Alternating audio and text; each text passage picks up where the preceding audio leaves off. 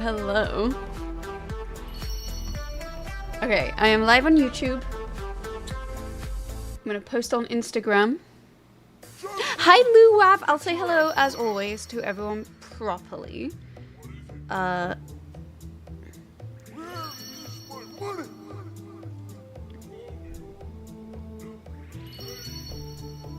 did LousyBot not do the alert? Gosh darn it. Get out of here. Did it just post it elsewhere? Oh, did it just not post it at all? Huh. Interesting. Cause it shoulda. It shoulda.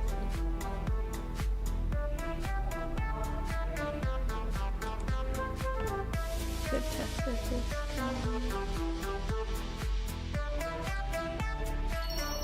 Huh. Okay.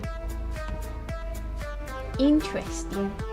Does bugs work? I'm just gonna do this to see if or is this not working either? Okay, that is working. Interesting.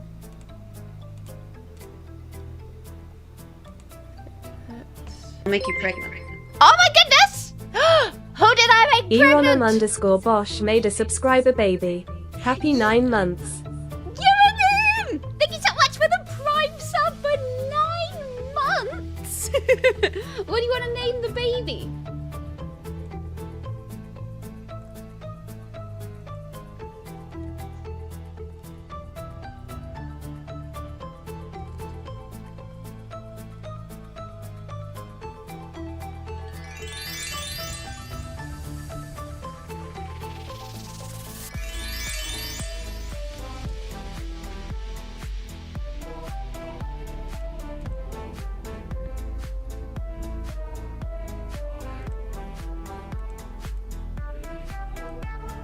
Yeah, I don't know why.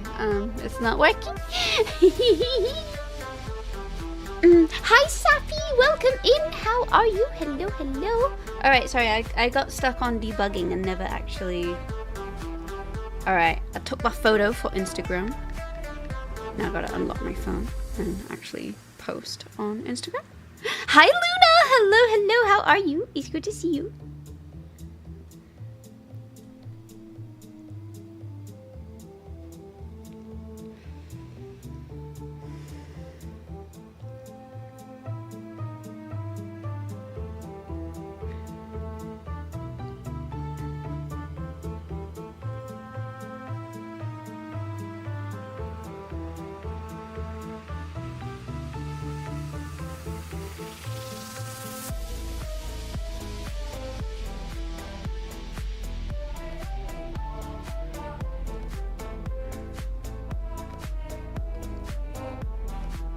You're cold? Oh, yo.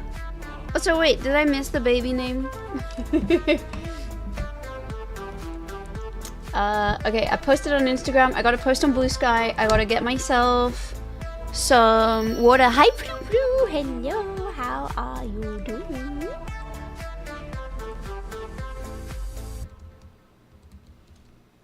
Johnson, get your ass to my office.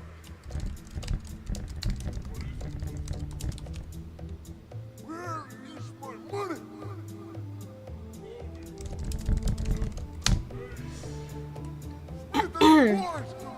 Alright, let's see what my screenshots look like. Hi, non-playable. Hello.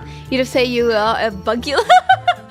Are we starting early with the puns? It looks like we are starting early with the puns. I say pressing the pun button. Oh yeah, I should probably silence my phone. There we go. 'Cause I don't need it. Oh, 1 second. I apparently did not reset my puns. Did I not track them last time? Checking now.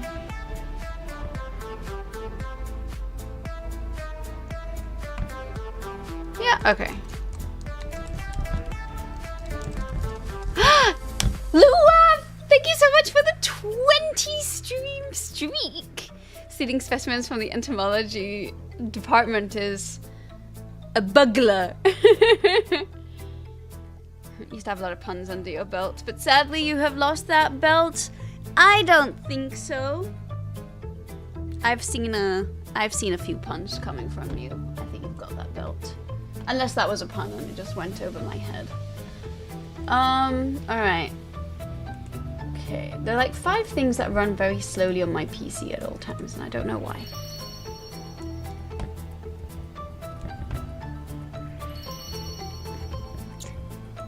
Okay, I got a photo of myself for Blue Sky. There we go. Live now on Twitch. Science, followed by some Legends ZA. Hi, 12 in a box! Oh, extra ant for the game. Are we gunning early for the driver ant minigame? I see, I see. Twitch.tv/draw curiosity. Alright. Post, and my last thing, I need to go get myself some water. I'll get some water and I'll get started officially.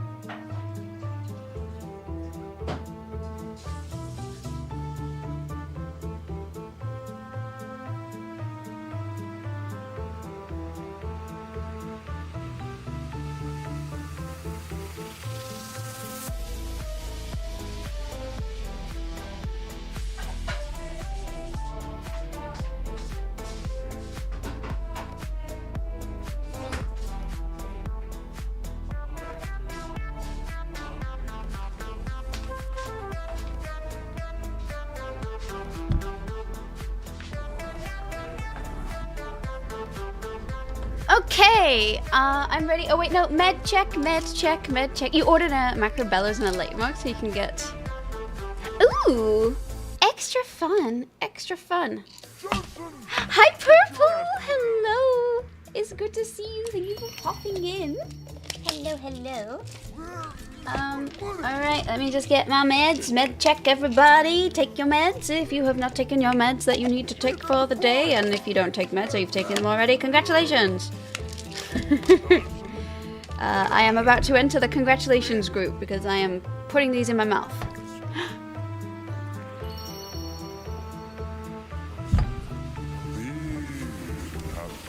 Hi Isaac, welcome in. Alright, time to start. And I'm gonna very quickly say hi to everyone, so let me just do a little scrolly scroll.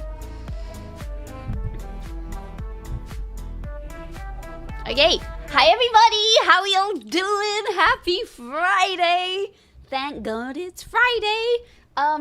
Samantha, congratulations on first. Doug, congratulations on second. Lindsay, congratulations on third.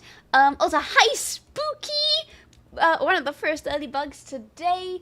Gothrush, Disney Dan, Shackle, Avalon Angels, Mr. Swats, John, hello, hello, World of No You, Oren, B, Yerenim, which also thank you so much for the 9 months, I really appreciate it.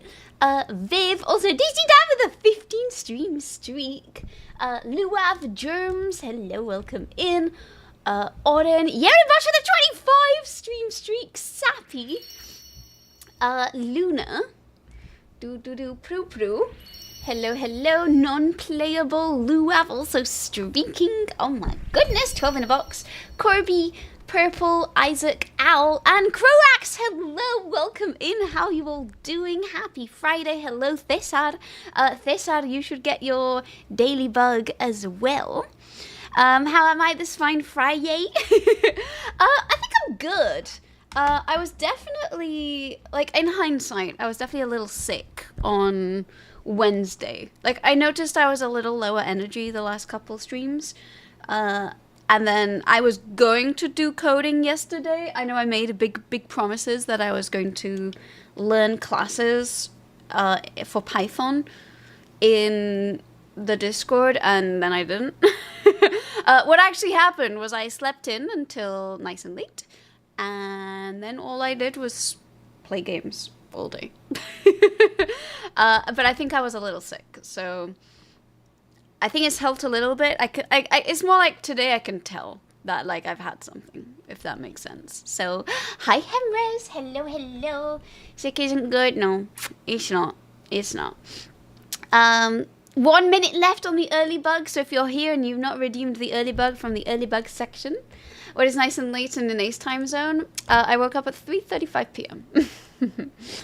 And I mean, I'm a big proponent that having your 8 hours of sleep is important, so I'm not complaining about it. I'm gonna get my daily bug. Sleeping is better than almost everything else. Yeah, something like that. But yeah, I definitely woke up after you would have gone to bed. And then I did not get out of bed until I had food. Lyle Dane, hello. Don't forget the daily bug too. 15 seconds on the early bug. And all stream on the daily. Sorry, let's go get my other backlight. Oh my goodness. Yes. Oh, and it's a lace wing.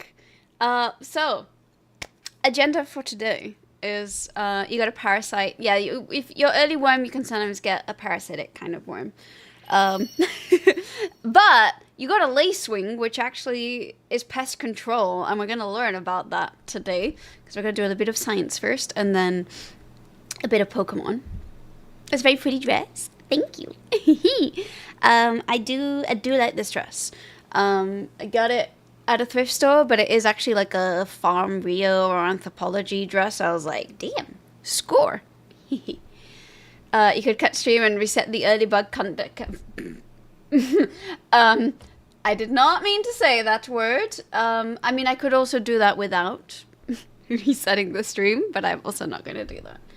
I am still confused as to why my alert...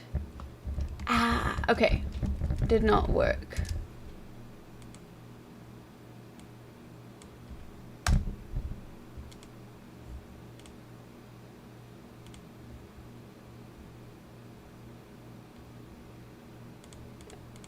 I'm just gonna try something.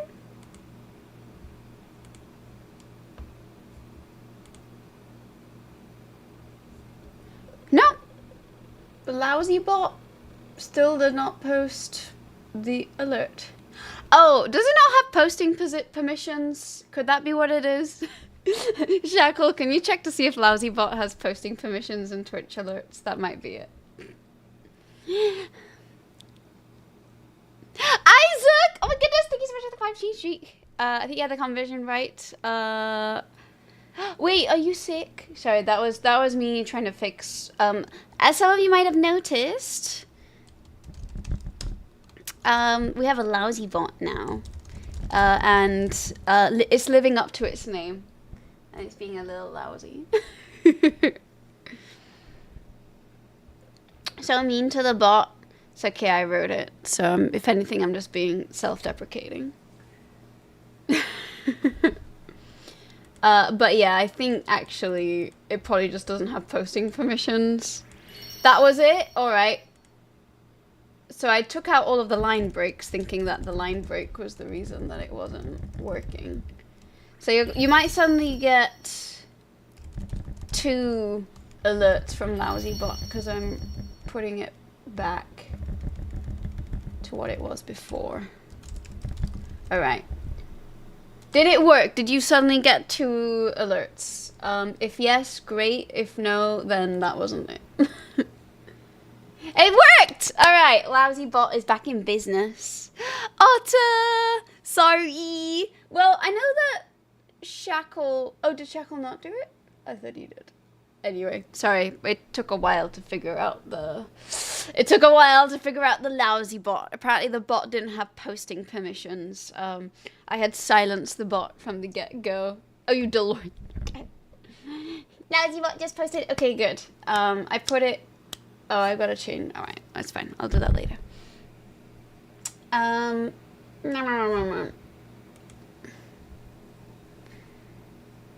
They really are about a 15-minute delay at times.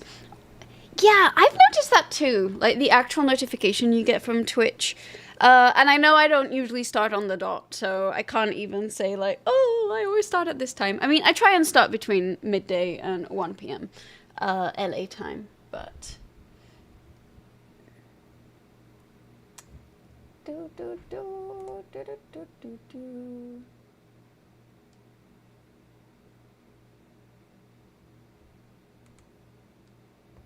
Alright. Okay. I think the rest of Lousy Bot is working. Oh my goodness, V!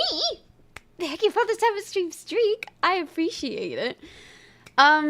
Okay. And you need some lousy permissions for anyhow. That's true. I mean, wouldn't want the Lousy Bot doing something accidentally lousy to the server. Am I right? I guess I was like, huh? But the bugs command works. Why does this one not work? Anyway. How's everyone's Friday? What are you all planning? What are you all gonna get up to this weekend? She has not. Well, technically, TTS Monster should still be there. But yes, it is true. The channel point redeem hasn't quite returned. You probably won't watch too long, but you'll stay awake for now. You were rebooked on. Oh God, I did see a few messages about that. Sheik's is so excited. You're also excited for science news today. You're the only one I come to for the science news. Aw, thank you. Oh, you're playing tennis? Are you watching tennis or playing tennis? Because I know you've started playing tennis again. I'm going to run a quick poll. Do we want bug facts or science news for science? That's going to be...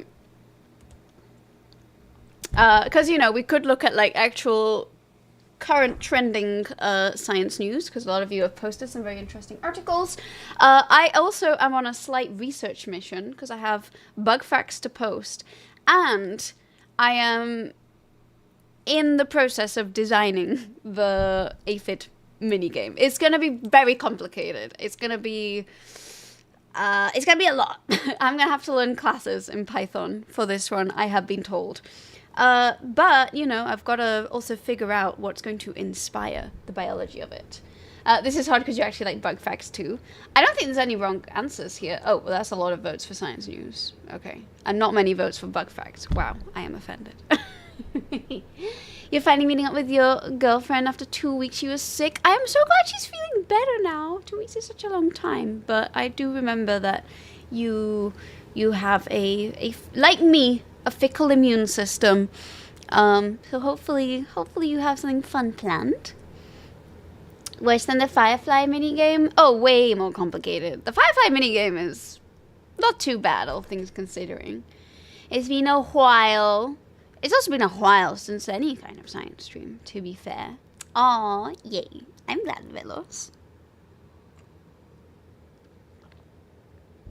Auto cucumber, mess that up. You're getting up with your girl. I see. Yes.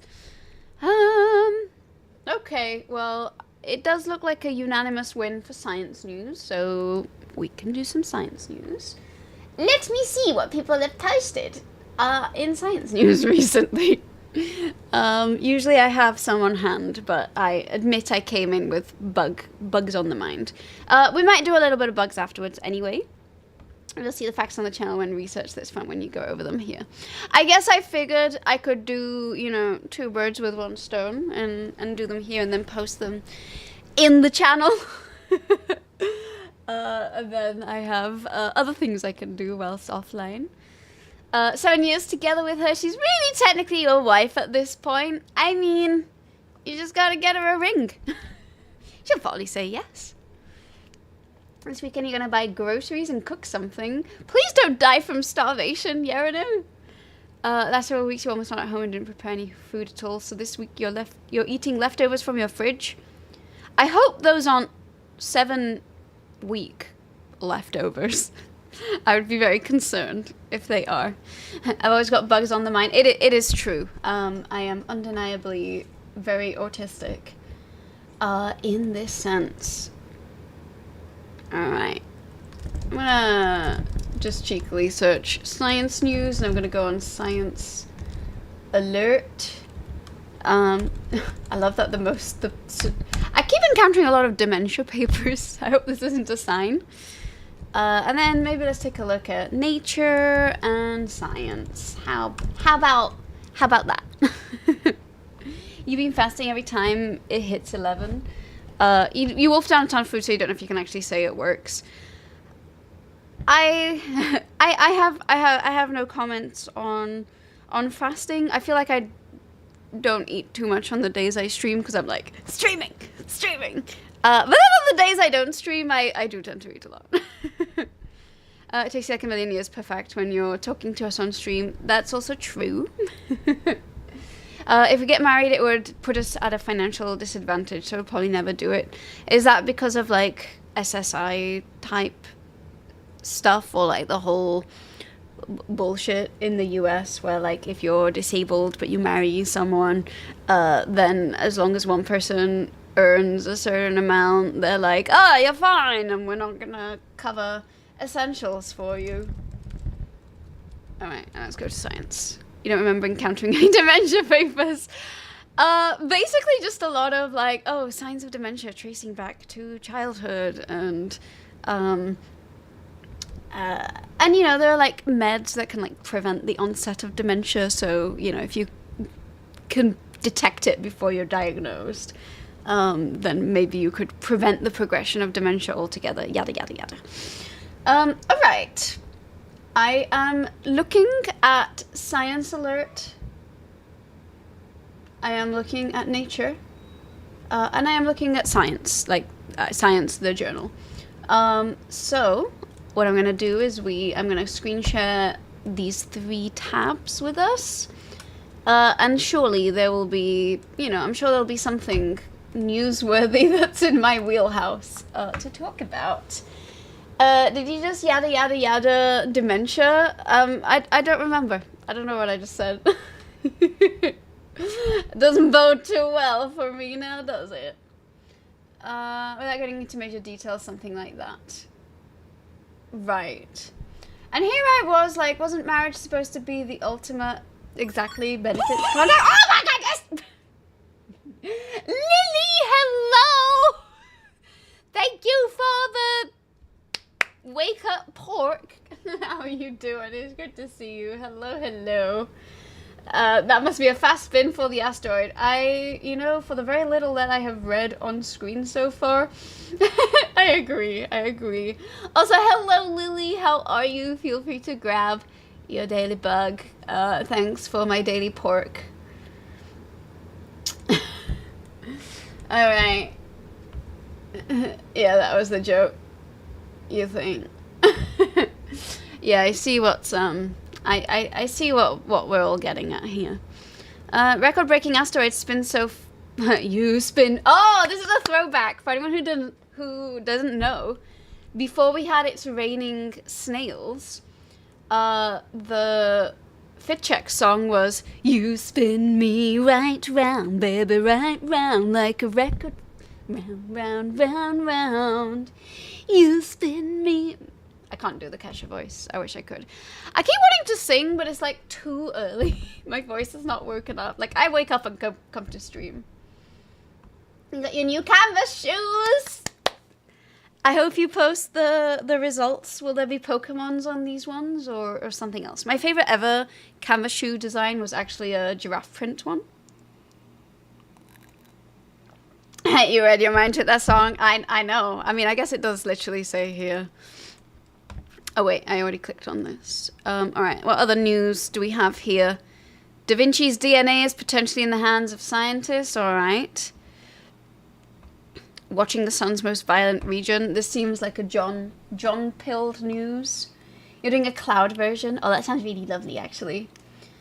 Which version of the song? I was thinking of the Florida one, but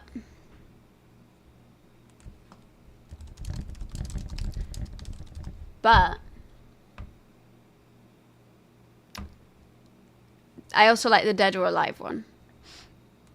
We had a mixture of both. But again, this was like 2024. That's not even so last year. That's like so 2 years ago at this point. Did you make a sketch of the DNA? Good question. Huge study links 99% of heart attacks and strokes with 4 risk factors. All right, let's find out how we're all gonna die. I remember reading this one. Gifted oh yes, I saw someone post this in Spanish, and that actually what made me think of I want to look up science news.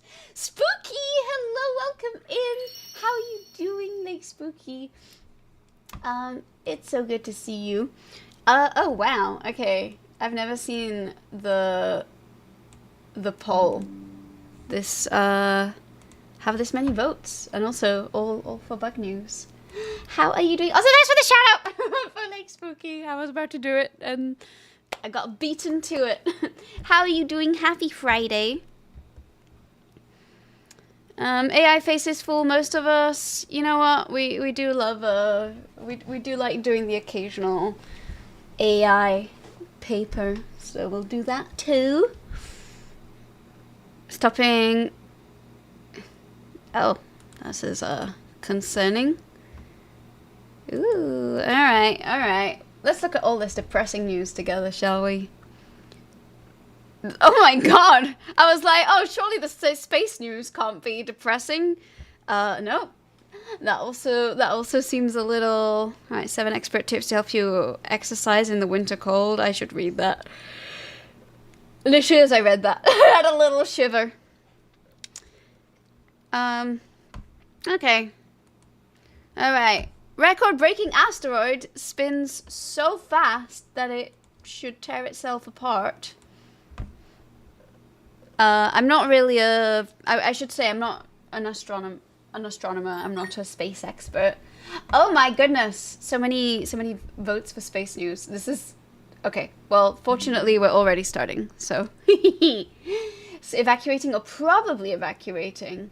Admittedly, I did not click on it. I was like, this feels like just being morbidly nosy over someone's health condition. Umacha, hello. It's good to see you. Hello, hello. Congrats on your daily bucks and bonus bucks. It's -15. I hope that article goes. Wear gloves, stay indoors. Turn the heating on. Take advantage of the winter pudge. It's okay. I actually started... Well, I was going to say I actually started on time. That's not true. But I tried. I don't think they released the details. But, I mean, there's not that many people on board is what I mean. Anything above 55 Fahrenheit. 69 is my cutoff. Hi, Nazi Geek! How are you? Hello, hello. Alright, the Verisea Rubin Observatory is upending what we knew about asteroids. Oh, wasn't this the place that had the super high-res photos and they spotted that comet? In the main belt of asteroids between the orbits of Mars and Jupiter, the telescope spotted a large asteroid spinning shockingly fast. It is called MN under 45. It measures 710 meters. And it has a spin period of 1.88 minutes. It's past the 2.2 hour spin barrier, which means asteroids larger than 150 meters should fly apart as pebbles due to the centrifugal forces that would be greater than its structural integrity. However, it appears to have not done that. There are also 18 additional asteroids rotating at impossible high speeds. There's a new ultra-strong material. That's what I'm reading. Rotman, hello! How are you doing? Welcome in. Happy Friday. Did you just get gilded? I think you did. You just got gilded. Oh, look, that's my blue sky photo. Let's take a look, shall we? Oh!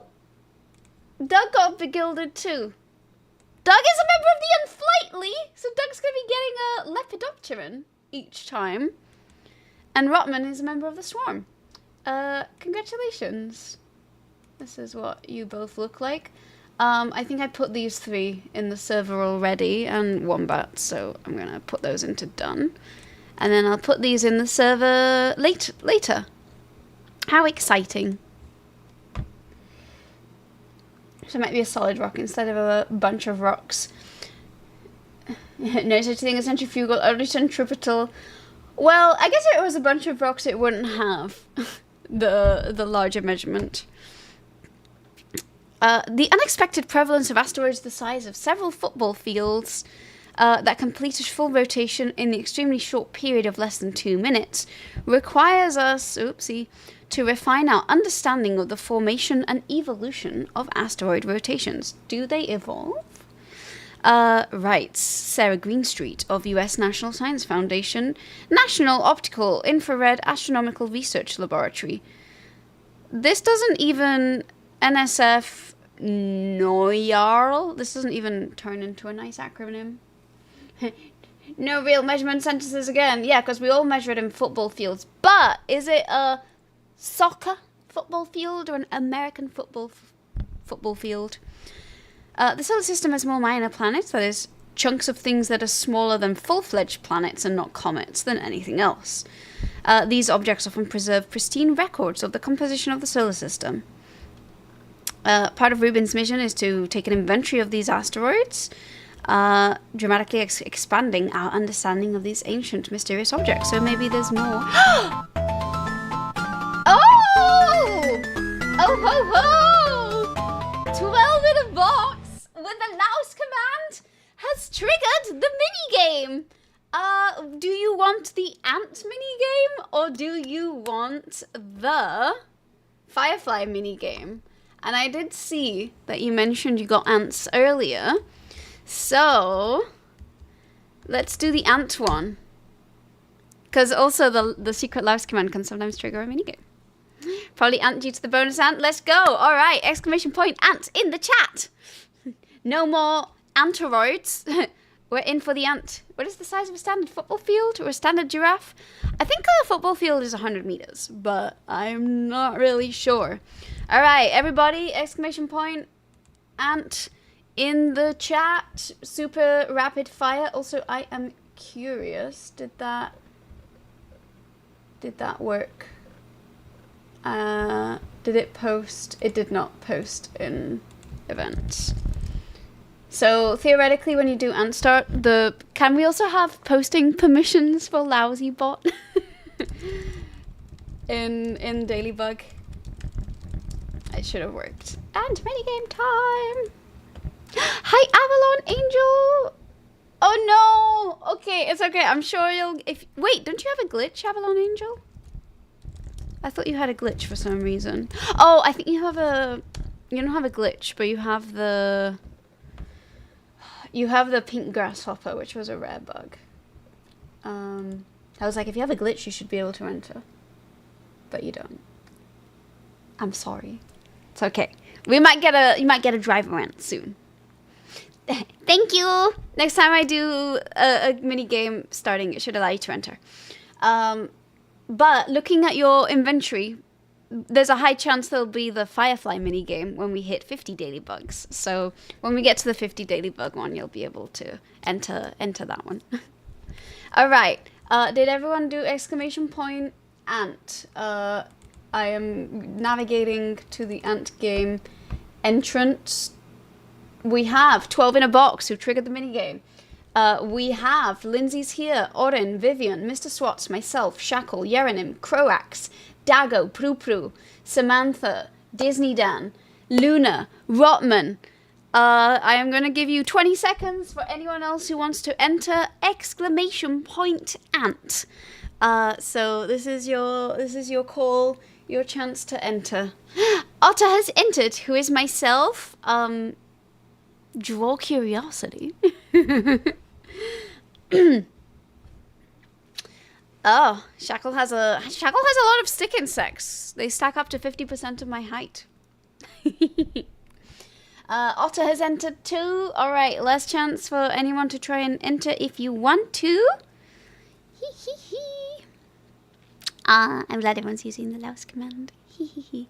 Hee hee hee. All right, I'm gonna do exclamation point ant and. Oh! We did a little VIP inflation. Okay, I did not fix that, but I think it did increase the price by a little bit. I'll just have to calculate afterwards how much. that was. So first of all, I gotta open up my Python script, and you wait with your commands. It might trigger another game. That's fair. That's fair. Okay, let me take us to the ant minigame page. Ah, oh, you got your lousy t-shirt? If you want to take photos and share them, I would love to see it. But no pressure. No pressure. Okay. I'm gonna run the ant minigame. So there'll be something appearing on stream soon, a little animation. Did I do ant end? Yes, I did.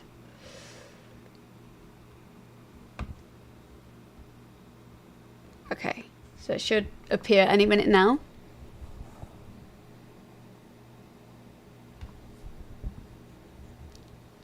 I see. There we go. Okay.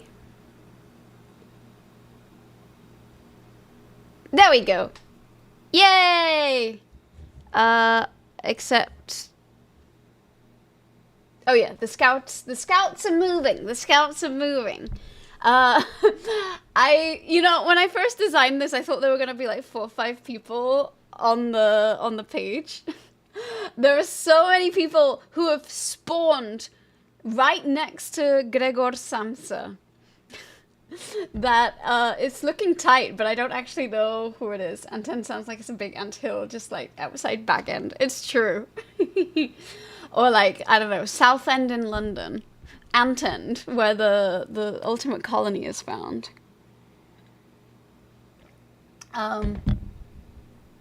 Who's that person with? Am I reading 15 ants? Is that Shackle Samantha? Hi Dion Starfire, welcome in. Back end, so Hobbit ants. You know, I'm gonna count that as a pun.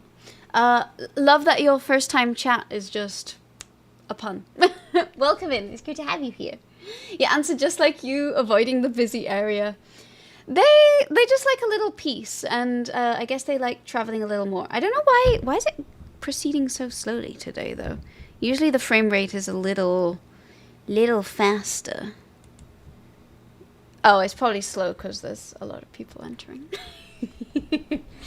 Well, it might take a while. Actually, yeah, it's gonna take a very long while to see who wins this. So I guess I even have time to explain what's going on for anyone who might not have any idea. I did, yeah. I restart well, I always turn the PC off and then turn it on again before I start stream. So they're back from winter breaks are kind of laggy. I think they're just I think they're just chilly. I think it's because there are a lot of people in this one. 1, 2, 3, 4, 5, 6, 7, 8, 9, 10, 11, 12, 13, 14, 15, 16. Like previous ones have had like 10 to 13. This one has 16 people, which is really exciting. Thank you. What do you call a colorful ant? Vibrant. What do you call a smart ant? Elegant. What do you call the ant that is trying to hide itself from in the room?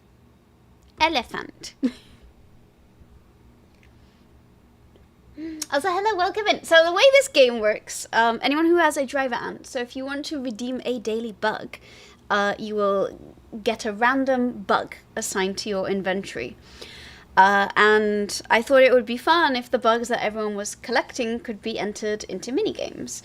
Because then, you know, there's benefits to like trying to collect a variety of bugs, because you can enter more minigames, or you could like complete the decks and get to choose more bugs to add to it. But also you could collect a lot of the same one, or like try and get a guild that allows you to collect certain types of bugs more, so you have a better chance of doing better at certain games. So this was the very, very first minigame that I coded, but I actually released it last stream. So I've been sitting on it for a while, and I have now realized upon releasing it that I probably well, actually, I don't even know if making the text smaller would make a tangible difference to how legible this is, because of how many people they are. What do you call an ant with a lot of things on its mind? And dun dun dun dun dun dun dun dun dun dun dun dun dun dun dun dun. That almost sounds like, that kind of reminds me of Andalusia.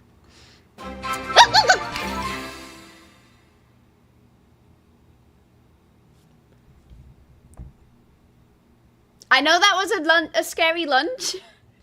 Because the alert is underneath this, I don't know what it was. But thank you. And I'm just gonna guess that might have been Rotman. If it was, I'm just assuming it was Rotman. Thank you so much for a lunch. That was the sound of Treat Stream, but because this is a like OBS thing that I don't use very often, the alerts are actually behind the stuff that you see on stream. An old colleague could even be called Antique. Oh, coming in strong with all the ant puns today. Someone already won? Really? Holy cow. Oh yeah, someone's right next to. Someone's right. Oh my god, you're right. This might ruin the animation, but let's see what happens if I... Oh. Well. I zoomed in too much. And I'm not sure how to zoom out in Python. Apparently I can zoom in even more. How do I zoom out? Is actual question. I don't think I can zoom in anymore. Colossiant. Realistic dirt. Right click. No.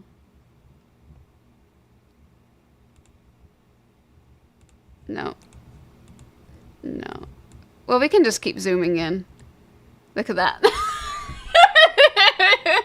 Scroll wheel. No. No. I think you're only allowed to zoom. Maybe home. Ah, yeah. Home. Home worked. Home worked. All right.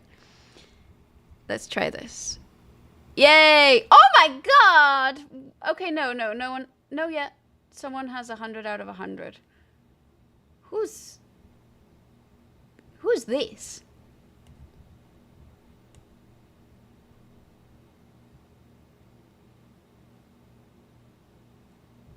Otter and Samantha, I think.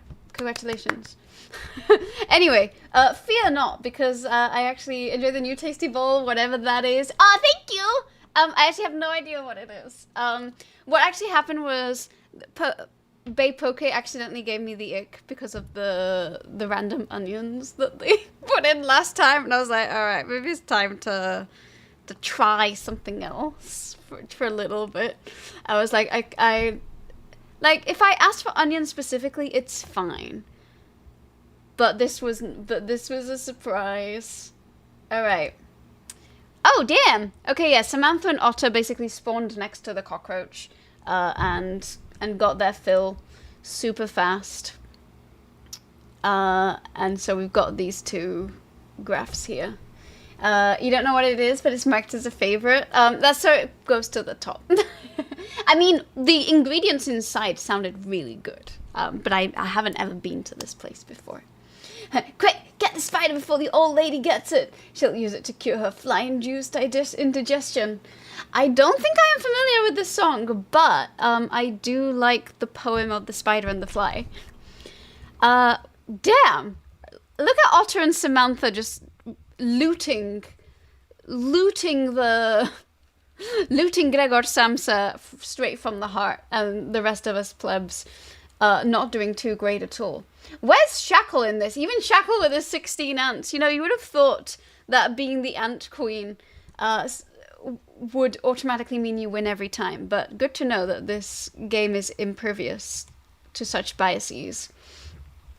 So, I will go post these graphs in the server. You have to get to bed, you've spent your last spoon. Thank you so much for hanging out with us today, and I am honoured to have had your last spoon of Friday. I hope you have a fantastic weekend ahead of you. And thank you so much for the well wishes. I appreciate it. It's always great to have you here. Thank you. Go refill your spawns. Exactly. Oh, you took this round off to produce more eggies like a true queen.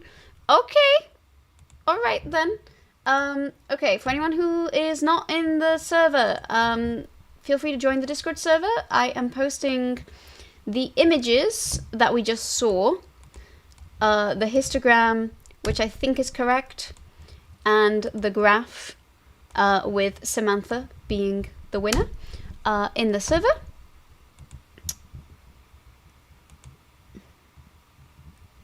You forgot to open your YouTube stream. Oh, Auden, thank you so much. I appreciate it. Thank you, thank you. Yeah, I've started multi-streaming to YouTube again.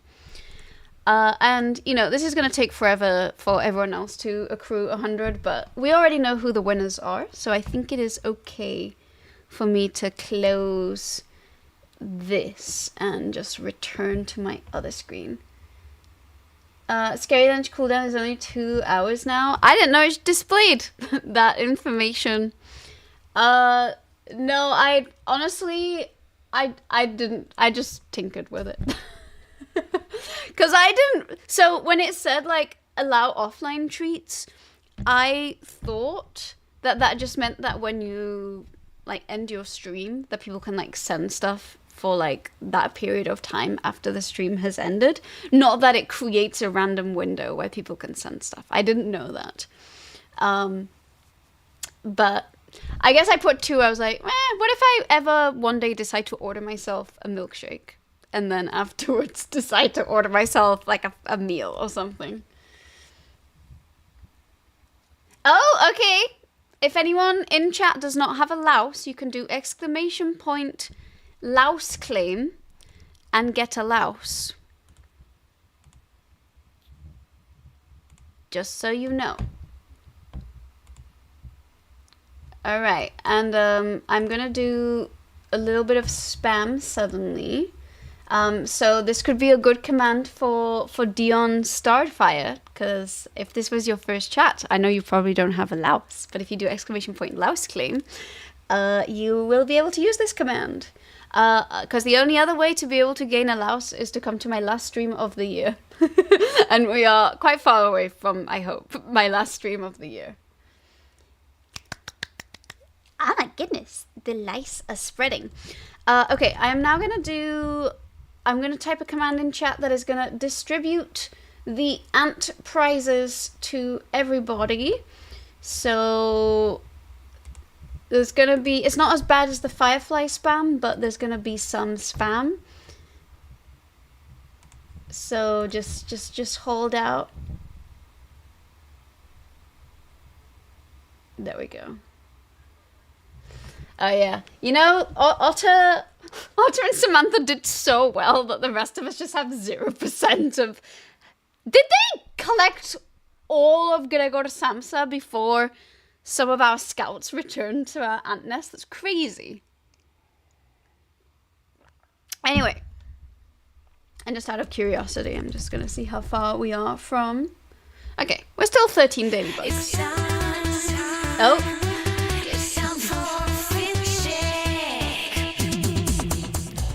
Rotman 3D just redeemed snail fit check. That's a great dress. Also I miss Chloe. Okay, okay. Alright. Alright. Let me put Chloe back.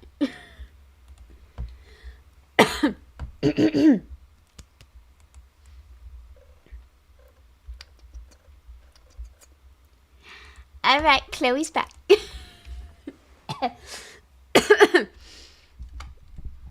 Did I hear a fit check? You can do a fit check. Do, do, do, do, do. I almost been able to try and time her. I mean, technically, TTS Monster was as a panel this whole time. This whole time.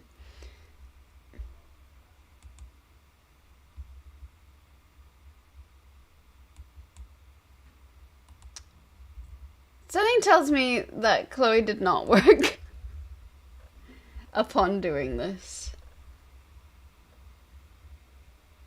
Ooh, Umami Express is preparing my order. Ah. Okay, might have to do that again. Sorry. You might have to do that again. It was deactivated everywhere. Ooh, oh. Is VIP in range? It might be in range for people soon. It might be in range for people soon. Damn, all of the things are happening today.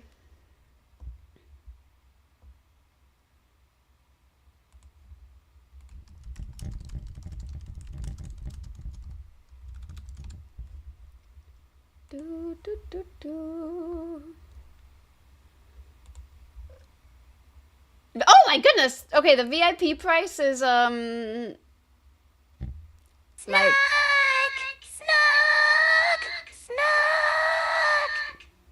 this is what peak performance looks like. Why am I qualified to talk about this? Well, I literally have a PhD in insect flight biomechanics. I don't know why this makes me laugh so much every time, even though it's my own words. Congratulations, Luna, on nabbing the VIP. Something tells me that the VIP might have entered negative point territory at some point. Oh no, it did not. Shockingly, you'll timed it perfectly. Good work. I think that is the actual cheapest someone has ever gotten it for, if we exclude like theoretical negative numbers. Congratulations, Luna. As a brief recount, there are many benefits to becoming a VIP of this channel. First of all, you get the cool badge. And I'm not sure what all the VIP perks are, but I think like if I ever were to put emote only or slow mode on the channel, you would be able to bypass that. I think you also get auto-modded. You don't get auto-modded. Secondly, as a VIP of the channel, you have increased odds of getting the glitch. For anyone who does not know, you have a 1 in 200 chance of getting the glitch. That is now a 1 in 100 chance of getting the glitch. The glitch allows you to enter any mini game. It's like a little joker. Oh, thank you for the follow. I appreciate it. So that's what the glitch does. So increased odds of getting the glitch as a VIP. Also, if there is, you know, a hole in your bug inventory that you want to fill, you can request for every time you've claimed the VIP badge, one of the bugs, except the glitch. You can't request the glitch, but you can request anything else, which incidentally, I am actually going to, there is a bug I want that I can't have. So I am going to literally give myself, I'm going to claim my VIP spot that I claimed once. I am missing the pink grasshopper. So I'm just going to give that to myself through the glitch. Not through the glitch, through my VIP. I'll do that in a little bit though. Hi Conductor39, welcome in. It's good to see you. Thanks for claiming your daily bug. Also, if there is a custom command that you desire, you may request it. And as long as it is not excessively intrusive and like within the realms of possibility for me to do, I will make it. I am currently working on Samantha's moth command so that Samantha can type moth and a little moth will appear in the corner like a little pet. We have the hug command from Otter. And then Michael wanted some commands that helped us out with emotes. So we do have a raid command, but I'm going to make one for like generic hype emotes and for the fit check, etc, etc. Lunamoth, you need to be complete with your name. All right. Okay. Give me a second. It is time for me to modify some spreadsheets. All right. Let me go to the VIP page. And is this your first VIP? I think it is. How exciting! Yay! All right, we got Luna, and you are asking for a Luna moth. I also get very happy when people actually request their bug. I am going to put in my rose grasshopper. All right. So, Luna moth. There we go. This number seems low. I think the number is pretty low. It's true. Smartman can send you a porculet to your monitor at 500% volume assist command. Yes, I might not have that. You can already do that through Tanja and through lunches, I don't think. I don't think we need to test the limits of my cardiovascular function in any more ways. Moth is a very good choice for a bonus bug. I did figure that you might approve. All right. So first of all, I'm just digging in to mix it up to do this. So Luna wants a Luna moth. Let's see. Okay, I know it says my name. I'm gonna change the name to Luna in a moment. Don't you worry. For whatever reason, the action group, it just defaults to me. And I am gonna give myself this bug. This one you are allowed to do. I did not manage to get it during the Christmas period. This one was like, if you, one of the first 50 people to get a daily bug would get this one as like the topper to the bug Christmas tree. And like I secretly wanted it, but I couldn't get it, so.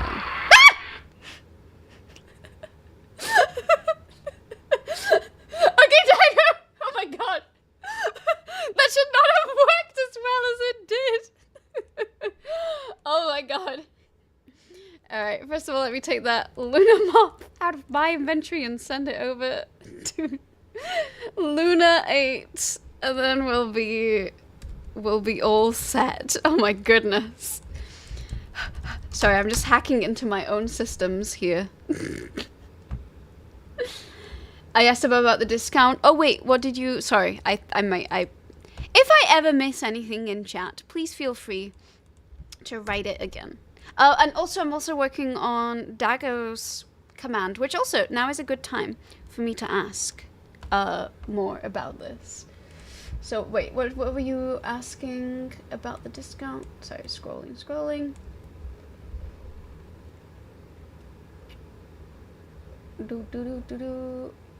Is there limited? Oh yeah, there is. There's a maximum of 50 global, and then like either 6 or 10 per person, something like that. Just so there aren't too many VIPs going away every single stream. Okay, I have fudged my numbers so that now everyone has the right number. And then the VIP moth goes to Luna 8, and that was acquired through VIP, and I gave myself a pink grasshopper through VIP because I created it and I didn't get it, so I have to get it through nefarious means. Anyway, hopefully this was a good recap of what the VIP benefits are. Also, Dago wanted an improved ! Bugs command, so, which I'm testing right here. So I have a question for you. So I've started to like figure out how I think I'm going to do this. Probably I'm going to do it where it lists in a table fashion. It shows you what you have, and then at the bottom it's going to tell you what you don't have. What order, and I'll make a poll out of this. What order Orden. I heard that doom noise.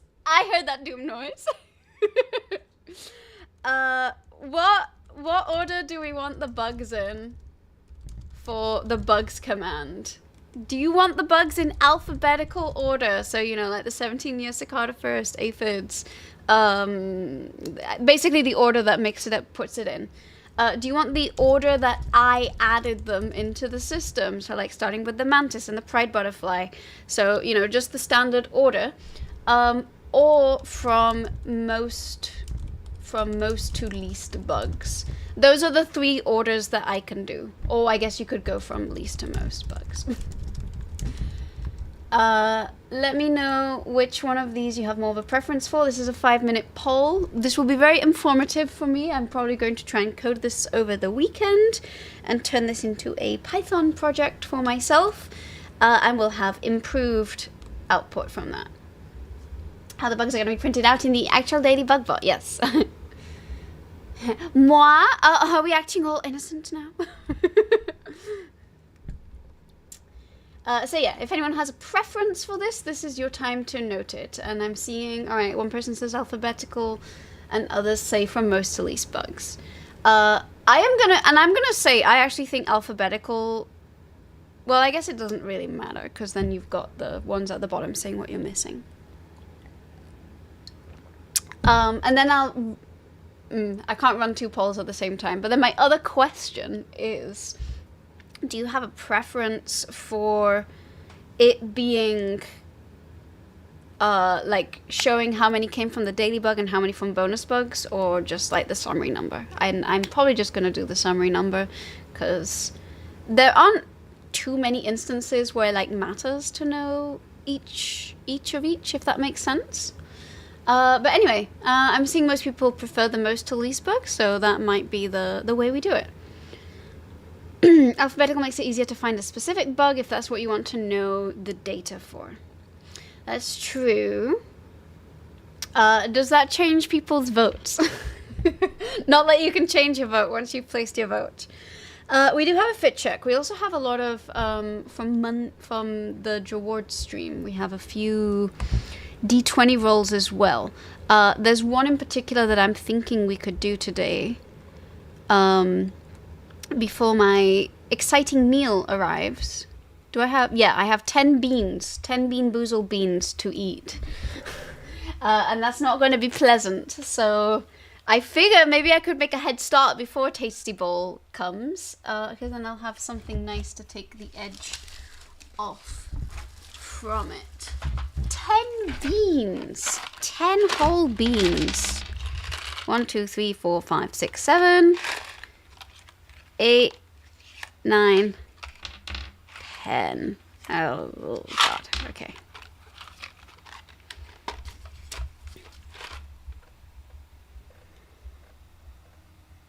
Probably want to have them before the actual food. That's why I was thinking we could do this now. Sorry, we already got derailed. We'll continue with the science news. Maybe I'll, do a little bit of science news and a bean and a bit of science news.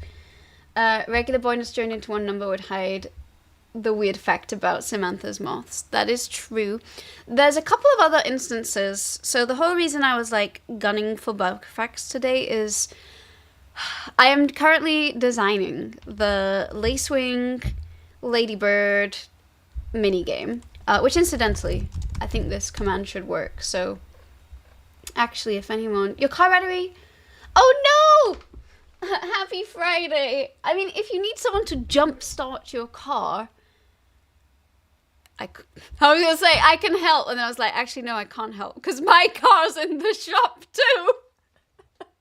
I have a rental car, but I'm too terrified to use it. But I have, like, a whole battery jump-starting kit in my car. But my car is in the shop along with my mouse. This is, like, a mouse I borrowed for the time being. I am so sorry to hear that, Viv. Also, for whatever reason, I was looking at the names of the streams that I did in July 2024, and there is a I'm just gonna read it out. There was a reason for this, because apparently a lot of people watched my VODs of July 2024 specifically, and like no one was watching my streams at the time. So it was, I truly was like, why do I have so much watch time on my VODs? And so I was curious what I was streaming. And I have, let's see if I can find it. I fixed my car with a lemon is the title of one of the streams from July 2024. Because my battery was dying. And apparently sometimes that you just need to change the battery, but sometimes there is so much buildup around the contact points of the battery, and you can apparently use a lemon to remove that from the battery. So, truly, this stream with a max of 12 viewers, 12 of you, which I know some of you are still here, were riveted by the fact that I fixed my car with a lemon. It only saved the car for like a day. Looking for food. Thank you for the look, Arden. I appreciate it. Thank you all for the votes. Okay, I'll do from most to least bugs, I think. You got a new battery from Costco. I didn't know Costco did car batteries. That's amazing. Oh my goodness. Oh, really? Hot wood? I thought... I read something about the acidity was better, but I did not know that. Okay, sorry, there's so many things I need to do right now, and I don't even know what order to do them in. Maybe we start with a bean. I'm gonna do my 2 least favorite beans first. Actually, I'm gonna do all of my least favorite beans first, and I'm gonna do my favorite one last. So also, and this is pretty interesting to me. I don't know how well you can see, but these beans, these 4 beans,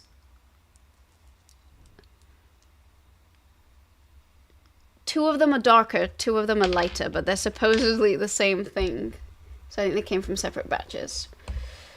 They do batteries and tires. Oh, I did not know. Good old Costco.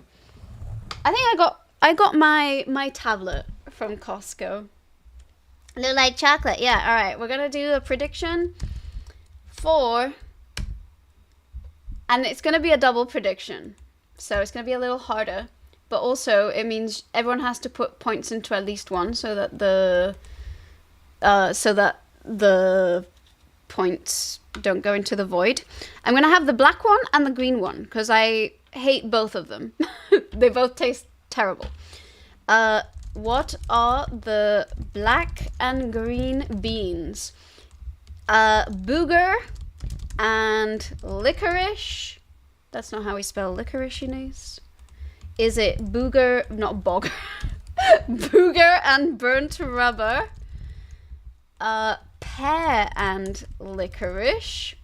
Or pear and burnt rubber. This is going to be a 2-minute prediction, but I urge everyone to at least put 10 channel points into any of the empty ones, because otherwise, if anyone puts a lot of points in, it just doesn't go to anybody. So yeah, those are the 4 possibilities. And, you know, fun fact, I'm going to hate all of them. Like, pear tastes like shit, licorice tastes like shit, and the shitty ones taste like shit too. So there's no winning for me, but you gotta guess what combination of not winning I'm good to do. Are we playing Lotteria? Yeah, you tried the barf bean. Actually, you know, of all of the ones, the barf bean is not the worst in my opinion.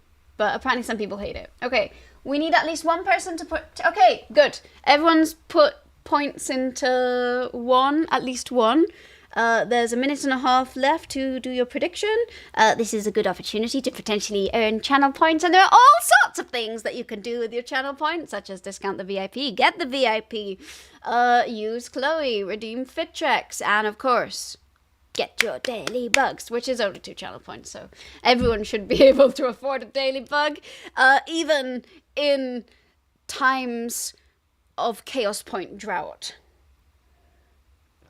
But there are 53 seconds left on this, so I'm going to wait that amount of time before putting yucky things into my mouth. Ooh, someone's put a lot. Wow, someone really wants me to suffer with booger and burnt rubber. Joke's on you, though. Licorice is worse. Licorice is the worst one, in my opinion.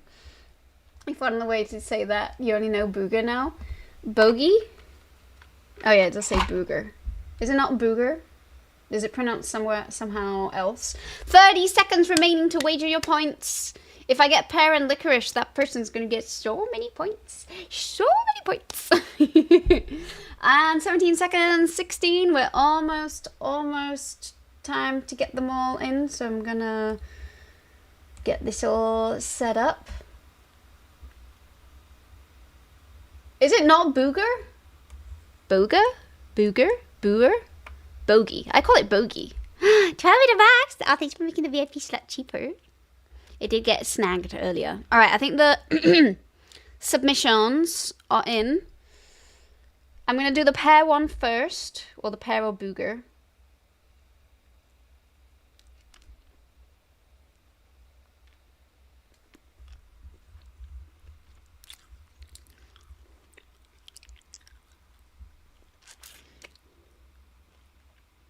That's pear. I don't know why I dislike it so much, but it just tastes bad. But it's pear. It's the good one. I think I'm just in the bad place in general.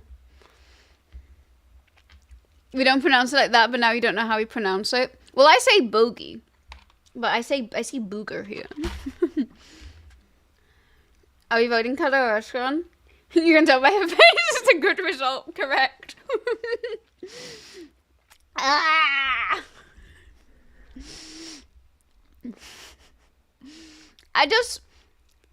I have, so, growing up, I hated fruit. The statement is largely still true, but less true. As a kid, I hated fruit. And the dessert every day at the canteen in school was fruit. So I had to pick the smallest fruit, so at least I would suffer for the least amount of time. So I'd always have a pear. So it's just like childhood trauma in my mouth. Good news, there should be a mystery bowl. Correct. It says my driver will arrive with my order soon. Alright. After suffering from pear, we're going to find out if this is licorice or burnt rubber.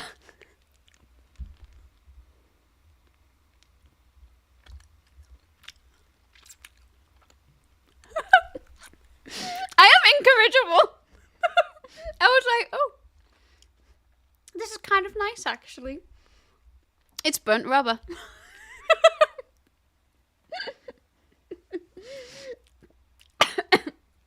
I hate licorice. I think licorice might be my least favorite flavor of all time. Outside of pickles and durian. Alright.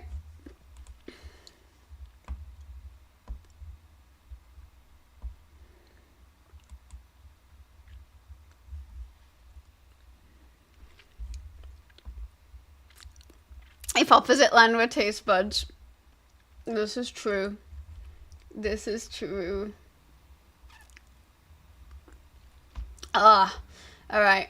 Let me go dish out some channel points to people. Alright. Predictions. I will say the aftertaste of burnt rubber is not the best, but this was pear and burnt rubber, so congratulations to whoever put their points in there. I will say in a moment who got however many points. A Dago! Congratulations! Oh my goodness. Alright. Then we have two of the pink ones. I don't actually know which ones they are because they're two, like, peach-colored ones, so I'm just gonna suffer these without polling everybody. But maybe I'll put in a poll for these two light brown ones. So as we do this prediction for the light brown ones, I will suffer the orange ones. So what are the two brown beans? I'll be having the light brown beans first. Is it going to be liver and onions times 2? Is it going to be cappuccino times 2? Or is it going to be... And in order to not make it, too easy, you gotta guess the order. So is the first one I'm gonna have liver and onions and the second one cappuccino? Or is it gonna be I have cappuccino, coffee first, and then liver and onions? That way it's more fair. This is gonna be a 2-minute... Actually, we'll make it 2 minutes. While this prediction is running, please make sure that there's points in at least each one. You forgot which one you voted for. If you got points, then you know you won. And I'll suffer these two. One is peach, one is barf. Oh. Nope, dead fish. Because I was like, I actually like it. Again, my taste buds are wrong. But it reminds me of ikan bilis. Exactly. If you put 10 points into at least one, you could earn a lot of channel points. No one's put channel points into cappuccino, so someone should put one into cappuccino. Ugh. Okay. There's channel points in all. 1 minute left on the submission on the other one. I'm going to eat the second one. And the other one was the smoothie. It has banana in it, which I don't like, but overall it's kind of decent. My order's here! So you gotta speed up on eating these.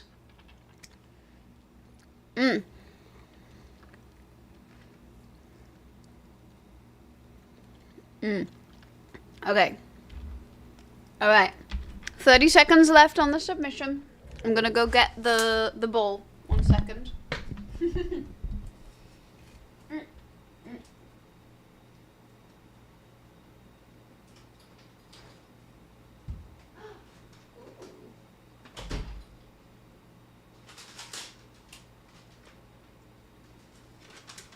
Look at this! It comes in a cute little bag. A very different baggie to the other food that I have received. A nice pickle and a pep. It better not be. All right, everyone's predictions are in. Bean number 1.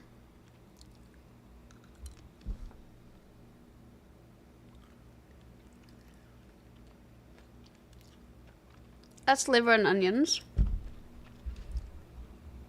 So whoever voted for liver and onions first, congrats. Whoever's got a 1 or a 3 next to their name. Good. I'm not gonna have the second one.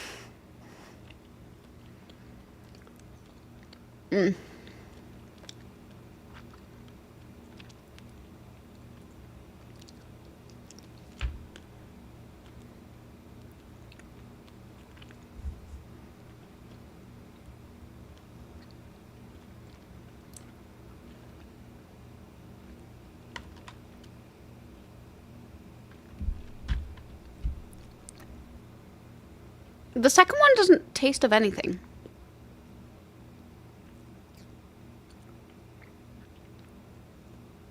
Like, it just tastes sweet. So,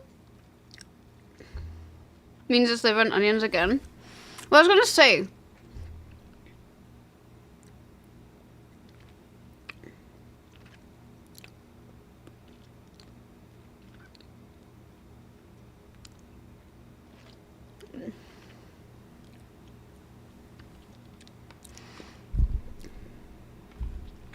alright. I'm gonna eat the other 2. I'm not doing the poll on the other 2, just to see if one is cappuccino and if that, like, actually stands out.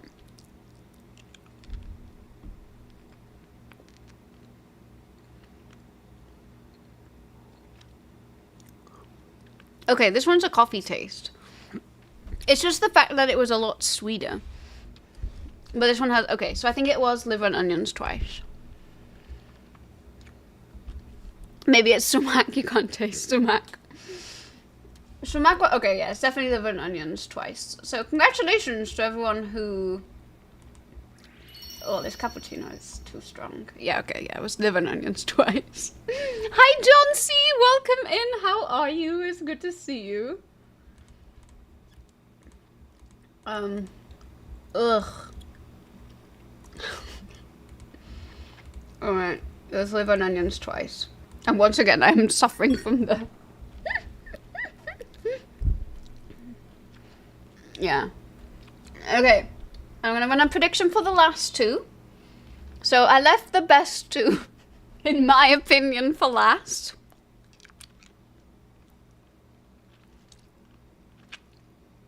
Okay, interesting that the dark brown were both cappuccino and the light brown were both liver and onions. Usually they're better at disguising it. So there's a red one that is either pomegranate or old bandage. And there's a blue one that is either toothpaste or berry. So, I don't like old bandage, but it's acceptable. And I like the taste of toothpaste because I love brushing my teeth, so the blue one is a win-win. So, what are the red and blue green and blue beans? Is it old bandage and toothpaste? Is it Old Bandage and pomegranate? Is it blueberry and... Sorry. That's not the right way around. Old Bandage and blueberry. Pomegranate and toothpaste. Or pomegranate and blueberry. I was like, this won't work. Tastes like America. Oh no. Hi 753, how are you? Anything for the 2026 meme? You've been memeing since 2024. Alright. Last chance to put predictions in. We'll be eating the red one first. Do you think it's Old Bandage or pomegranate? And then the blue one, do you think it's gonna be toothpaste or blueberry? And they take the Old Bandage and recovered 1 HP. It filled me with determination. Nerdy Will! Nerdy Hello. Will is back for 5 months. Oh my goodness! Hello. Thank you so much for the 5 months and for the tier 2 sub. I really appreciate it. Thank you, thank you. Oh, and will you look at that? You got to drive an ant, which will be good for the ant mini game. And you are the first member of the Unflightly, but now we have 3 people in the Unflightly. You got yourself a bonus moth. And as a fun fact, you can only get the Cracula moth if you are a member of the Unflightly. So you got yourself a super limited edition butterfly. Hi Wombat, how are you doing? Hello, hello. There is currently a prediction running. Feel free to put in your channel points. GG's to whoever put 69 points into pomegranate and blueberry. Once the prediction closes, I will be consuming both of them, and you may get to win a gamba of points to then do fun things with your points. The last 2 are the ones that I like, so I'm hoping that this means I'll end on a good note to then try this new bowl, which thank you, Rotman, by the way. Alright, I think there's like 30 seconds left, maybe less on the prediction. Less chance to put in those points. I see Disney Dan has already put in his points. Put them to good use. You're rooting for pomegranate and toothpaste? I appreciate that. That's the winning flavors in my opinion. Please give you the bread. I want to give you some bread. I don't have bread in my Bean Boozled, but... Alright. Okay, the votes are in. Red bean. Old granite. Old bandage or pomegranate. Or old granite.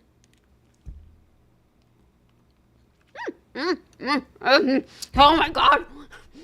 That's pomegranate, alright. La cara del Fari chupando limones. Oh, yeah. Okay. Unfortunately, it says you voted for 2, which is Old Bandage and Blueberry. This was pomegranate. I was a very top pomegranate. That's some good bandage.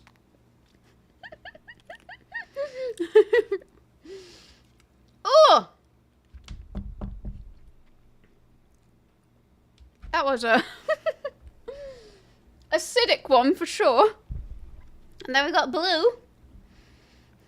Pomegranates have too many seeds for you. I like, actually, I like the passion fruit seeds with like some cream. That's the right mix of tart and sweet. Come on, toothpaste next. Let's hope for toothpaste. I'm also hoping for toothpaste. Although blueberry is also fine. Alright. Time for blue. Ah.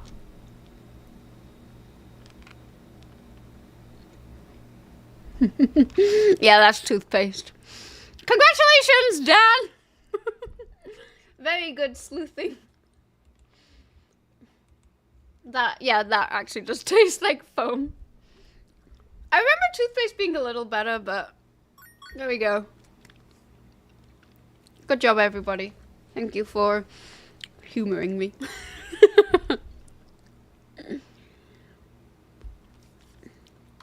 I see what you did there, Wombat. Thank you, Dago. Dago_HH just redeemed drink water.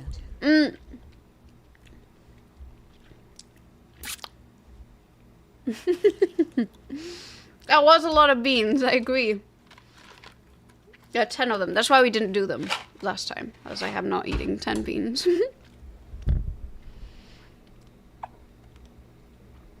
Okay. I'm gonna investigate this. And then we'll do the fit check. I've never tried this place before. So it just sounded interesting. And I was like, let's try something new. Oh no, immediately drops fork on floor. It's fine. 5-second rule. It's fine. I'm eating microplastics anyway. What's a little dust on top of that? You have to bed that. Happy bowling. Dago, thank you so much for hanging out with us today. It's always a delight to see you. Here is your good night emote. And I'll be back on Monday. Look, it says, thank you, treat stream. They wrote, and they put a smiley face on it too. I like them already. Oh, this is good. Look at this. All right, let's, tell you what, we'll do the fit check, because then I'll use the camera. It's already set up for the fit check. So then we'll use the camera to show you the bowl. It looks good. It does, honestly, it does look like this could be sponsored content. Like, this is a bowl of food that looks good. Oh, wait, I need to put the, I was like, why is it not working? Because I have not plugged in the right capture card. That might make a difference. All right. Oh, and that actually...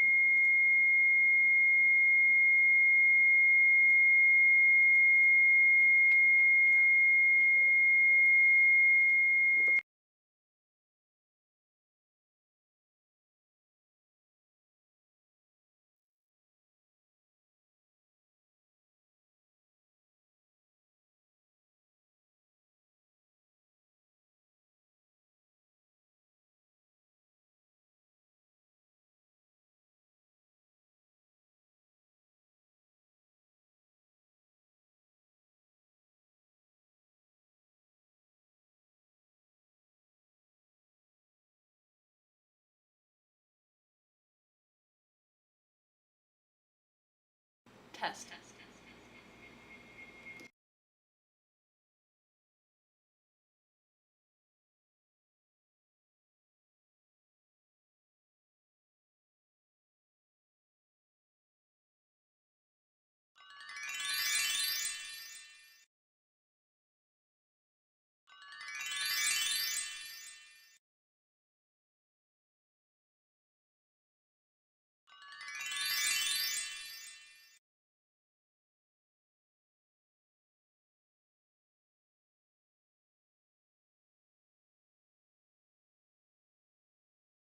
Too many audio sources and also not enough audio sources.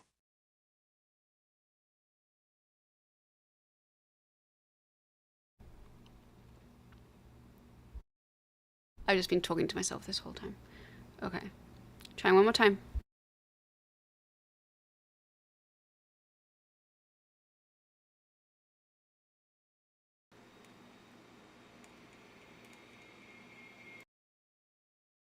All right, I figured out which one it is. We're good. We're good. Hi, Raptor. Hello, it's good to see you. Hello. You've arrived just in time for a fit check. So you all know what to do.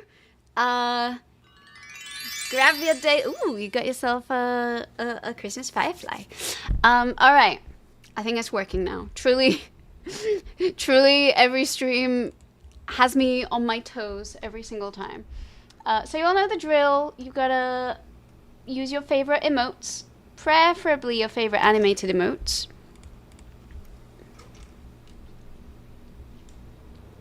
And I'll see you on the other side after I dance to some snails. So, and then I'm gonna show you my bowl because it's a very exciting new food, and it actually looks really good. So, all right. What type of music y'all like? I like a bit of everything, but I tend to like upbeat stuff. You know, if I can dance to it, I like it. You like breakcore? I don't think I know what breakcore is, but if it involves breakdancing, I do like it. All right, get your animated emotes lined up. I shall see you all on the other side. More depressive breakcore? I don't think I know what breakcore is then. Does it break your heart? I'm only gonna break your heart.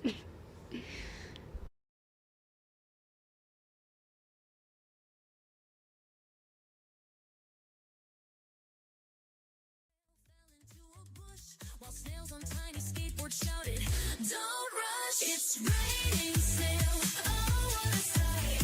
They're dancing on rooftops, partying all night. It's raining snails, and what a delight! Sliding into discos, giving everyone a fright. They're on the dance floor, doing the snail boogie, wearing tiny sunglasses, looking kinda groovy. Humans join the party, throwing snail confetti. Everyone's slimy, but the vibe's so sweaty. It's raining snails, oh what a sight.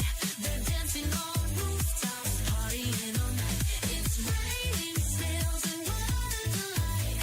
Sliding into discos, giving everyone a fright. So next time it rains, don't forget your snail-proof jacket.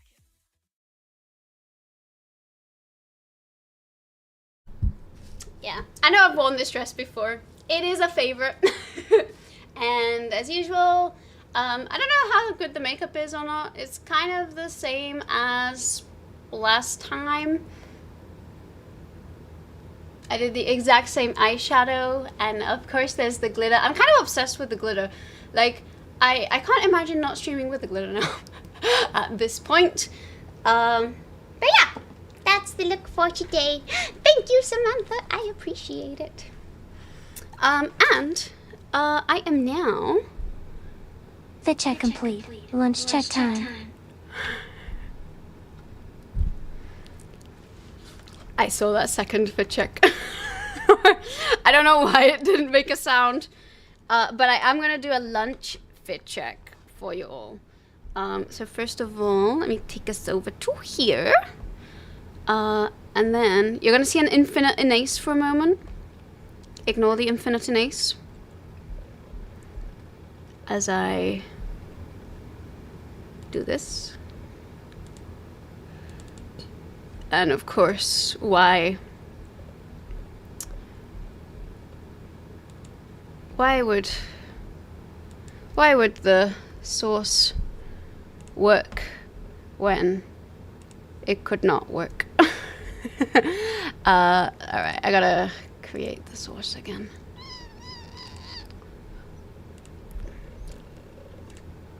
Alright, sorry. It's all the way up there. Ooh, are we talking music? Sorry, ignore. I feel like I have to build my... It always feels like I'm building my... What's it called? Also, I'm not very good at using this mouse, so it takes way longer. I'm building my... You know, actually, I guess I could have my head sideways here. Look, I'm such a pro streamer. Such a pro streamer. This is such a terrible angle of me as well, it's gotta be said. Alright, good enough. Good enough! Alright. Oh dear. Let's not do this. Alright. Alright. Sorry, we're here for a ride. There we go! There we go. Ta-da! Look at that, everyone. Look at this. Look how good this bowl looks. Like, does it not look amazing? No, 90 degrees neck angle. Hey, in another life, I was definitely an owl. Hikikomori. I might. If you post them in the music channel, I would definitely check them out. Oh, everyone's hungry now. This came from Umami Express in Pasadena. Also, can we get a shout out for Vivian? Because apparently, I hear that 7 days from now, exactly at around this time, you're gonna do your first ever stream. My friend's gonna do her first ever stream. So we should all go watch her.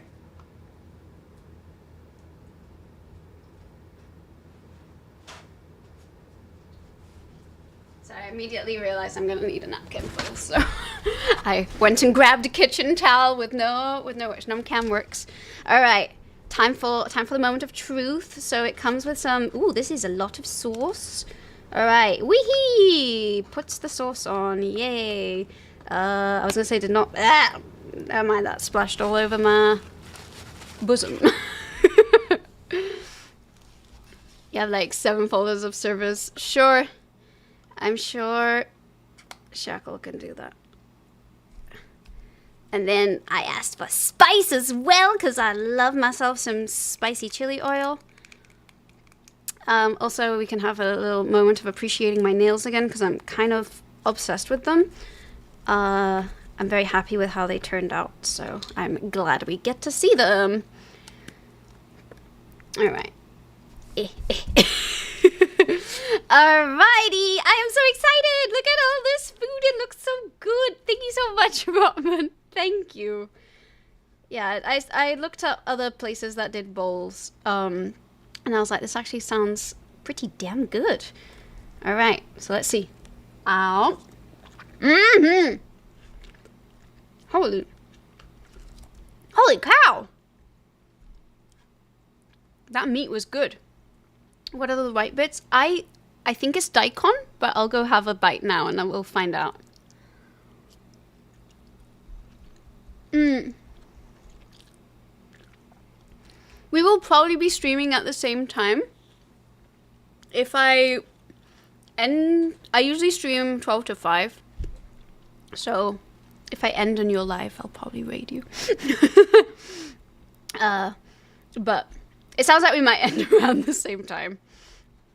Sometimes I stream later on Fridays, depending on what I'm up to.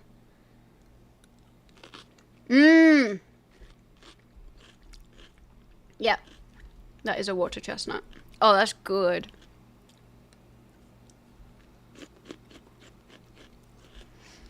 And it's got tofu. That was a good crunch.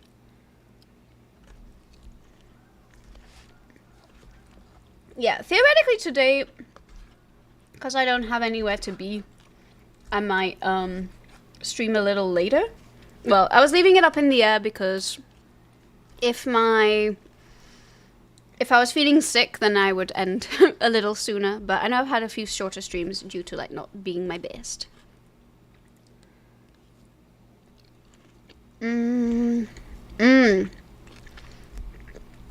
But I think, you know, my day of resting yesterday did a lot of good. And so I might go a little later today.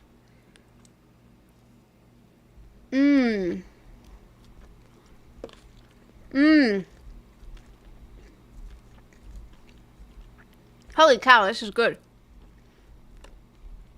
Well, for anyone who's local, hashtag not sponsored. Thank you, Ramen. This is from Umami Express. The spicy sauce is actually is spicy. Like, it's got a good kick to it. And it's good. Also, I remember it said it was completely gluten-free. Yeah, they're gonna go some food. Sorry. Or you're welcome. One of the two. I hope so too. Also, yesterday, I got food from an incredible maze soba place, which actually I was looking for the maze soba, but they're not on Grubhub, so.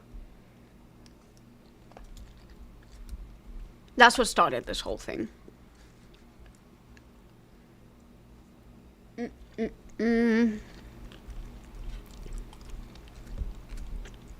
We do have some really good memes in the server, it's true. Okay. This was a banger. I'm glad I found this. Thank you, Rotman. Thank you so much for ordering this. Holy cow.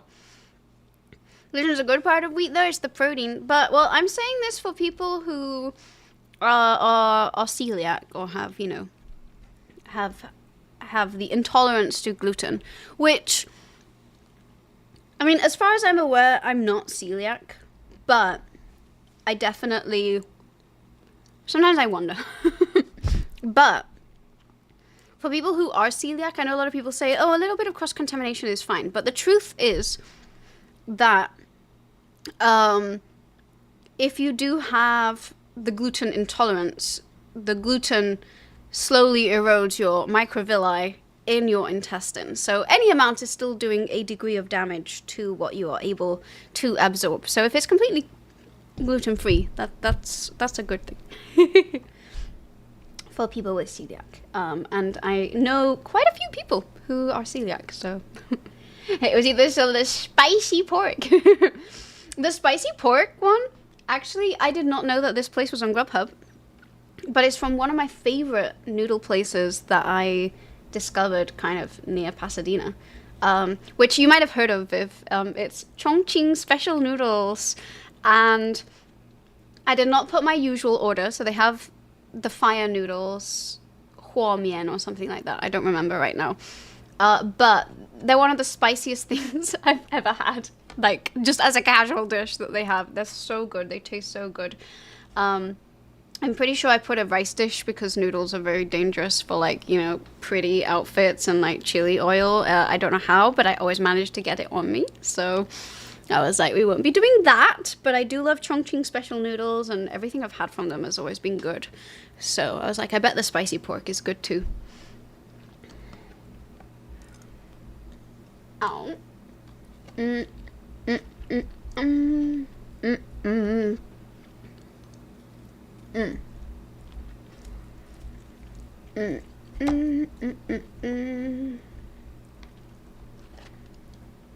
is good.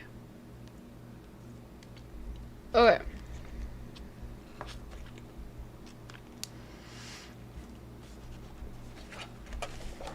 I'm gonna keep the rest either for later or for after stream, depending on how long I go. That was a very good pick-me-up. It was a very good follow-up. Jedi, hello! It's good to see you. Hello, hello. How you doing? Happy Friday. Are you off work now?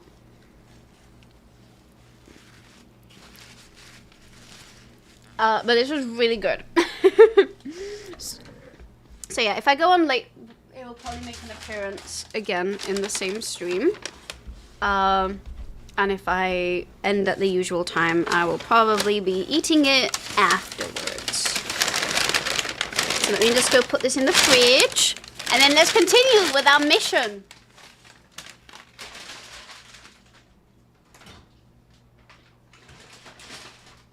Yay. A mission of science.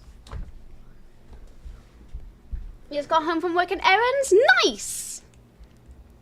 Alright. Let me take us over to here. And, you know, we were trying to look at science news, so we'll go back to that, I guess. That looks fridgeable, so if you're not hungry at the moment, it should be good for later too. Yeah, that was always my other concern with the Pokeballs, because it had raw fish. Like, I would always eat the raw fish immediately, but the worry was still always there. Especially as they had a lot of sources. I don't think I've ever gotten sick from a Pokeball, but I've had a lot of tummy troubles recently. Alright, oopsie. Ooh, alright, there we go. We were looking at this earlier. Okie dokie. So we're looking at the asteroid that was spinning very fast and theoretically should break itself into pieces. But it is somehow not the case, so it's just a very strong asteroid.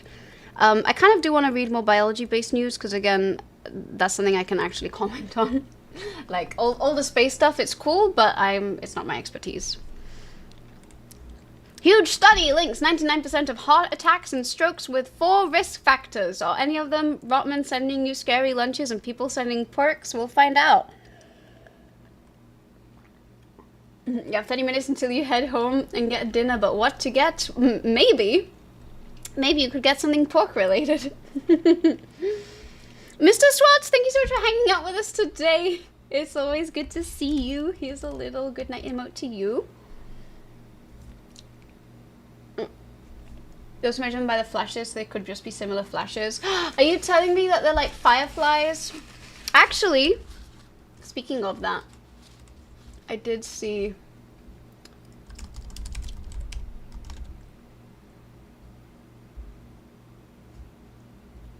Sorry, there's now stuff between my teeth.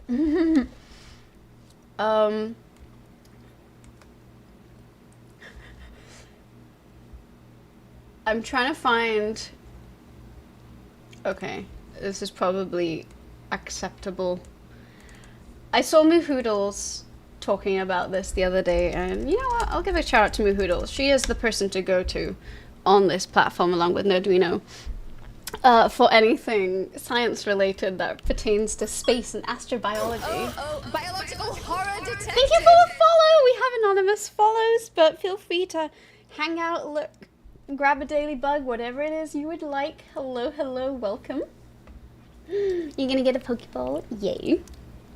I remember encountering this article on her channel. Advanced alien civilizations could be communicating like fireflies in plain sight, researchers suggest.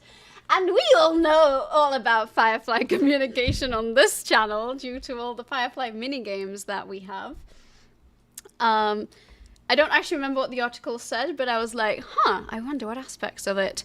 So, a recent paper posits that advanced alien civilizations may communicate through subtle flashes, like fireflies do on Earth.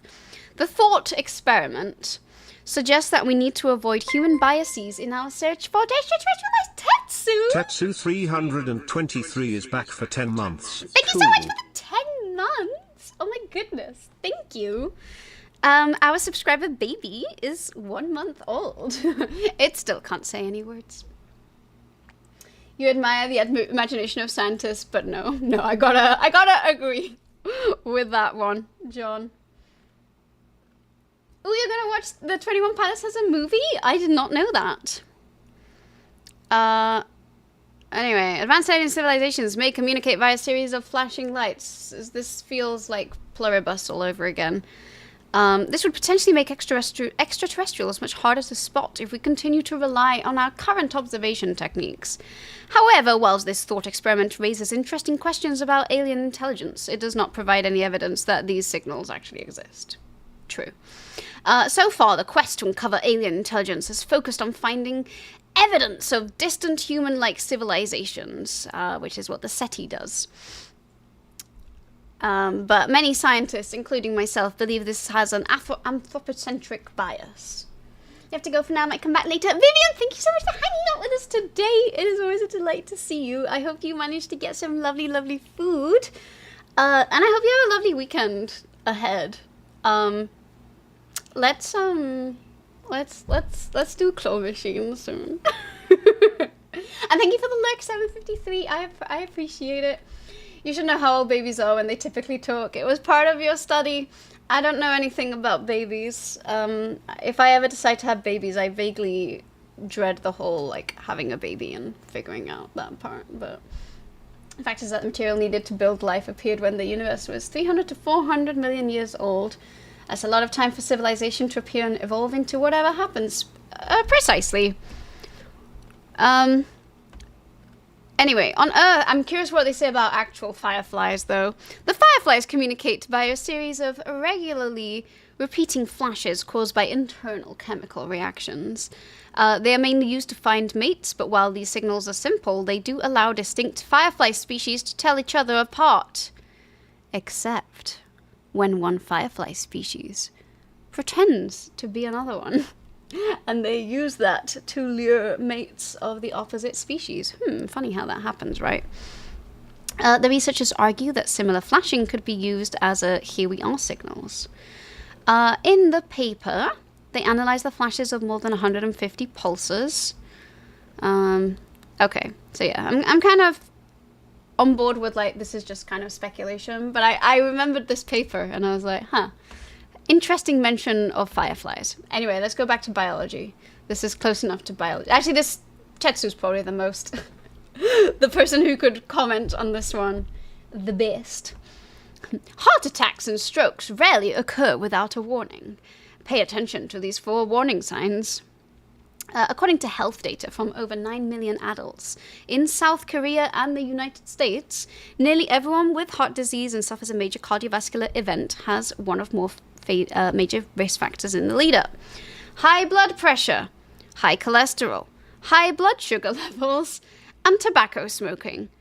I'm gonna go with this makes me feel good about my current state, because I know that I have high good cholesterol, but no bad cholesterol, and my blood pressure is through the floor.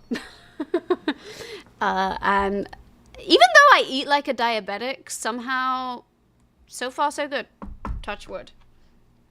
And I don't smoke. We've known this for a while, I swear. I was going to say, I actually thought that there was going to be something a little more groundbreaking here, like, I don't know, God visits you in a dream during a sleep paralysis dream and tells you that you're going to have a heart attack within the week if you don't do anything about it. Hi, Calandra, it's good to see you. How are you? Hello, hello. I think, so chat voted on whether we do bug facts or science news, and it was pretty unanimously science news, so I went to Science Alert to see what things have been reported in the last couple days that looks interesting. We might still do a couple of bug facts, and then I am going to do some Legends ZA. You have a high cholesterol level, you're going to die fat. Oh no. I mean, high cholesterol is reversible. And I say this because when I was 8 years old, my dad was diagnosed with at least a couple of these things that were here, and then overnight salt disappeared from the house. We only had virgin olive oil to cook for everything, and now my dad has normal blood pressure and normal cholesterol levels, and he is 88 and thriving. So it is possible. It is possible to reverse the effects, but it does require a lot of discipline. You're on the rounder side, higher on blood pressure, and 95% of your diet is meat-based, but you can go without food for 72 plus hours. And you're not faced by it. Hi, Fresh Keeper! It's good to see you. Hello, hello. Also, thanks for redeeming your daily bug too. And Calandra. Your blood pressure was quite high a few days ago, but it's looking a lot better today. I'm glad it is doing better. I mean, mine was probably high earlier when when the scary lunch was sent and when things didn't work and when porks were sent my way, but usually I tend to have lower blood pressure. Hoping that one day they will have a method of detecting narrowed arteries and dissolving the blockages. Thank you for the follow, I appreciate it. We have anonymous follows here, so feel free to hang out or lurk. Hi David, it's good to see you. I do know that they have. So I thought that there were ways of detecting it. Tetsu's probably more of the expert here, but I do know that there are. If they do detect a blockade, they will use a catheter, where essentially they put something up your vein or your artery, and slowly push it up till they can push it out of the way or undo the narrowing of the opening. I do know that also theoretically it is possible to reverse the buildup of plaque that is formed by high cholesterol. Provided you're not eating things that contribute to it continuing to accumulate, there are ways of getting rid of it. Technically we do, but I suspect not in the way you're thinking. Yeah, I was gonna say, it is definitely invasive, but I remember reading, like, in magazines when I was, like, 8 years old, like, oh, groundbreaking catheter insertion technology. But yeah, oh, stents. I think catheter is, maybe catheter is what they called it in Spanish, because I was reading this in Spanish at the time. They called it a little catheter. Fiber plus good cholesterol, when eaten together, dissolves the film holding cholesterol. Precisely. So yes, I was like, I know there is, because I know that good cholesterol, as they call it, actually helps remove the high cholesterol. Because when I last had my blood work done, I remember one of the things said, like, oh, high cholesterol? And I was like, oh, really? And I was like, oh, it's the good cholesterol. Because it didn't have, like, a ping on the chart. But it has to be eaten together at the same time. Gotcha. Yeah, if someone comes in with the symptoms, we sometimes use a catheter through the radial artery in the wrist to inject dye and CT scan the coronary arteries. If you're lower risk, you can CT scan the coronary arteries and then stent later if it's narrowed. Gotcha. I mean, yeah. Still, hi Alpha Cunny, welcome in. You do not miss to deliver content. Aww. Thank you for the pan. It's good to see you. We'll be doing our donut labor camp in a little bit. But I was like, it's been a while since I've done sciencey things here, and I kind of wanted to do a little bit of that. And I know a lot of you come here for the science stuff. But yeah, I guess a stent, that's the word. I was like, catheter? I guess a stent is a little bit invasive though. Combined as a group, they preceded 99% of all cardiovascular events. What about this remaining 1%? During the long-term study. Heart attack facts. A heart attack happens somewhere every 40 seconds. 5 major symptoms: lightheaded or weak, back pain, neck pain, jaw pain. I was gonna say, wasn't the main one that, like, your left arm is supposed to hurt a lot specifically?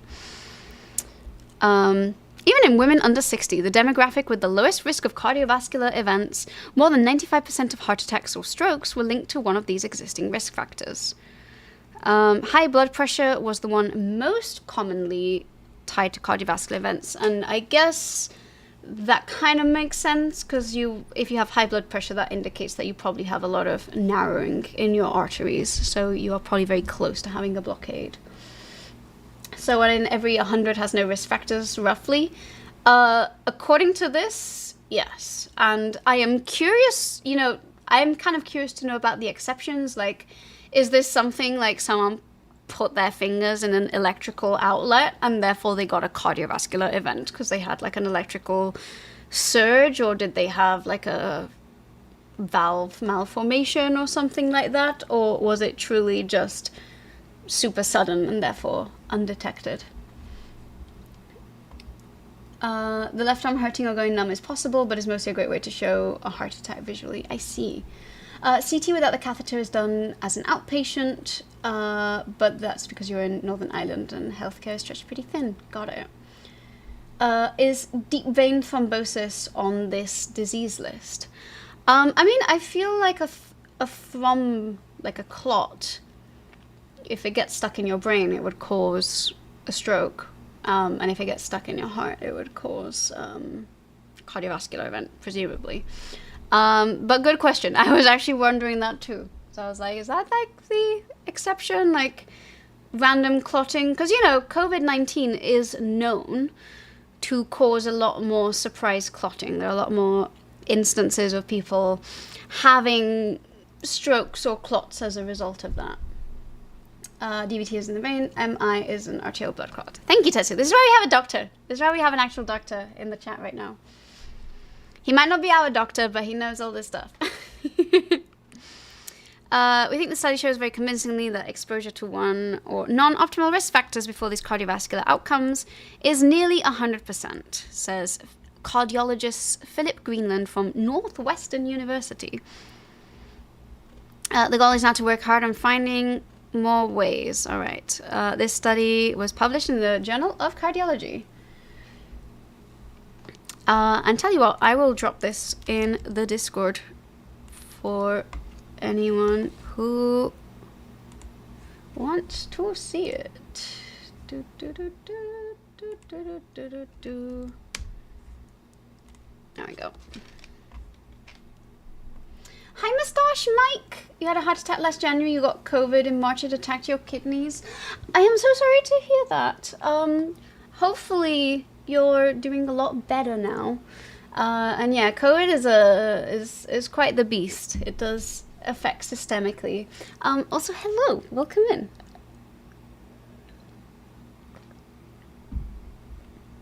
And the bottom number is already high, as if it were the top number.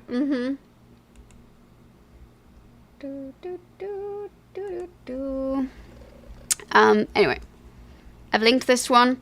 This is the study that I was actually really interested in because I saw some headlines in Spanish newspapers talking about this. Also, good mustache, he said, currently trailing. I was gonna say, I moused over. I was like, I wonder if the avatar has a photo of the mustache. That is an excellent mustache, I gotta say. Very, very, very jealous. I can only do... My version of a mustache is, I've gotta do a hair transplant. Or something like that.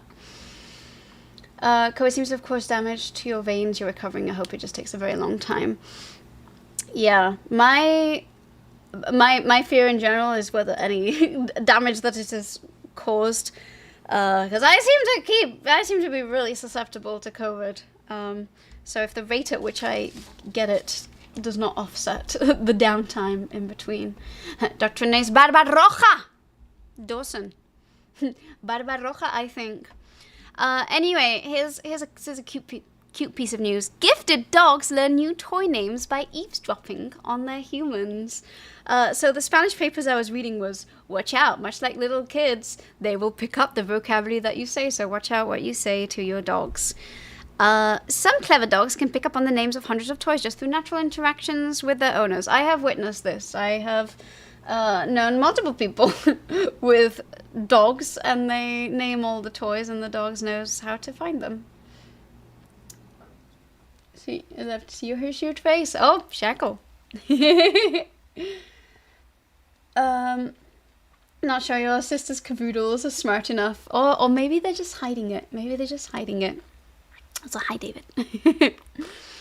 Okay, some clever dogs can pick up on the names of toys. A team led by cognitive scientists Shani Dvor from Etvosloland, I don't know how this is pronounced in Hungarian, found that gifted word learner dogs could learn the names of objects by eavesdropping their owners' conversations, and even learn the name of a toy when it's out of sight. Gifted word learner dogs aren't your average pooch. One such dog, a border collie named Chaser, could retrieve 1,022 toys accurately just based on their name, earning her the title of the smartest dog in the world. Look at the smartest dog in the world. She's such a good girl. She's such a good girl. Such a good girl. They still understand words like walk and treat. That's true, but do they know the name of 1,000 different toys? You can't have the beard your inner child always wanted. Shackle does have a very long beard. I think it can tuck into your belt. To test this, we asked the owners of 10 gifted dogs to let their dog passively observe as they talk to another person about a new toy. We then asked the owners to repeat this process with another new toy. This experiment was based on previous studies where they actually checked young children's ability to pick up vocabulary from overheard speech. After watching owners discuss each toy for 2 minutes daily across 4 days, the dogs were tested on their ability to correctly retrieve each new toys from a pile of 9 other beloved familiar options, based only on the toy name they'd overhear the owner using. Thanks for streaming. You're a bit tired, you're heading to bed. Luna, thank you so much for hanging out with us today. It's always a delight to see you. And congratulations on that VIP and that Luna Moth. And if you do, at any point, settle on a VIP command, let us know. Your parents' dog knows the names of at least some toys that she has, but you think it's under 1,000. I mean, the fact that they can remember, like, more than 2050 is, I think, very impressive. Thanks for getting your daily bug, Tetsu. I wonder how close we are to another minigame. Ooh, 2 more daily bugs away from another minigame. Hehehe. Okay. 5 of the 8 participating dogs were able to correctly identify the toy by name from a pile of other toys at a rate above chance. And they tested again after 2 weeks, and they performed just as well. So their learning had actually stuck. I'm also kind of really curious. Do they put several toys? Like, are they able? Do they just identify that it's a new name, and then they just put together like, oh, the toy that's new is the toy with the new name, or if there are multiple new toys, are they able to pick this up? Again, we're doing a bit of a rapid fire here. Thank you, Dan. AI faces fool most of us, but 5 minutes of training may help you spot fakes.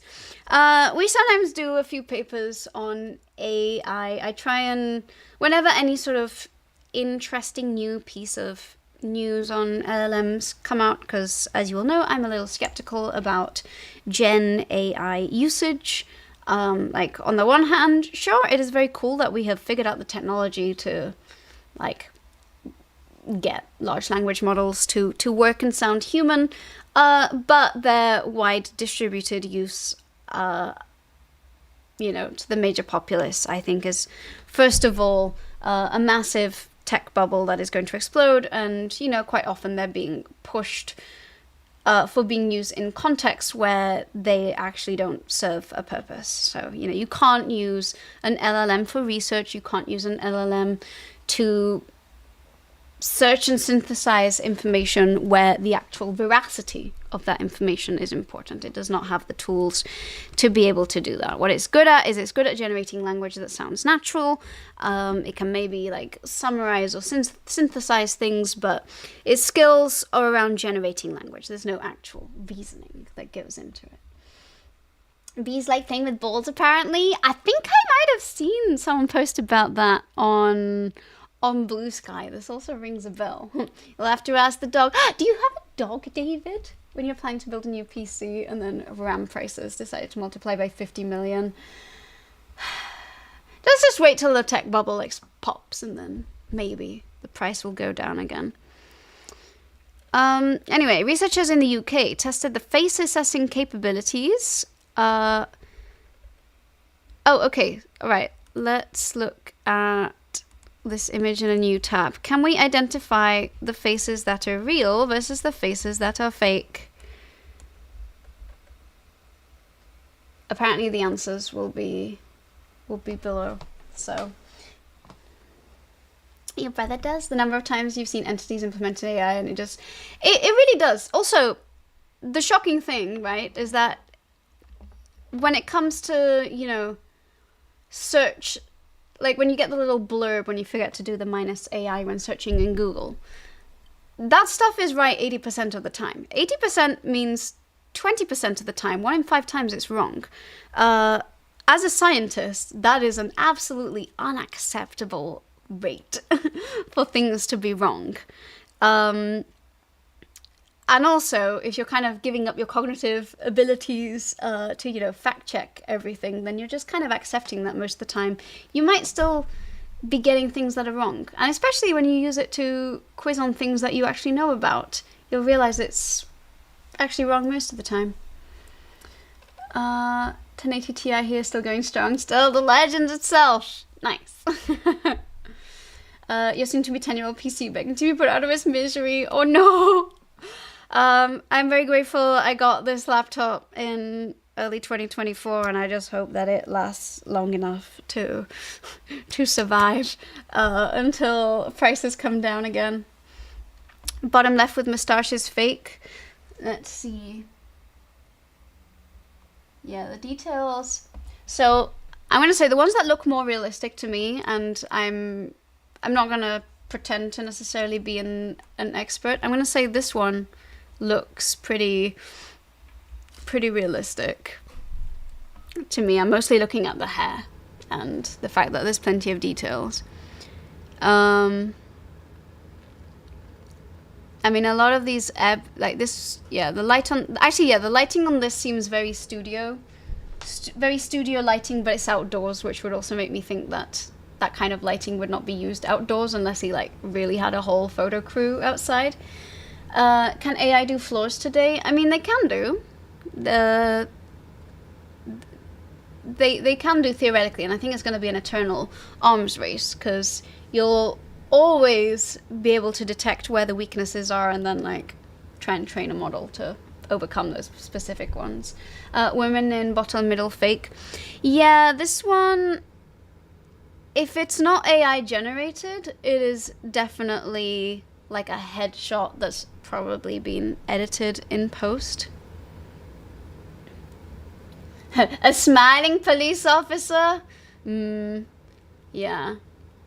Okay, so what do we think? I actually have the suspicion that this one, like, it's probably real, but I'm kind of like, what if this one's fake? Then this one, I don't know. I actually think this one is AI generated too. There are a lot of faces that I'm like, they're just like almost too harmonious. And like, I think this one's AI generated. This one seems realistic. The hair, to me, seems like it could be. Oh, sorry, I'm trying to drag it across here. This one, so this is either someone shot it on their phone and it has that thing where it like blurs the hair out. So this might be real but with like weird artifacts from your phone, or it could be fake. I'm like, something about the hair, like it looks realistic, but there's definitely some sort of photo editing that's gone on here. It's a trick. They're all AI. Hi Alex, welcome in. It's good to see you. Hello, hello. How are you? This one also just looks a little too perfect to be true somehow. I bet it's gonna turn out that this one is AI. Like, who knows, maybe they all are. This person's, I'm gonna go with this one's AI too. I'm like, they're missing a tooth, and like the hair out of place might make it seem like it's you know, a natural photo, but also like, look at this bokeh. I'm telling you that if someone's getting such a good photo taken with a nice lens, they're telling this person to take the hair out of their face. These are all from the UK, apparently. Are you gonna make a comment on the teeth? Is this what's gonna happen? This looks realistic, but I also think it's AI.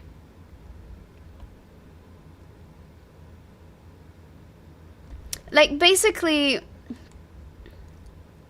most people are just not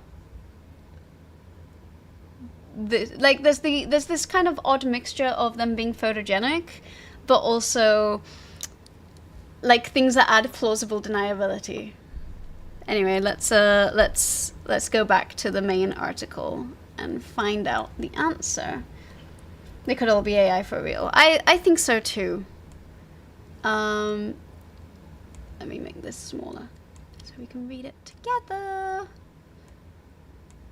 And I also feel like one would need permission to use all these images of people if they were not AI, so there's also that too. Okay, so researchers from the UK tested the face assessing capabilities of 664. They were two volunteers away.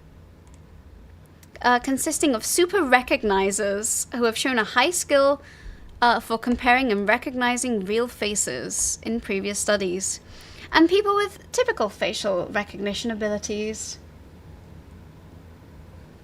So both groups found AI faces hard to detect, but the super recognizers did better. Significantly, super recognizer participants who went through a brief 5-minute training session before being tested were better at distinguishing real faces. I wonder if it would actually tell us what that training is, because like, I would like to know that. There's an unsettling racial bias in how well AI faces can fool us. Yeah, I guess. Yeah, I see what they mean. Does ChatGPT ever give you the eerie sense that you're interacting with another human being? No. Truthfully, no. AI has reached an astounding level of realism, to the point that tools can even fool people into thinking they're interacting with another human. We've discovered images of white faces generated by the popular style GAN2 algorithm look more human than actual people's faces. Okay. AI creates hyper-realistic faces. For our researchers, they had around 124 participants, and then they showed them white faces and asked them to decide if it was real or AI. Half were real faces, half were AI generated. If they guessed randomly, we would expect people to be correct half the time. But everyone was systematically wrong, and they were more likely to say that AI-generated faces were real. These results suggest that AI-generated faces look more real than actual faces. They also suggest people on average aren't very good at detecting AI-generated faces, which I also think is true.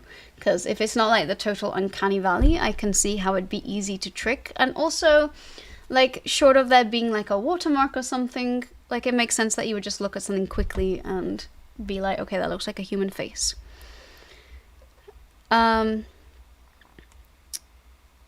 So this is not a real person.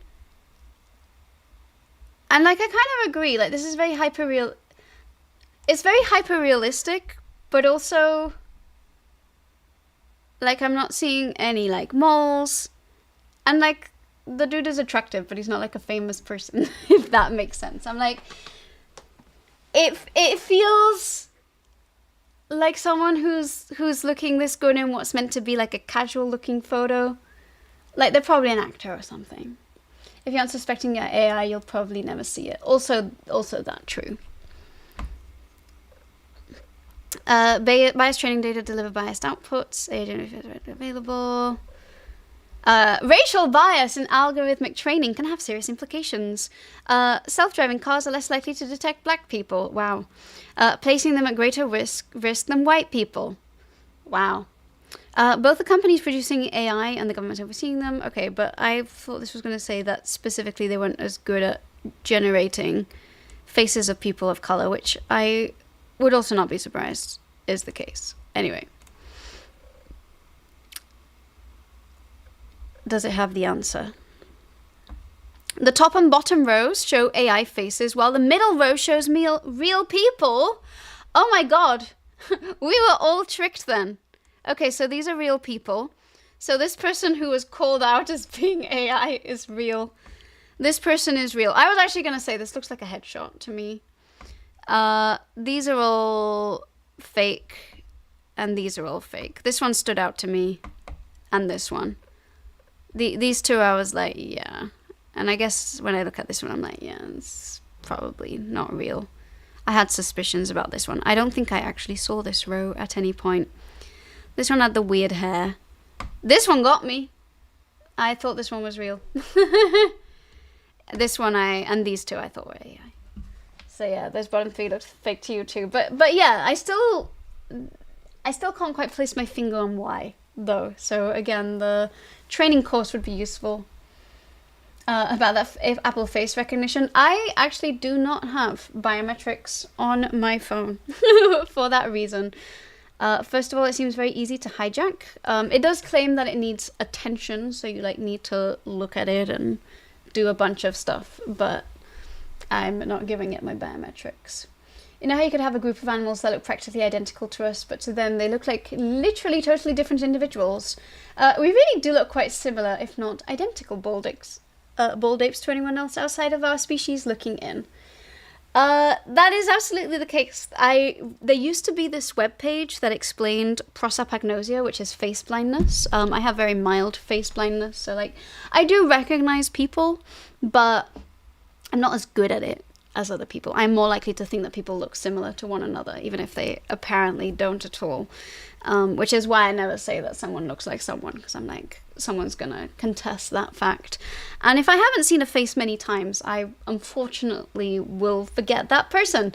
I have forgotten the faces of like rather famous friends of mine. I have forgotten the faces of ex-partners after not seeing them for a really long time. I have a plethora of embarrassing stories throughout my life due to not remembering faces very well. Files! hello, it's so good to see you. Speaking of people I met at TwitchCon, don't you worry, I've not forgotten your face. How are you doing? It's good to see you. I met Files at TwitchCon, and he does a lot of Sea of Thieves, which looks like a really fun game. We are currently reading a paper about how terrible we all are at identifying AI-generated faces. And we were asked to try and guess which of these faces are AI-generated and which ones aren't. And shockingly, the middle row is real, and the top and bottom row are AI-generated. I'm glad you're doing well. AI images are increasingly easy to make and difficult to detect, says psychologist, researcher Illinois from the... I just realized that reads like Illinois. From the University of Leeds. They can be used for... Alright, but I want to know how we detect them. In the group that didn't receive any training, Super Recognizers correctly identified them 41% of the time. Those with typical facial recognition will recognize them just 31% of the time. It really is. Considering half the images were AI generated, each participant had a 50% chance of guessing correctly, meaning that AI portraits do a better job at looking realistic. And I feel like the way I tend to identify them is I'm like, no one just gets a photo that looks this good this easily. And I'm not talking about the photo looking ethereal, but just like the person's not blinking, there's no... Like you see all of the wrinkles and the features, but it's just like a really good headshot. And anyone who has ever gotten headshots will know how freaking hard it is to get a perfect headshot. The Super Recognizer saw their accuracy go up to 64%. Okay. But I want to know what the features are that they were looking for. That's what I would like to know. They make faces through a GAN, a generative adversarial network. One generates faces and one assesses the realism of the faces against actual humans. And this leads to them looking very realistic. There we go. Here's the article. I want to see what the training is. I want to know this too. The page doesn't look good. Yeah, what are the distinct features? Any art you've seen, it's always the text and the hands. Yeah. I mean, yeah, there are lots of different algorithms. So, I mean, obviously there's some where it's just not good and you can look out for certain artifacts. But then there are others that are just a lot more uncanny, where it's like I know this is made to look like it was taken on a potato, but it just does not. Like, it's somehow too perfect in some ways. I'm not sure why this page has chosen to load like this. But I want to find what this training is. So I'm going to search train and see if it says training human Simone recognizes. All right. Okay. Wow. I don't know what's happened to the Royal Society Publishing, but the paper isn't loading. I've already reloaded it 3 times. And even when I open it on a new page, it looks like this. So I'm not sure. I think it looks to me like it's the website itself. I'm specifically trying to find the method that they used, because I want to know. I want to know how to identify these faces. So their real faces were taken from Flickr Faces HQ dataset. And then they made some synthetic faces. And then they presented them to people. The article is AI generated. Honestly, I hope not. I would be very low for the Royal Society Publishing. Alright, forced choice training. Prior to completing the main task, they were given a short training session. They were given examples of the types of artifacts that were used to identify computer-generated faces and deepfakes. they'll hide artifacts in the images which were drawn to the attention of participants via the following text. When computers generate faces, sometimes there are telltale signs left in the images. Here are some examples of computer-generated faces with different things wrong with them. All right. So if I click on 3 and 5... all right. Wow. Yeah, this page is fucked. I would... You know, can I see the PDF maybe? Maybe the PDF will work better. It's AI trying to make it look truly. All right, here we go. That's more like it. All right, I'm going to the bibliography and seeing what this 3 and 5 is. AI synthesized faces and how fake faces are weaponized online. Okay, is that not what this linked to? All right, let me search for training data, training. All right, experiments, participants, blah, blah, blah, blah, blah, blah, blah. I just want, surely they must have a supplementary where they explain this.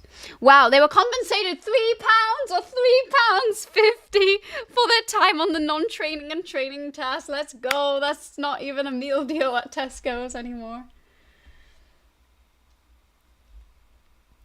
Detection might be a better keyword. Yeah. I just want to see if they actually have... Alright, so here are the stimuli, blah, blah, blah. We read and saw these already. Carefully online test. Okay, procedure, forced choice. Right, and then 15 with deep fakes. What's 15? Is training useful to detect deep fakes? Okay, so it links to other papers, but I was hoping that they would actually have like a supplementary material where, because I want to know this too. I want to know this too.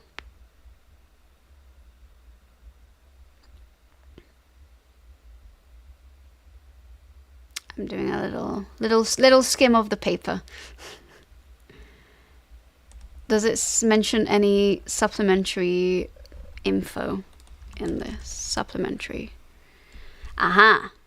Okay, they do have supplementary material. Let's see if there's what else they have. Rejecting the cookies.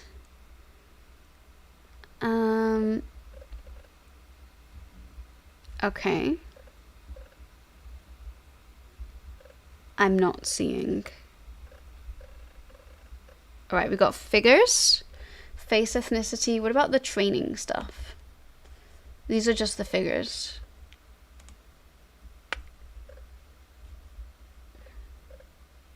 Okay, never mind. Sad. Reject cookies, back to the 1990 page. Pretty much, yes. I don't want to go to the dark side, even if they do have cookies. I am so sorry.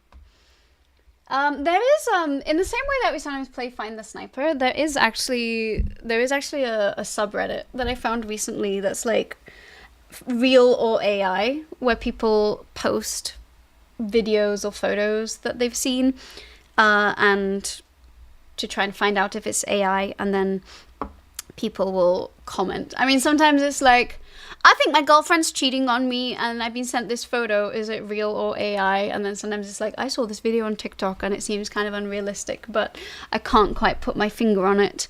And then, you know, there'll be internet sleuths who are like, oh, this video existed like way before AI existed, so it's not AI, or it has like this watermark on, or they will reference certain artifacts. So I feel like that's a good place to like learn how to look out for things.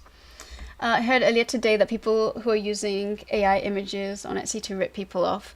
I mean, I also feel like people who use AI images of products are just kind of eroding the trust that people might have in them.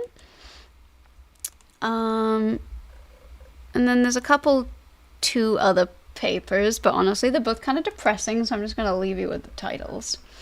There's one more like sciencey thing I want to do before we maybe switch to some Pokemon. Let me just take us over to here for a second. The text-to-speech is easier for you to pick out AI. I mean, here's the thing, because you've got like voice modulators, like, you know, does anyone, you know, remember Vocaloid, Miku Hatsune, and Gumi and Luca, and you know, like even TTS.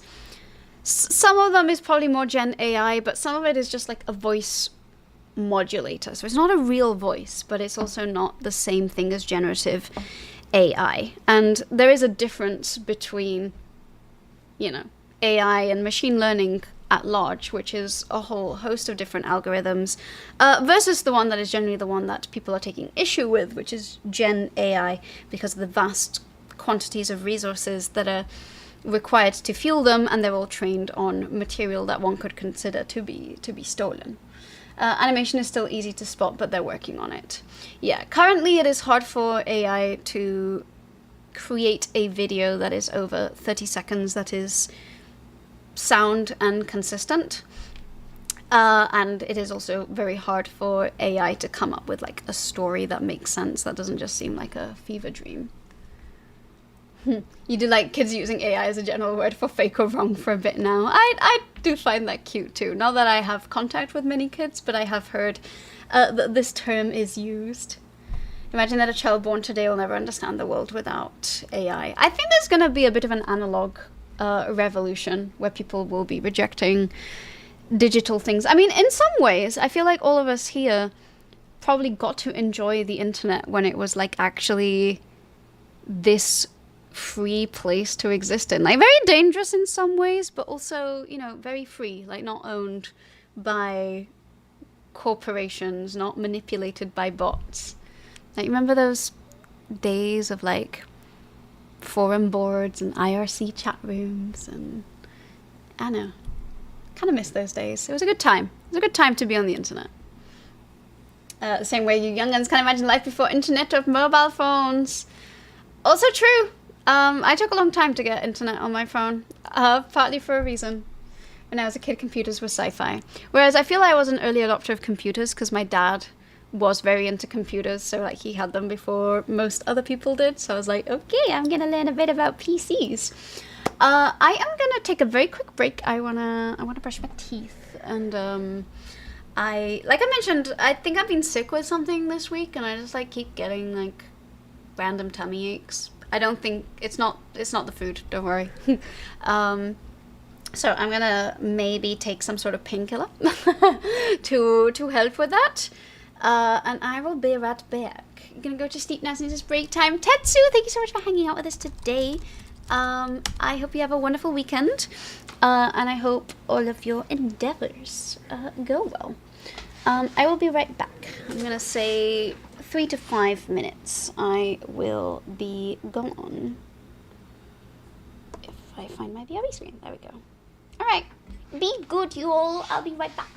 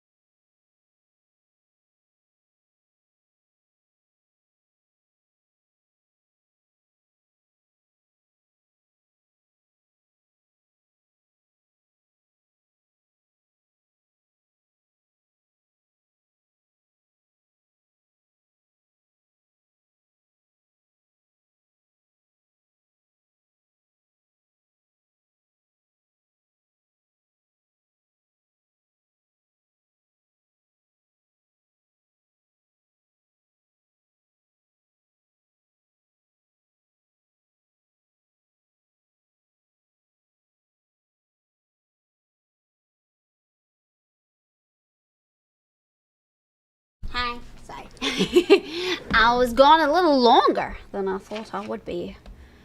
Yeah, I've been a little... My tummy's been a little weird, and I don't know why. Okay. So, do we want to do bug facts, or do we want to do Pokemon? I probably won't be going as late as I hoped, but I have taken some painkillers, and hopefully that's gonna at least tide me over. Do we want bug facts or Pokemon now? And we got 5 minutes to decide, because I did not actually change anything there. Hee. But yeah, I suspect I probably ate the wrong thing recently, and I'm now paying the price. However, now that I have brushed my teeth, I'm gonna put on some lip gloss.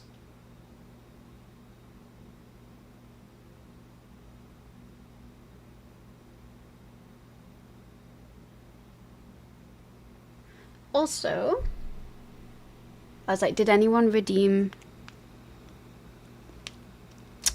No one redeemed the minigame. I don't think we're quite there yet.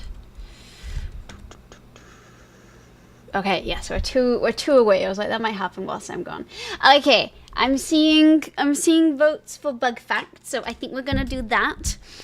And this gives me the perfect opportunity to... I have several birds to kill with one stone.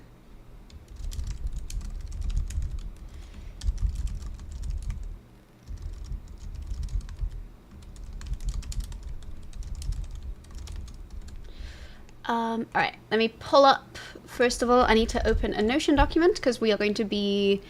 I need to put this information in the bug wiki, but also... I also have a separate Notion document where I am writing the information down for this mini game that we're working on, and I think it'd be fun to do this together. In order to do that, I also need to open my spreadsheet, because we have a lot of pending bug facts, but I'm specifically going to be looking for bug facts that pertain to the participants in this mini game.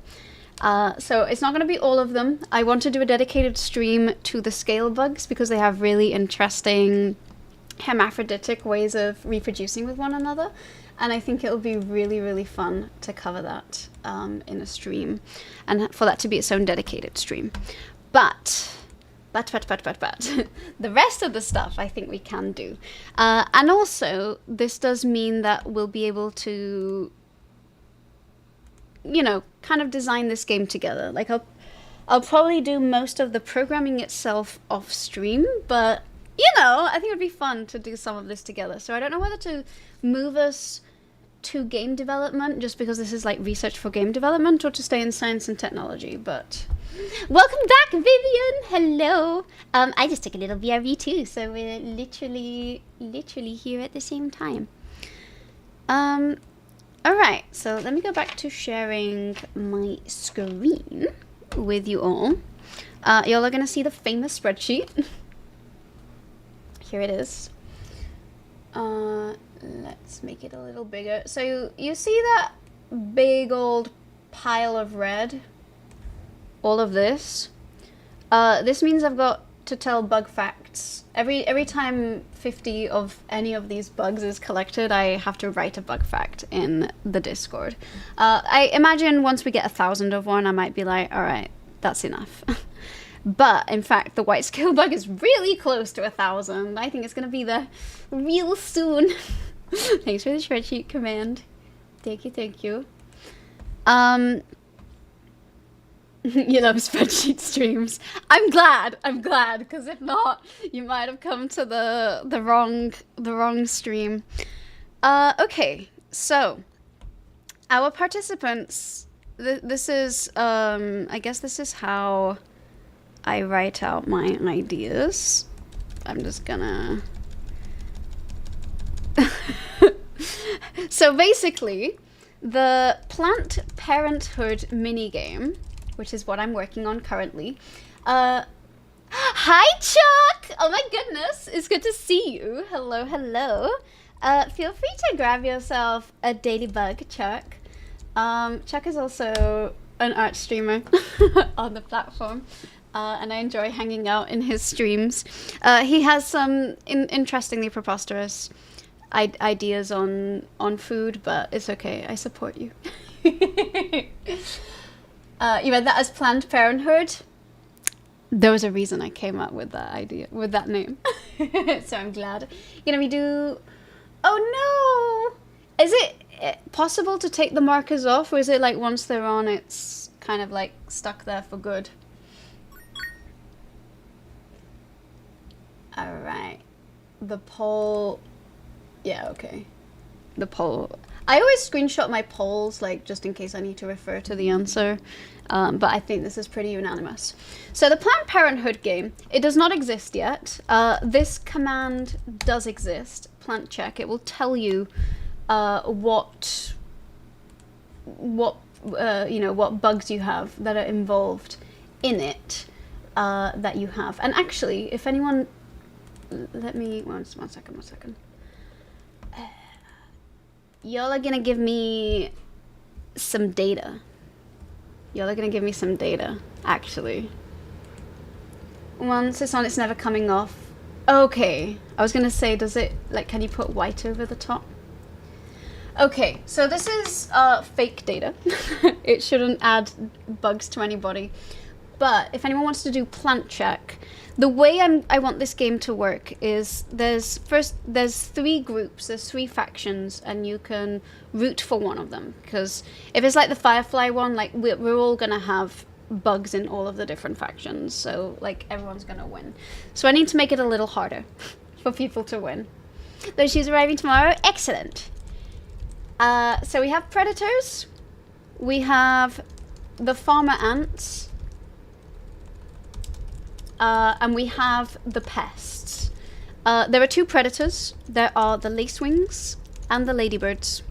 The farmer ants are the weaver ants. We voted on those during Christmas.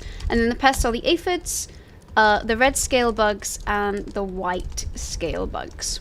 So, if you do plant check, you can actually see like the number you have of each. And then I want to invite you all to do !plant, because then you're going to give me some data for me to work with.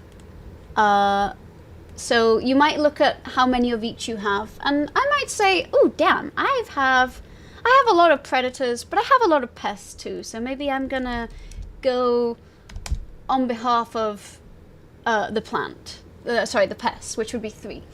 So Dion Starfire will have to do !plant and then the number 1, 2, or 3. 1 is if you are trying to wager for the predators, 2 is if you're trying to wager for the farmer ants, and 3 if you're wagering for the pests. If you put any other number, it will take your input, but it will actually override it with a different value. Okay, so Lindsay's also wagered on behalf of the pests, and then as you do this, you're going to see that this updates. So Disney Dan. So Dan, some people might want to do 2 to go for the side of the ants. The driver ants don't go into this one, just because they actually do not interact with these bugs at all. It is exclusively farmer ants. So Dion Starfire, if you want, you can try !plant 3. Oh no! Oh no, Dion! I just realized you don't have. I think you got a Firefly. In about 2 dalybugs from now, we're gonna... Actually, do you have a Firefly?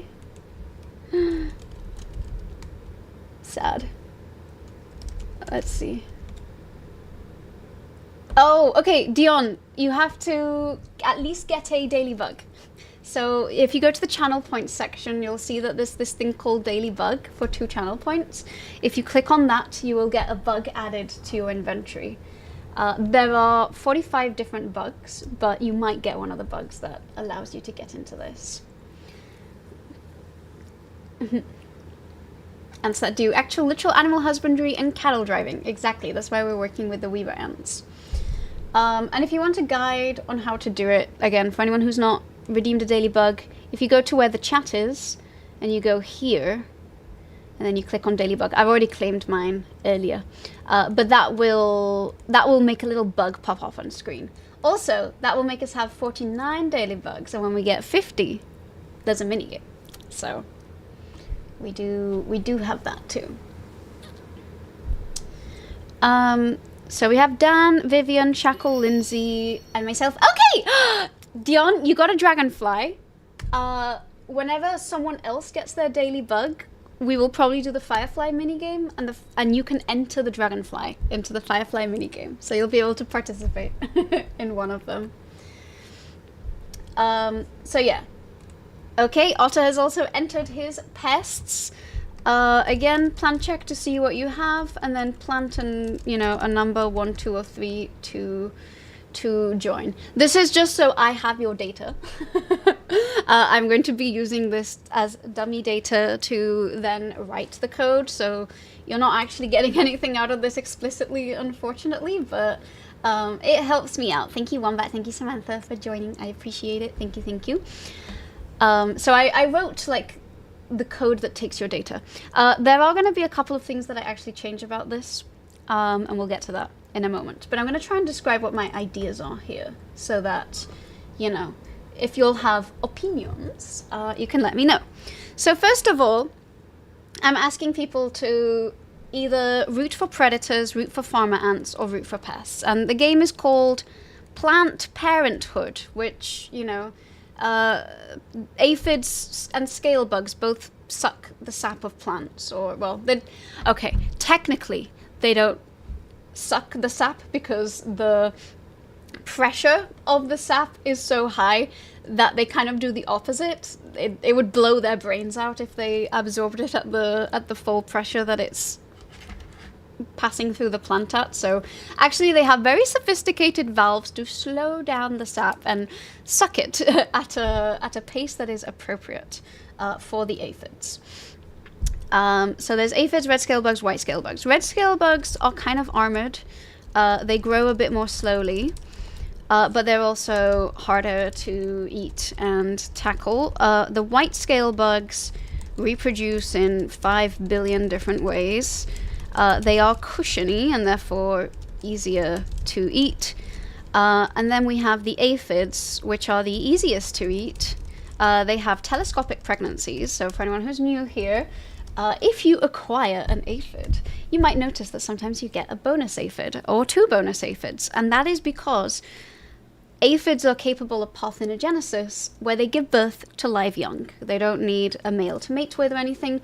They simply, you know, use their own genetic material to make a clone of themselves. And so they will give birth to live young, and sometimes that live young is pregnant with another copy of themselves. So they can give birth to their granddaughters in what is known as a telescopic pregnancy.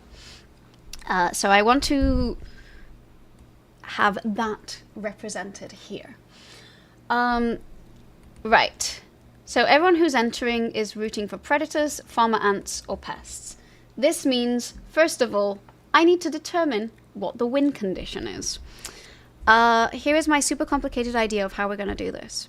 I have the idea that there's going to be like a plant with like different leaves and levels. So let's say we have a plant with 5 levels of leaves. If it gives birth to telescopes, Galileo used to farm them in order to study the planets. Today we learned that Galileo was actually a weaver ant. Who knew that Greek philosophers were actually run by the colony all alone, all along? So yeah, my idea is that there's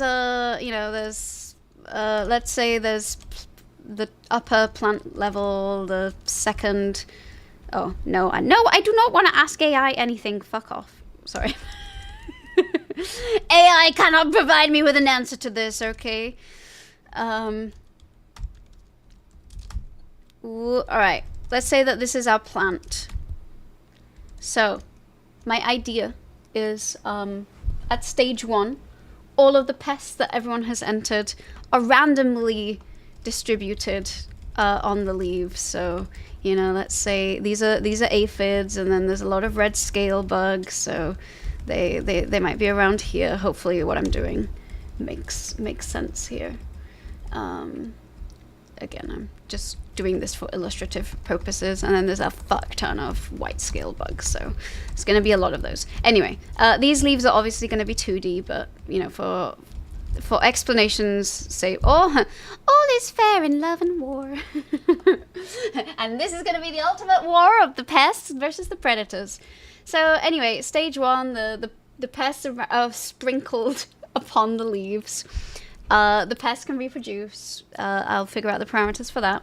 The predators. So adult ladybirds and lacewings have wings. So they will land on the top and outer edges of the plant, because that's how flying works. They land on the outer edges and on the top. So that's where we will find some of these spawning. On that like outer half of the plant. Then the weaver ants like to farm the pests, so they will actually defend them from predators, and they will take honeydew from them. But ants, in case anyone needs a primer, these ants don't walk. Sorry, no, they do walk. They don't fly. They don't have wings, because there's not the queen. So the ants have to come. The ants have to come from the ground. So here are our little weaver ants. They'll come down from the bottom, and they'll actually start populating from the inside out. So the pests. Thank you for the follow. I appreciate it. We have anonymous follows here, so feel free to lurk or hang out as you desire. So anyway, the farmer ants enter inside out from the bottom, and the predators come outside out from the top. So they will slowly start expanding out and in, and then the pests are equally distributed. The win condition for the pests is, do they drain the plant? If they suck the plant dry, they win. The predators, if they eat all of the pests, they win. And then I have to find an intermediate win condition for the farmer ants. So I think it's going to either be that the farmer ants just have to obtain a certain amount of honeydew and like maintain a certain homeostatic, a certain equilibrium. So, you know, it could be that the pests win, suck the plant dry, or it could be that the predators eat all of them. It could go either way. But if the farmer ants manage to farm enough, they are the ones that win. First, birds aren't real. Now ants can't walk. What will we learn next? Stay tuned for fun facts on DrInesisDrawCuriosity.com. Twitch.tv/DrawCuriosity. You should have gone to the YouTube channel if you wanted real facts. What can I say? But honeydew defended enough of their cattle. Yeah, the ass honeydew is what they farm. So, yeah.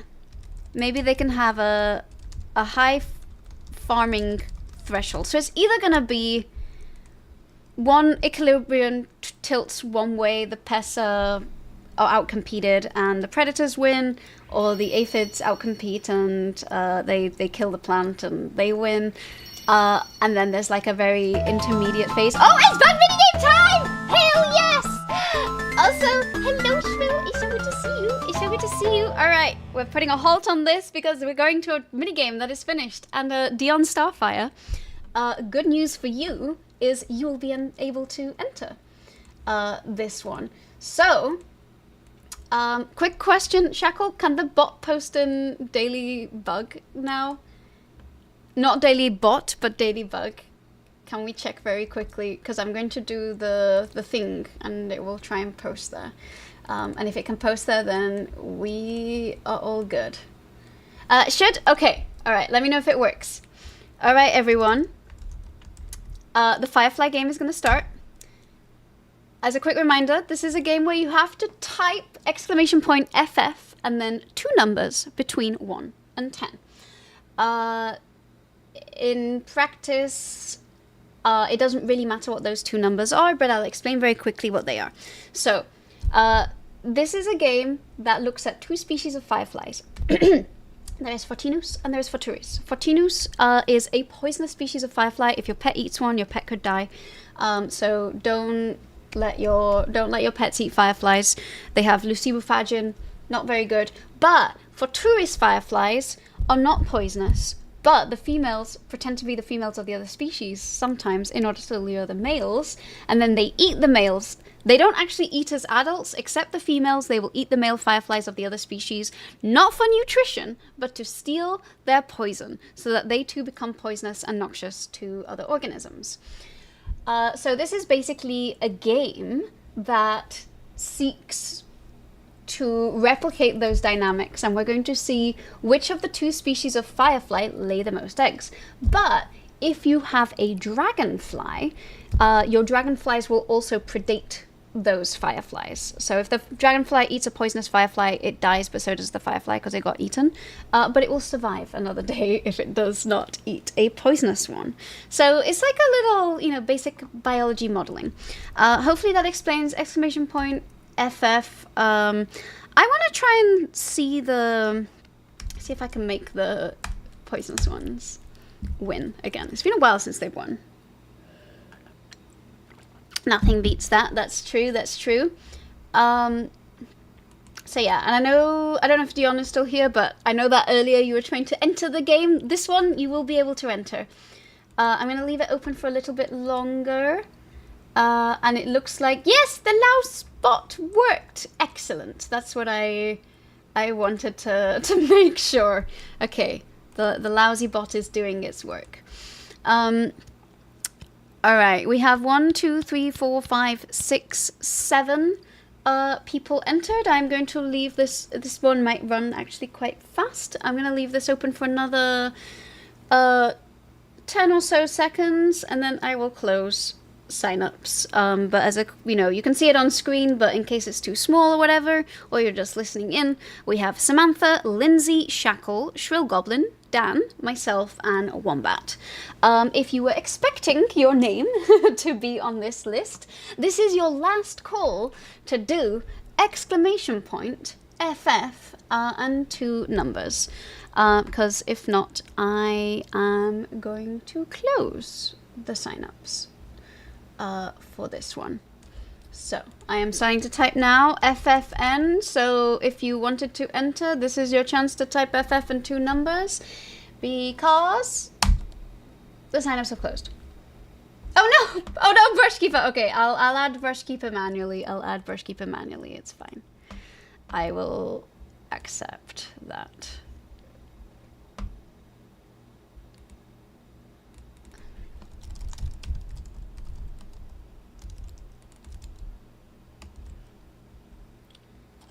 Sorry. Let's see if this works.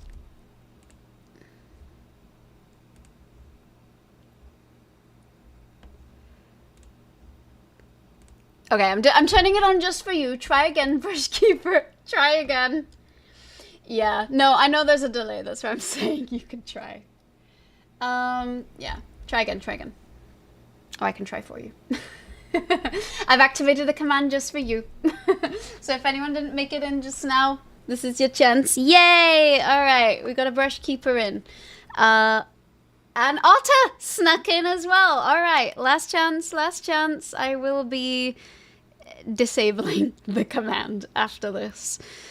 There we go. It is disabled. The signups have closed. We have Samantha, Lindsay, Shackle, Shrill, Dan, myself, Wombat, Brushkeeper, and Otter.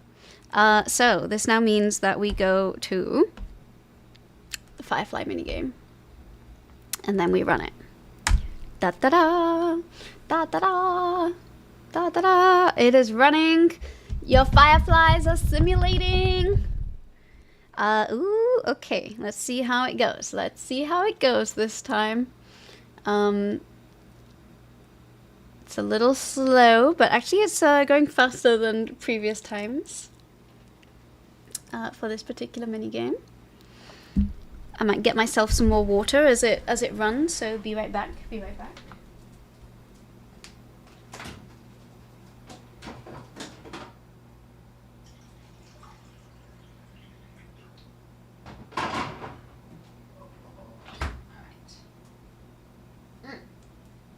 The painkillers have done the job. I'm feeling better now. Beep boop. Oh no, Fit! Oh no, Jedi! Sorry, the simulation is already running. Sorry. Alright. It's all good. Okay.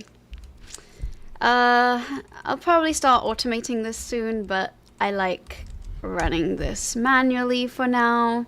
So let's see how the eggs did. Let's see.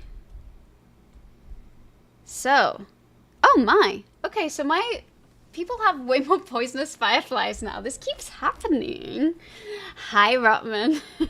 Yes, feeding Ash. Is that the foster kitty? Okay, I might have to re-edit parameters because it seems like the common fireflies are winning a bit more often now. Then let's see how the dragonflies did on this occasion. So let me close this. Run that again.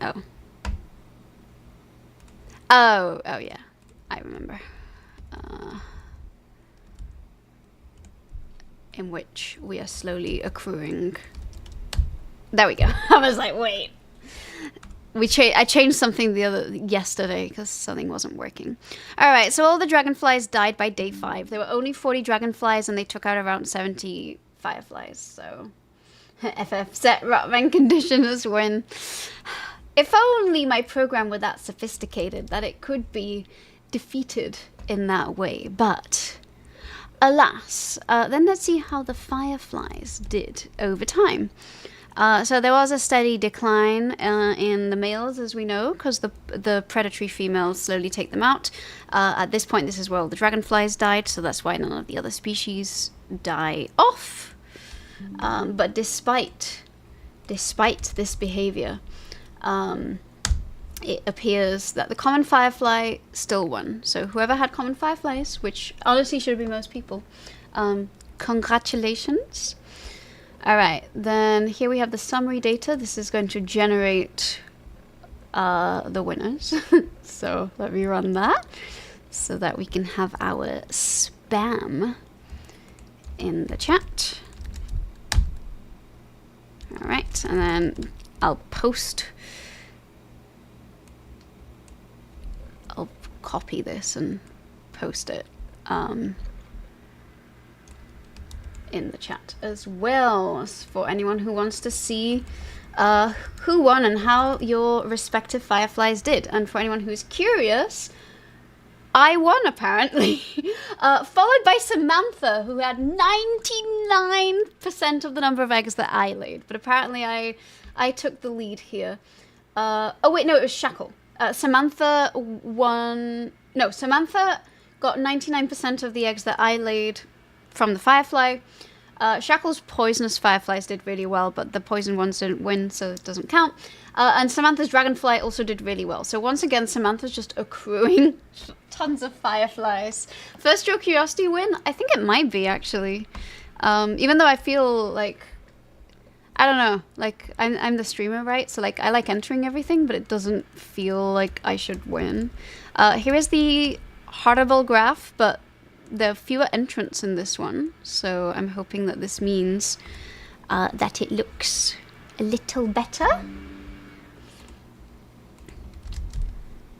But yeah, you can see that clearly Samantha's males were curtailed up here and mine were curtailed up here, so I managed to only just catch up, but it ended soon thereafter. And then we have the dragonfly graph, so let's take a look at those. Once again, you're winning for most of it, and you got pipped at the first. I mean, you're getting 99 firefly fragments, so like basically you're a winner. All right, there we go. Here's our dragonfly post. So, oh, wait. Oh no, I did not win. Samantha, I was like, I shouldn't be the one winning here. I had neglected to actually observe this up here, which shows that Samantha is our winner. Otter's 2 dragonflies are only only ate 2 fireflies, but Samantha had quite the knack of taking out the Christmas fireflies, so good work. In fact, it seems like the dragonfly's job at taking out the poisonous fireflies is probably what enabled the poisonous ones to win. So, GG. And then finally, we're gonna have... Sorry. This is not gonna... I know this is not gonna work, but we'll at least get to see this here. So this is the number of eggs that are being laid, and just at the very last minute, I was able to lay a few extra ones. And again, gonna copy and paste that into the server. So yeah, that's how this Firefly minigame went by. And I am now going to distribute the winning prizes. This is going to mean a lot of spam in the chat and a few random fireflies given out. So just please hold for a second as that takes place.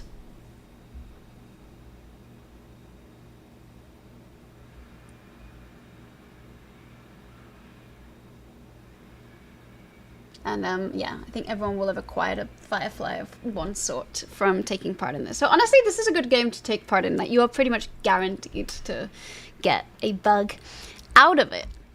Thank you so much, everybody, for participating in the Firefly mini game. And now let's return to the design of the other one. Would it be worth making the dragonflies awarded as winnings be forced as the opposite to the fireflies to which one won to maintain some semblance of team balancing?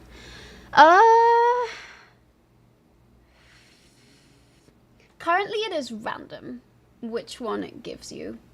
I think this would be hard to do. It wouldn't be impossible, it would just mean rewriting a bunch of stuff that I don't really want to rewrite. Technically the way I wrote this, but it does seem like now we have more common fireflies, and that's why it's a little out of hand. But technically it is very susceptible to the poisonous ones winning. Dragonflies being awarded might be if we ever get mosquitoes for a true dragonfly game. I mean, I kind of do want us to have dragonflies at some point. Sorry, not dragonflies, mosquitoes at some point. I know we don't like mosquitoes. I also do not like mosquitoes. But, I mean, think of all the mosquitoes you'd get to kill in the games. Although the next one I want to finish is the roach one, because that one's going to look so cool, if you ask me.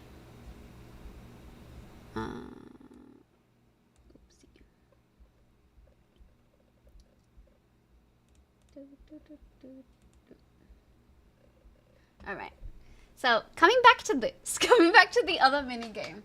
So my thoughts are, you would be wagering for whichever side you think is going to win. So maybe you go for the predators, maybe you go for the farmer ants, maybe you go for the pests. And also that command is open. So basically plant a number between 1 and 3. So if you haven't done that, feel free to do it. Because I would love to collect as much data of this as possible so I can play around in Python once I do start modeling this game, because this was supposed to be a Christmas game.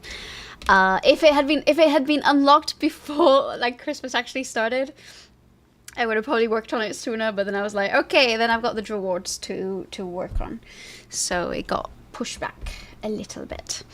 But there's going to be a couple of things I change about this, and I'll get to that in a moment. Thank you, Wombat, for entering twice. Ooh, interesting. Wombat wagered for 2 different ones. We'll have to pick one. So, I need to figure out what the win condition is. So the win condition for these ones is probably eats all the pests. Well, it could either be like eat all the pests or like plant health is over a certain threshold. And then the win condition for the pests could be either plant health equals 0, so they get all the resources from the plant, or at the very least plant health is under a certain threshold, which we have not determined what that will be, and it will require some trial and error to like see what balances it out. And then the weaver ants is either going to be intermediate plant health threshold, that is between the pest win condition and the predator win condition, or if they achieve a certain farming level, they win instead of the predator or the pest. So one of those two. I don't know if anyone has any particular thoughts. I do feel like they should all be mutually exclusive in one way or another. So whether it be a specific threshold, if it's a plant health thing, it is probably going to mean that the simulation runs for a set period of time. And if it's just above or under a certain percent, or we run it until predator or prey goes extinct, then weaver ants would win, basically as long as they farm a certain, like at least a certain amount. So with that in mind, I want to find some riveting facts that will also inform the parameters of this game. So I'm going here to find out how many facts of each one I need to find. So the white scale bugs, I have posted one fact about them, and we have over 900, probably 950 by now. A lot of these fun facts that I'll post about the white and red scale bugs are going to be pertaining to their parthenogenesis, so we'll probably skip those for today. We have 438 aphids, so that means fact 300, 350, and 400. I need 3 fun facts about aphids. So we'll be looking up some fun facts for the aphids. These two have an unspeakable number of facts, so however many I decide to come up with will be insufficient. The weaver ants. Let's see, how many weaver ants do we have? Oh my god, that's so many weaver ants! Alright.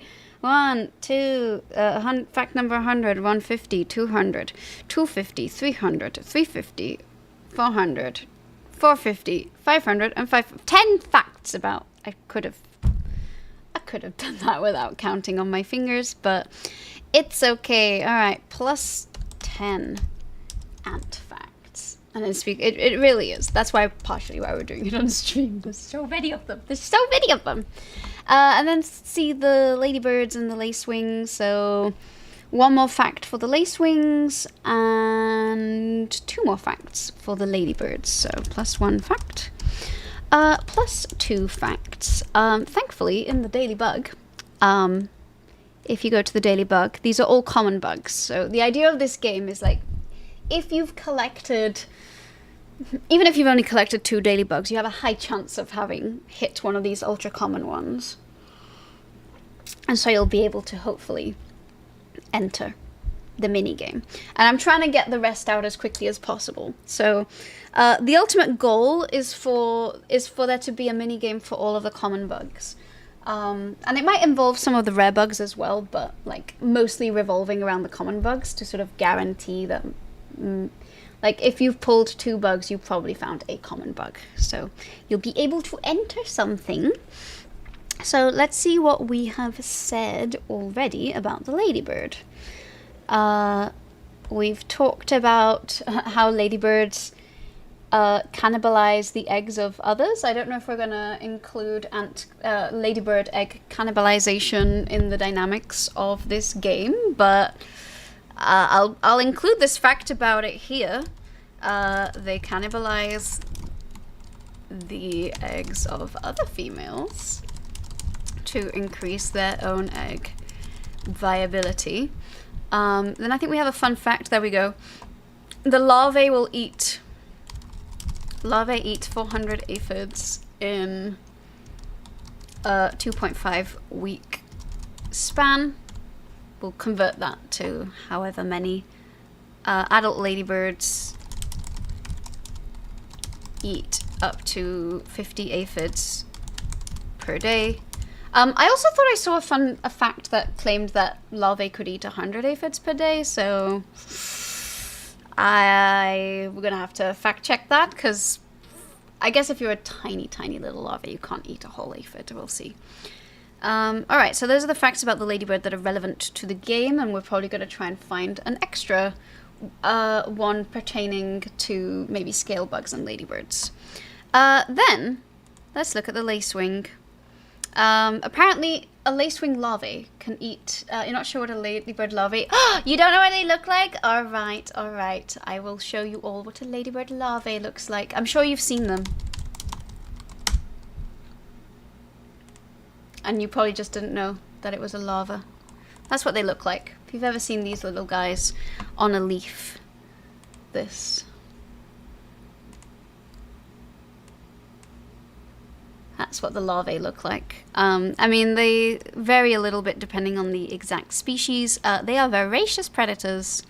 Let's see if we can see the jaw. Alright. Ladybird larvae eating an aphid using a colorful SEM. Let's take a look at that. Damn. That's very cool. RIP to that aphid. Who took this photo? Oh, this is Science Photo Library. Okay, I shall not be licensing this photo, sorry. But anyway, there they go. That's what they do. Oh, here's another... Oh, the harlequin ladybird. I know that the harlequin ladybirds actually do cannibalize themselves, so... they are voracious predators. Wow, this image is not available for purchase in your country. I'm not even trying to purchase it. I just want to look at it. Okay, fine. Fine. Be that way. Geographically, but wow. Fancy sample prep for the SEM. Yeah. Say cheese, everybody. Oh, no. The larvae is eating the cheese. Watch out,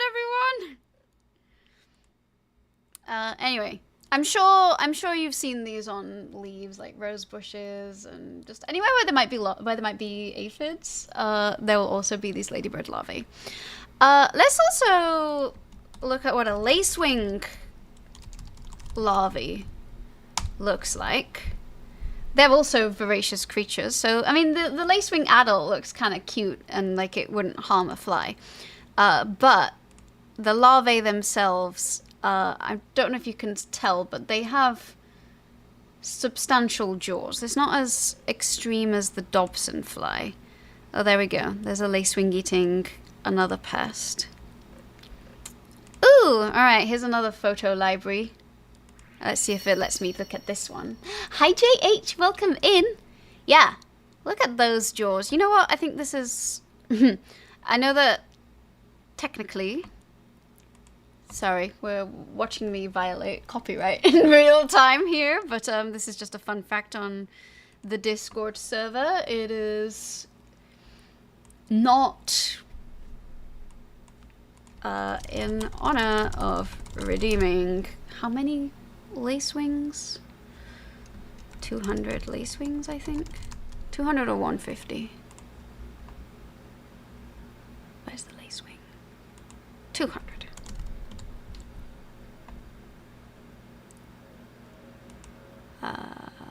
There we go. Lacewings. These are the jaws of the voracious larvae that will eat just... Oops. No. There we go. Just about everything, including pests. Oh, and I forgot to add the image. So.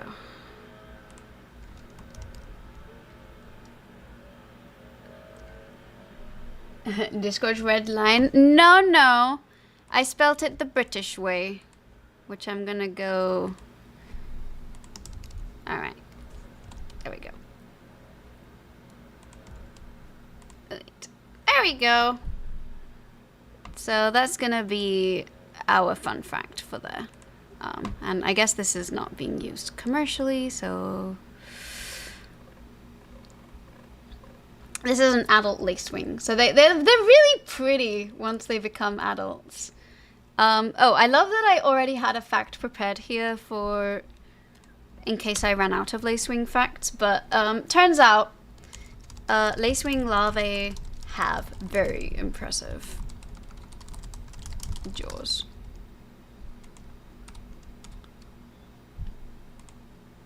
And there we go. That's what they look like. Hi Vipers, gratitude. It's good to see you. How are you? Hello, hello. Also, you should get your daily bug if you have not already. Okay. Oh, so yeah. So I got the lacewing fact in.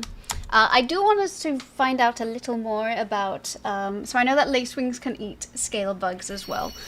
We need 2 facts about ladybirds. So I'm going to be looking up ladybirds and scale bugs. Let's see what pops up for that search.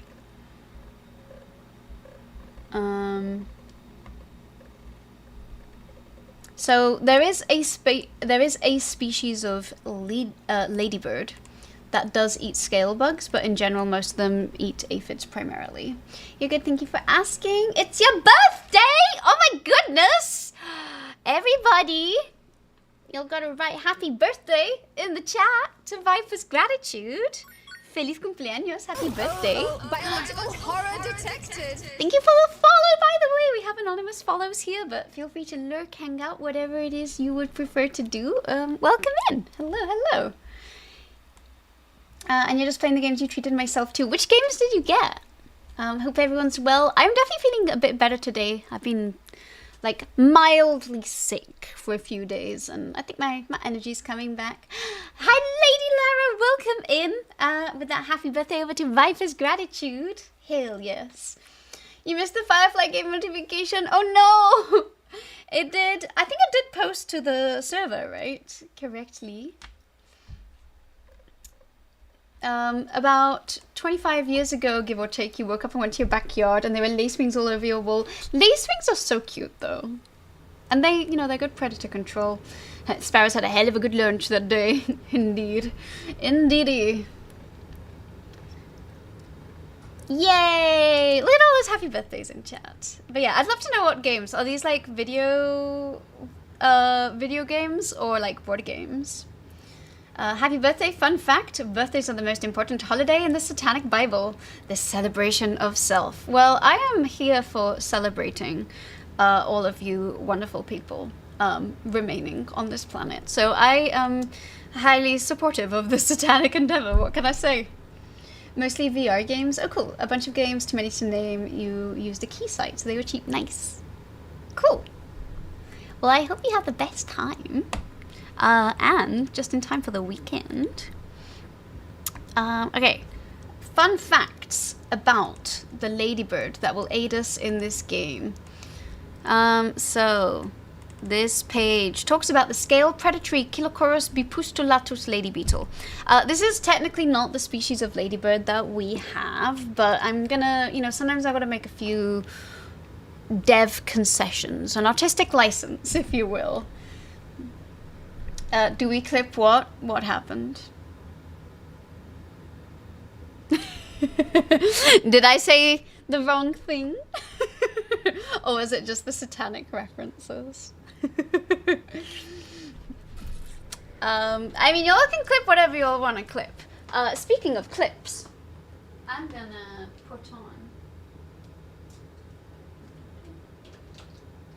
put my beetle clips to good use. So I'm trying to, I want to put my hair back in a way that will make it look like I have short hair, so that I can have an idea of what I might look like if and when I finally go through with getting my hair cut short. So I'm going to try and hide this bun behind me.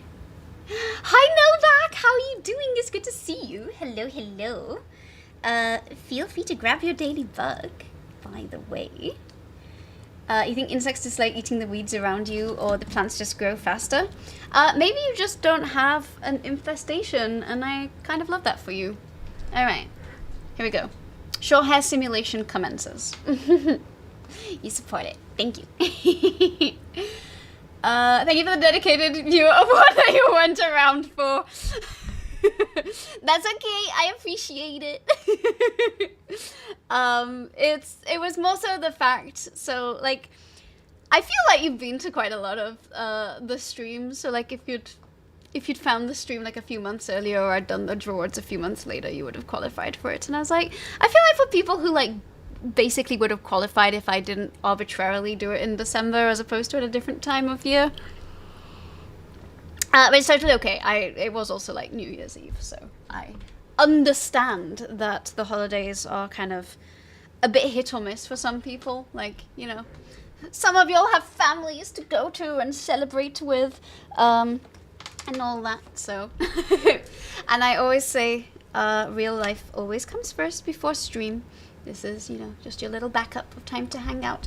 Oh, no, back to do the daily bug, you have to do it through the channel point redeem. So you would go down here, and then you would click on the daily bug and redeem it. Sorry, that's the easiest way for me to show it. But the daily bug, also the command itself just shows how many have been collected. But in order to do it, you do need to go to the channel points. We love short hair, Dr. Inez. I cannot wait for all the hate comments I'll get on Instagram, but I actually do think I look acceptable. I like this kind of length. Shorter does not really suit me as well, but I might still go shorter just to like see for the fun of it and then grow it out. We'll see. We'll see! Hear me out, Inez, new opt-in extra bug fact roll. Sure, we could do that. Your hair looks great. Thank you for the lurk again. I appreciate it. Thank you, thank you, thank you, thank you. Alright, so I want to read about this ladybird that apparently does eat scale bugs. I don't think we're going to introduce a bug that is specifically a ladybird that eats scale bugs, so we're just going to have it separate. Alright, I'm skimming a little because I want to sort of cut to the chase to the, you know, fact that interests us here. So the adults and larvae prey mainly on armored scales and soft scales. Adults consume about 4 scales per day during their lifespan of about 3 months. A larva consumes about 100 scales during its development. How long is it in a larval stage for? That would be kind of good to know. But if it is similar to the other one, let's say that they're larvae for 2.5 weeks, like the other species, which, again, I feel like for the context of a minigame, that's acceptable. So let's say ladybirds that eat scales consume 100 scales in a 2.5 week span, so that seems kind of acceptable. Oh, my leg did not like that. And then the adult ladybird week span, scales. The larvae consume 100 scales, and the adult ladybird eats about 4 scales per day. I think I'm going to modify this specifically for the game. The white scales are the most abundant, but they're also a little softer. So I'm going to say that 200 scales get eaten. In fact, I'm going to go with, they should eat more scales than the aphids because there's so many of these scales. That or the scales have to reproduce a bit slower. Let's say they eat 200 white scales, 100 red scales in 2.5 week span, and as adults 4 plus 8 plus 4 white and red scales per day. So that's going to be the fake parameter for here. For the actual bug fact, though, we're going to use a real fact. Simulated short hair looks so good. You're very sweet. Thank you. It won't look quite the same because this is, you know, the undercut. There's also all of this on top. So it will be a lot more voluminous when it's short, but I think it'll be cool. I'm gonna try and lean into it. I don't know. It's either that or I cut it to around here. We'll see, we'll see. All right. Okay, so I think the fact here is there is a species Chilocorus bipustulatus. All right, I'm gonna move this over to here so I can type out the bug fact. In honor of redeeming, oh god, how many again? Where's our ladybird? 200. In honor of redeeming 200 ladybirds, there is a scale predatory lady beetle known as Chilocorus bipustulatus, where the larvae can consume up to 100 scale bugs during where they can consume during the larval developmental phase, and the adults will eat around 4 per day. There we go. That's one of our fun facts. I'm going to add this to the bug wiki, so we have it there too. I like to add. I add the facts in the Discord, but I know it's easy to sort of miss it with all the other things that are happening too. So they will always also appear here as I write them up. And again, every time we get 50 of one, I technically find a bug fact, but also we've got so many bugs now that I'm always behind on this, and I think it's fine. Oh my god, they arrived so fast. But the shoes, those arrive tomorrow, right? Are scaly insects the same as mealybugs? Let me check what a mealybug is. It's not a mealworm, right? Yes, it is like a mealybug, but they are, so there are lots of different types of scale bugs. There's armored sorts and unarmored sorts, and specifically the ones that I talk about are Iceria porchasi, which is a cottony cushion scale, so it's this one. And then Coxoidea, which is the red scale bug. Not all of them necessarily interact or live on the same plant. Like this particular scale insect usually lives on Nopales or Opuntia, the prickly pear, whereas I'm kind of assuming a more generic kind of plant in this mini game. Hi, Monkey Man! Welcome in! It's good to have you here. Hello, hello. Issues is tomorrow. Fun! Nice weekend project. Alright. Bugs for growers. Now is the right time to use ladybugs to control aphids. Mealybugs, mites, scales, and thrips. So, you know, if we ever add any other pest bugs down the line, we'll have this. Scientifically known as Hypodamia convergens. Oh yeah, I think this Hypodamia convergens is also a beetle that consumes scale bugs. So primarily aphids, but also sometimes mealybugs, mites, and scale insects. They are hemispherically shaped, bright orange in color. Since adults of ladybugs are very active predators, they can move very fast after their release and find their prey in the garden.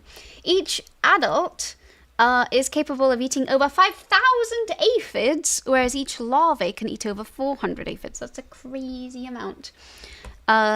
Maybe we can write that in. Use of ladybugs, blah, blah, blah. Where do they take this from? Then, apparently they can lay up to 1,500 eggs. So again, I'm going back and forth whether I want this to be like a cool geographical type game where based on where pests land on the plant, certain interactions will occur. So, you know, if you're spawning closer to the ants, you have a slightly higher chance of being protected, etc., and that's slightly determined by randomness. That will be a little bit harder to code, or if I just sort of do it generically by numbers, and I just put like a total number of individuals that are in the system based on larvae, etc., and take it from there. I don't know. Going back to the parameters of this game. So, where did my game go? There we go. Here it is. So here are some facts about the ladybirds. I need to dig up the same facts for the lacewings, and by dig up, I'm just going to scroll up because I've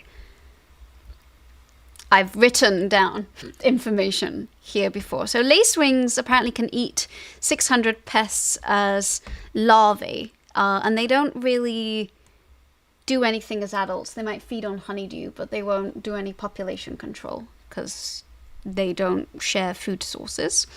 So the lacewings will eat up to 600 pests as larvae. Adults will feed on aphid honeydew.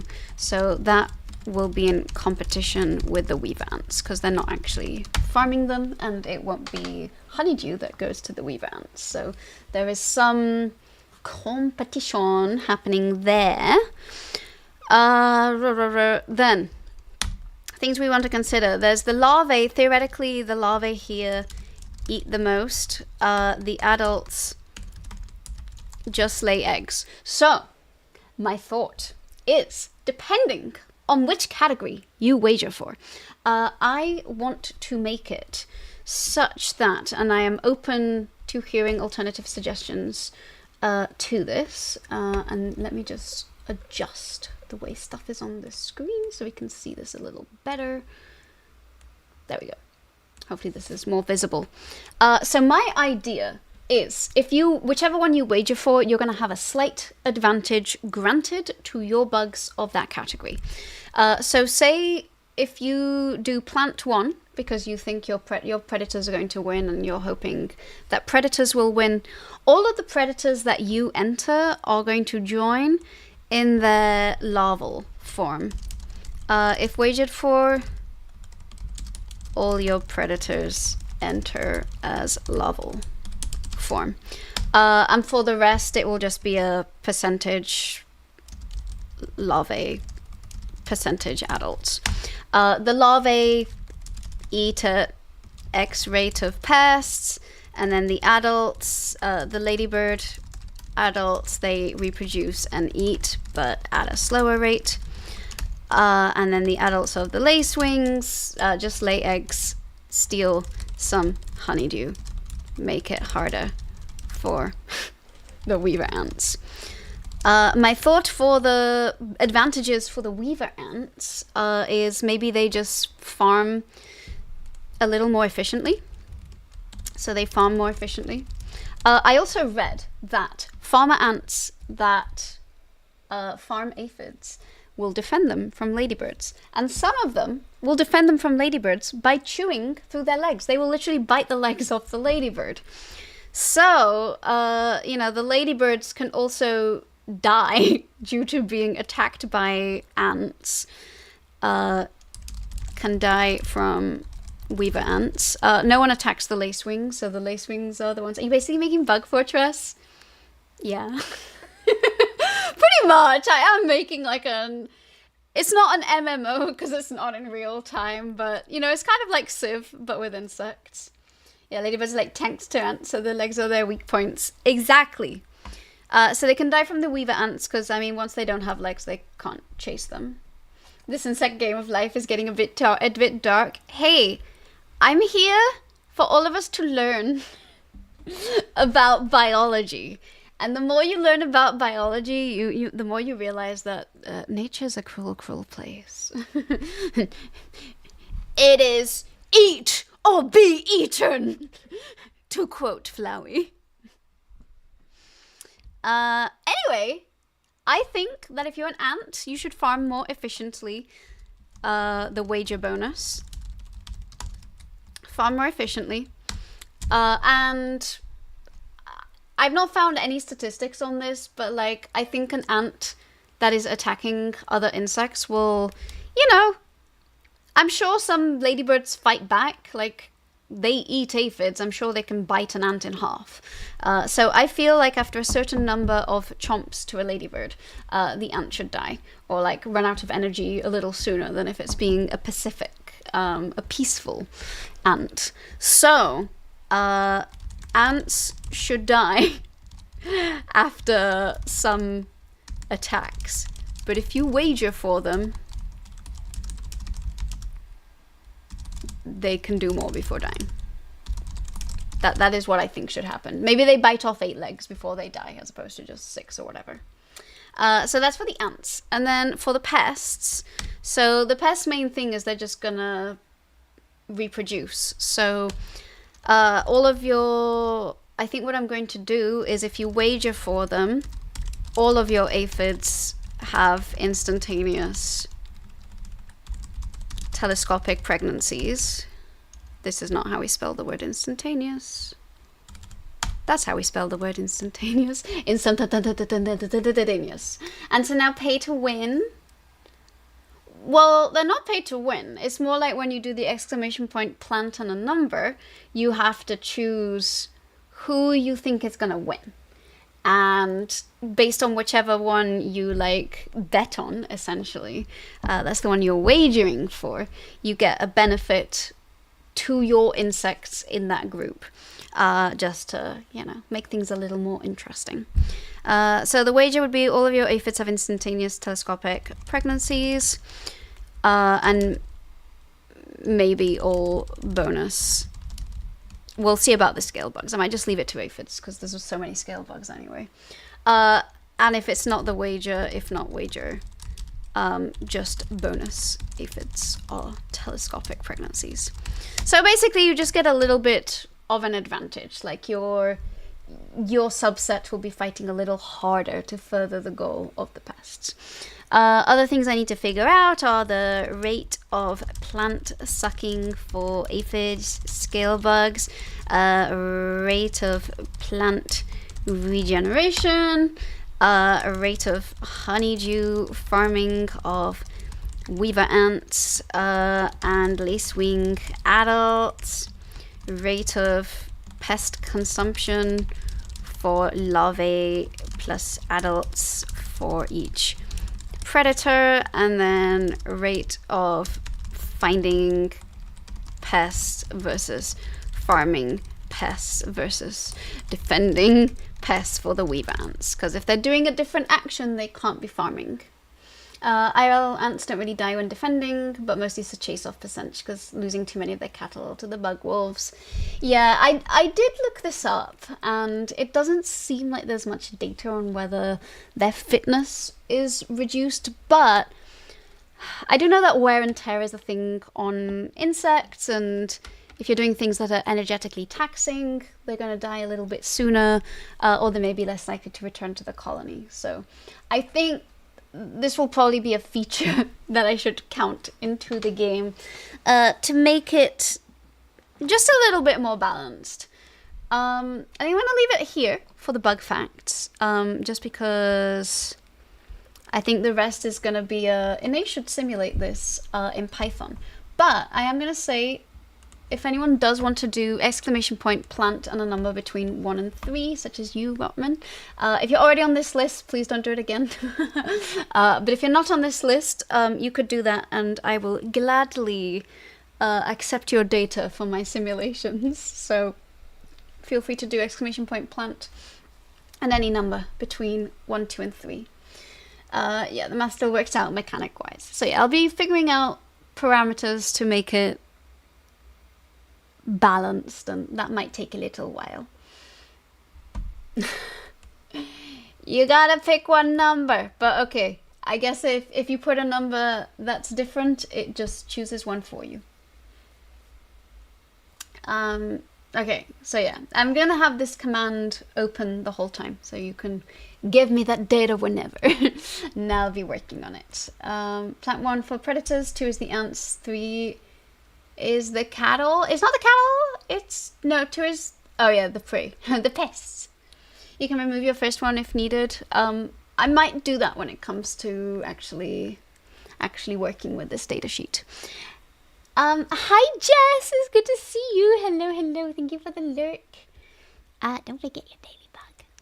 Alright, I want to do a little bit of Pokemon. Rules are made to be broken. Well, guess what? I anticipated that someone out there was going to write a number that wasn't 1, 2, or 3. And my spreadsheet changed it to make it work. Alright. I want to do Legends of ZA. Because I did a little bit of story off stream I met this Karina person, but I wanted to... Oh, we moved to software game development. Thank you. Let's take us over to Pokemon. Legends ZA. Let me update the title. Alright. As long as it's figured out to defend against your antics, you say. I bet that if insects had their own version of Twitch, they'd scream in terror at a raid. I think they would too. You know, for the longest time, I've wanted to make a silly video or like skit about what if insects had social media of their own to like talk about like alarm signals and pheromones. But I like the idea of Instagram being called Instagram, where each instar of an insect gets to have its little showcased version as a photo. She hasn't learned to defend against the lunch cat. I've reduced the volume slightly. You might notice that I'm not falling off the chair from in recent times. All right, let me switch the capture card over to my Pokemon game because I want to keep playing, and it seemed like I reached an important battle, and I was like, all right, I'll do that on stream. So I chatted to Karina, and I think I beat her in battle, but now we're gonna go to a rogue Mega Evolution. Twitch launched achievements? What's that? What does that mean?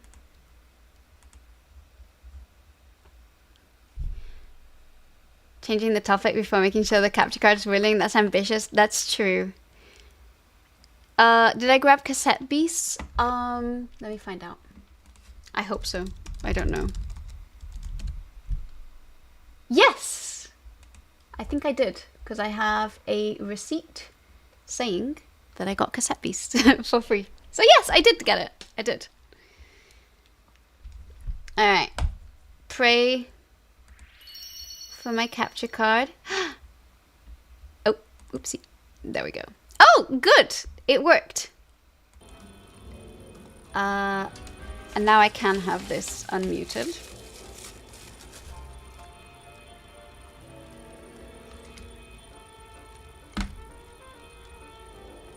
I'm gonna put these in so that we don't have double audio. So yeah, we're about to enter this battle with Karina. I did battle her off stream, and I think this is like a rogue Mega Evolution, but in Donut Land. So I'm probably gonna have my ass kicked. It was your first Pokemon style game and you were addicted for a few weeks.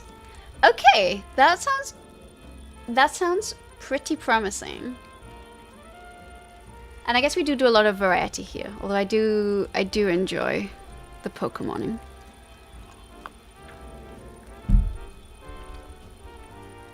Okay, how's the volume? It's quite faint for me, so I might have to make it a bit louder for myself.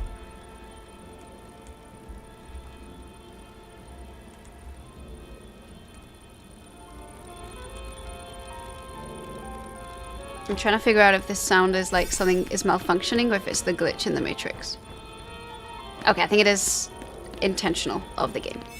Alright, we're gonna do this battle. So we met Karina, she's full of energy. I'm sorry that I skipped a little bit. It's quiet for us. Okay. How about now? Is it better now? Ah. There we go. It's now full volume for everyone, so if anyone does a port, it's gonna hurt for you as well.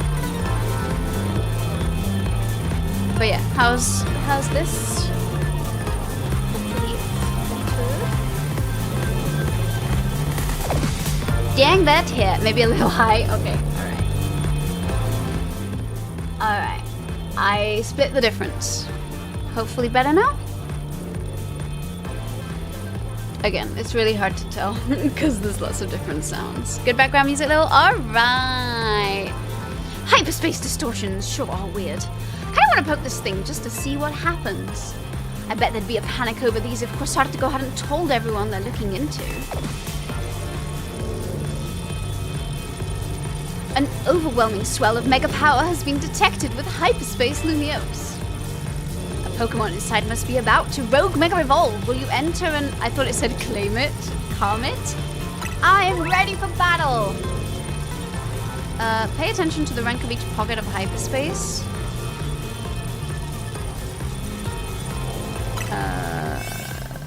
Okay. Well, unfortunately my face is covering... Oh. Well, okay. I was gonna go with it's not actually telling me what level I need to have, but it says 1 star, so I guess we will find out.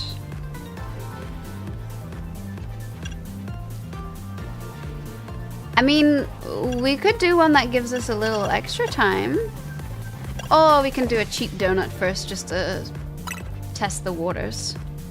Because it's not like it's really giving us anything. Alright, let's see how this goes. Hang on, Karina. I'm coming too. Oh, her brain. Oh, sorry. I was so pumped to see what Pokemon's gonna Rogue Mega Evolve. I totes forgot about you. You know, we kind of all have really forgot about him. Anyway, now that all 3 of us are good and ready, Hyperspace Lumiose, here we go! Do your thing, Hooper! Alright, well, time to go down the hole.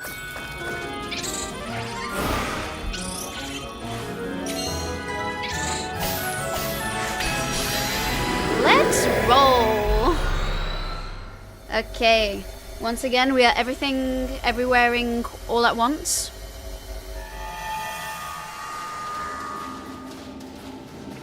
And it looks like we've landed on Mars. Oh, that does look weird, actually. I kind of like this. Oh, no, it's an Absol. Not an Absol. Oh, dear. You know what happens to Absol when it Mega Evolves? Actually, I have no clue. You know your stuff. I do not know my stuff. I had a 50% chance of guessing correctly.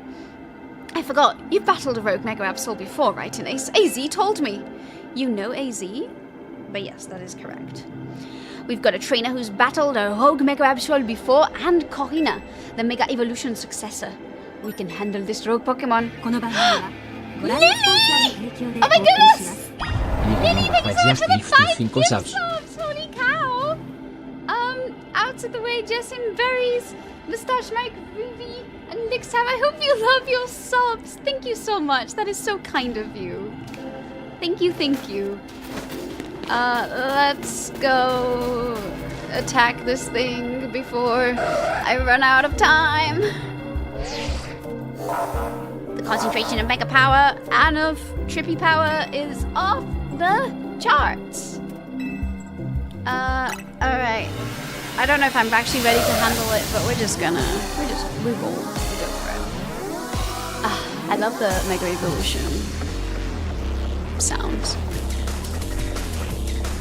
It's like guttural. A Moustache Mike, I hope you love your sub and all of the super cute emotes that come with it. Oh, and I changed the name, so I'll change that one. Mega Absol Z! Wait, okay. Oh, that's fun. While battling both Mega Evolved Pokemon in hyperspace, you want to keep an eye on how much donut energy. Okay, so I'm gonna get the black energy orbs. Alright, well, let's have Fort do a bunch of stuff. And, oopsie. Fire Blast. And I'm loving that Goodra that's attacking alongside us. Alright, where is the Mega Absol? I'm not seeing these black orbs, but hopefully... Oh, there we go. That looks like... I don't know if that's a black orb, honestly. Come on, Quirky, do your thing. The calories of the donut are rapidly expending themselves. Oops, is that, I was gonna say, is that a black bulb? Nope, that's just straight up an attack. Straight up an attack. Battle music got louder. Okay, well, I will change it for the next one. I think just the battle is louder in general, though. Okay. I think the donut consumption. Oh my god! Porky! Porky! My pork died! I'm also gonna die at this rate. I'm not ready for that just yet. Oh, this is gonna take us a while, I think. Alright, come on, Heracross. You got this. You got this. I'm not sure where these black orbs are supposed to be coming from. Let's Mega Horn this guy. Alright, let's avoid that black orb too. I think I do like Mega Absol Y. Right, let's Mega Evolve the Mega Horn boy. Alright, let's go, let's go, let's go, let's go, let's go. Go! Mega Horn this guy. Mega Horn him. I don't know if that's a black orb or not, but we gotta keep going. Okay. Ooh, oh boy, oh boy. That's a lot of energy. Ah! Oh boy, ouch. Ouchie. No, avoid, avoid, avoid! Ah! Avoid! I said avoid! That was not doing enough avoiding. Alright, we gotta take out this guy before we run out of power. Something tells me that we're kind of cooked here. Look at me using the young arms lingo. Okay, come on. Come on, my dear Heracross. You can do this. You can do this. We've not got much time left, but I think this is perfectly doable. As long as you stay focused, eye on the prize. Alright, quick, hit, hit, hit, hit, hit. She's paralyzed right now. She still can't seem to do anything. I think we can get a couple last hits in. Oh, it's cutting it fine, it's cutting it fine, but we got this. I think we can do it, we can do it. No, don't. Did we get it? Did we get her? I think we did. Alright, sorry, let me fix the battle sounds. Hi, Dying Umbrella, welcome in, it's good to see you. Hello, hello. You need to catch the Absol. Oh, so it's not over. You just beat it? Nice. First try. With my 6 donut calories left. Yay! Oh, level 75? Let's go. Ooh, you got yourself an aphid, which is going to come in extra clutch for the extra minigame that I'm going to be designing. A Pregante aphid. Absolute Z, one of a variety of mysterious megazones. So I've noticed that there's a Mega Charizard Y and a Mega Charizard Z or Z. Is there a difference? Like, is the Z like a dark version? Because I've noticed that Charizard is black and this Absol was black too. Like, is it just like the Black Cat version of them? Will we learn more about it? These are my questions to the Pokemon experts in chat. What? Do you always get a Mega Stone after you calm a rogue Pokemon? That must be the Pokemon saying thanks for freeing it from the pain of rogue Mega Evolution. Probably so it doesn't Mega Evolve again. Seeing it happen up close was really something. I could feel the danger, especially since it was extra strong from being in hyperspace Lumiose. There's no Mega Charizard Z, just Mega Charizard X. Oh, but there's Mega Charizard X and there's Mega Charizard Y. Charizard X is physical based and Dragonfire. Charizard Y is special based and retains Fire Flying. Ah, okay. Understood. Karina, you said that was Mega Absol Z? But it seems that a lot of the Mega Z designs are like inverted color, black, darkish, edgy. They're like a shiny. It sure was. I was shocked. Pokemon expert, you're kind of that. I'm gonna have a lot of questions for the Pokemon experts in my chat. I'll say that much. Karina's whole outfit is insane. Reminds you of Danzo and his Sharingan arms. Let's see if she backs up a little and we can take a peep. That's surprising coming from the Mega Evolution successor. Hey! Mega Absol Z was only discovered recently. I didn't think we'd run into one right away. Sure. In any case, it's good to know the 3 of us can handle pretty much any rogue Mega Evolution. Yeah, Inace and Urbain, you two are fantastic trainers. Do not put me in the same category as Urbain, okay? The cosplay would take so much work. Now that I'm looking at it, it would. I have very similar shoes, though, from the Rumi cosplay, so could do it. I think I can learn even more about Mega Evolution by helping with your surveys. And the more I know, the deeper the bonds I can build with my Pokemon. Hey there. Good work. Our instruments stopped picking up those rogue Mega Evolution readings. Thanks for your help too, Miss Megastones. Taking down a rogue Mega Evolution alongside the Team MZ crew is pretty big. Guess you really deserve that Mega Evolution Successor title. Your efforts got us some valuable data too. We'll get to work analyzing it.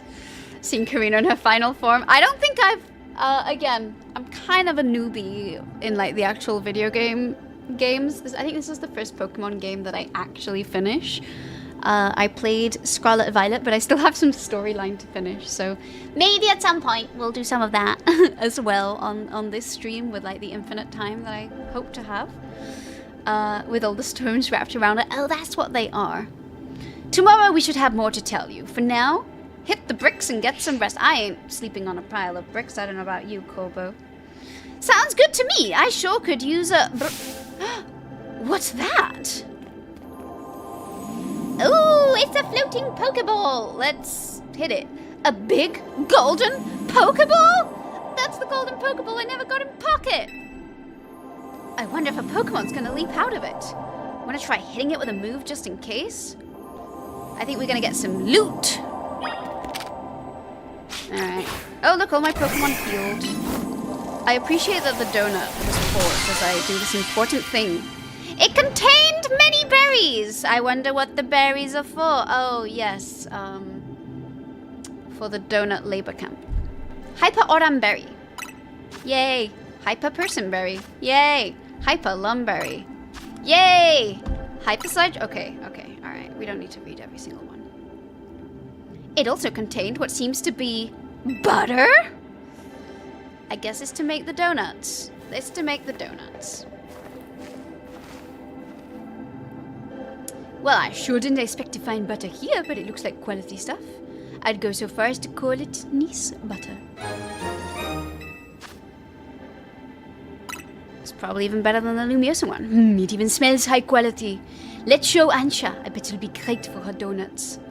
Good idea. I think it's time to head back to your home base at Hotel Z anyway. Alta, thank you so much for hanging out with us. It's always a delight to have you here, and I hope you have a fantastic weekend. Thank you for being here with us, and thank you for participating in all the fun little mini games.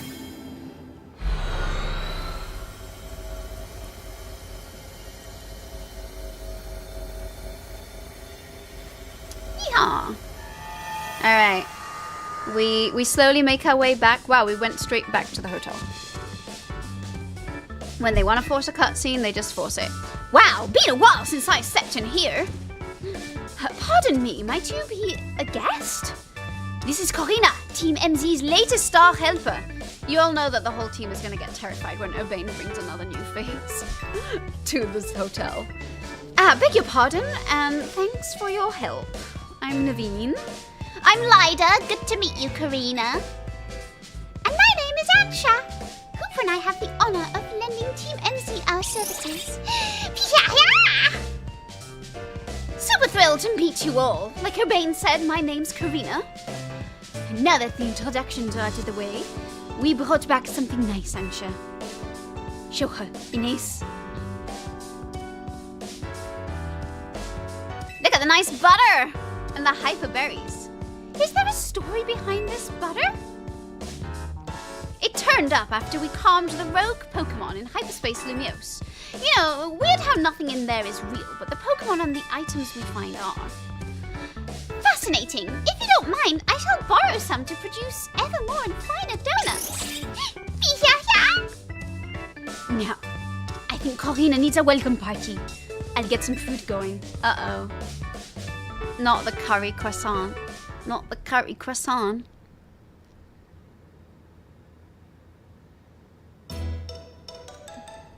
It is the curry croissant. Karina immediately leaves the team. Excuse me, Karina. Did you say you've been to Hotel Z before? Sure have. Alright, story time. AZ and I went way back. Once he started having trouble battling for himself, I entrusted him with my Lucario to help. that Lucario helped me out too. I got him now. AZ told me how my Lucario helped you calm that first Mega Absol. He seems happy. So is your connection to AZ what brought you to Lumiose? Yep, I'm here for 2 reasons. To pay my respect at AZ's grave and help put a stop to Rogue Mega Evolution. Getting to try this special curry is a bonus. I had the honor of being sous chef. Ordinarily, I'd treat you to one of my signature donuts, but dinner took precedence. Well, I can't wait to try one of your donuts soon, Ansha. Hello out of the way, and hello, welcome in. I hope you love your sub and the ad-free viewing and all the super adorable emotes, which I need to update the cheer ones because we have changed the names of them. But welcome in. Hello, hello. We do a lot of science and also Pokemon and a bit of variety here. So now that I've met everyone in Team MZ, I've got a big favor to ask, which is to please let me stay here with you all until we get this mission done. This hotel is literally never going to earn any money, and that's okay. No objections here. That'll make it easier for us to coordinate. I'll set you up with a room once dinner's done. Oh, has someone else taken room 301 now?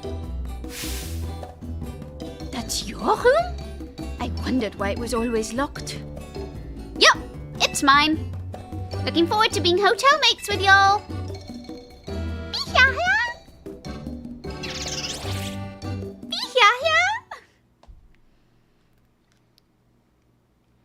Love a little Pokemon comedic relief.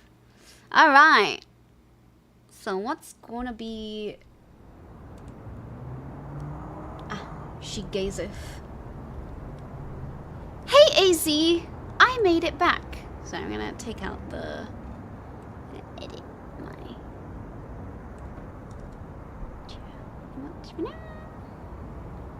Alright. There we go. That hopefully... there we go, much better. Hey AZ! I made it back. Look at that impressive spiral ponytail. I know I was too late to stop things from going wrong with the tower. But this time, I'll help however I can. We can't let those poor Pokemon in hyperspace Lumiose keep Rogue Mega evolving. I'll handle... no, I won't just handle them. I'll save them from any more suffering. Yeah, I gotta update it. It's not got all of them. It's a little out of date. We've got quite a few emotes that are not there.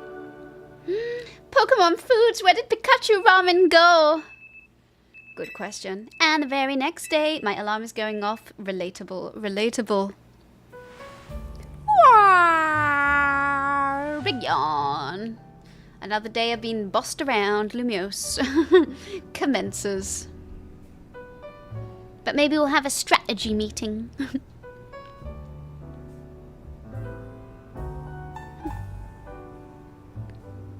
Who does she think she is? The protagonist? Yeah, I'm gonna have to up my hair game. That whole room of mine is the best. Felt like AZ was still here, welcoming me back. The hotel where I reside is so decadent that I never quite feel relaxed there. I'm not surprised you got set up in a plush spot. You've come from one fancy family, aren't you? It seems that way. Both her coat and her apron are bespoke, if I'm not mistaken. You know, in all this craziness, I forgot to ask. Is it really okay for you to hang out here with us all the time, Ansha? Don't you have a home to get back to? Of course, my donut shop is here after all. Well, sure, but I think Lida's still got a point. Don't you need to let the folks back at your hotel know about your donut shop and everything? Not to worry, I've been returning to my hotel at bedtime. Likely story. I've made donuts at bedtime. A customer! Welcome! Ah, oh hello. What do your senses tell you, Chandelier?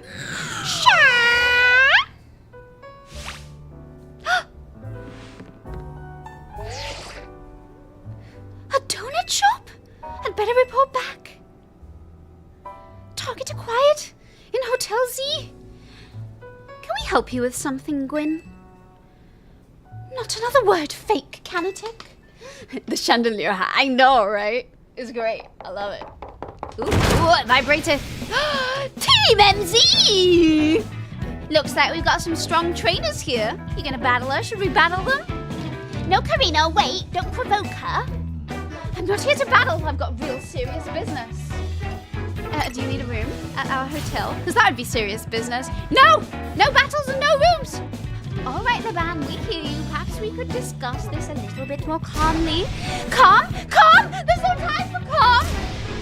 At this rate, I'm risking the wrath of Lady Jacinth, and it's not gonna be pretty.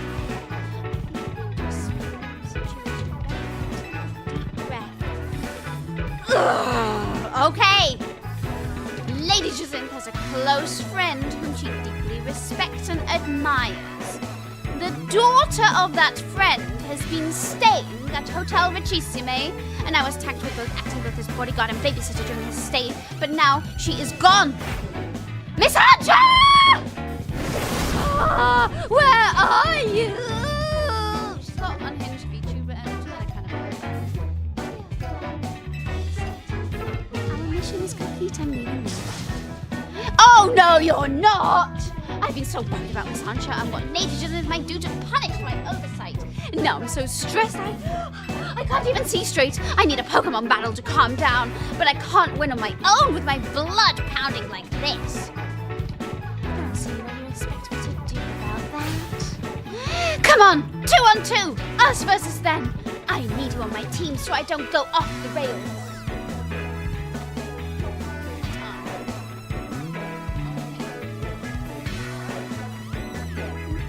Sound down a little bit more. Double battles, yeah, truly that's the one solution to everything. So let me check my sound settings. See if the input has put its random enhancements on again.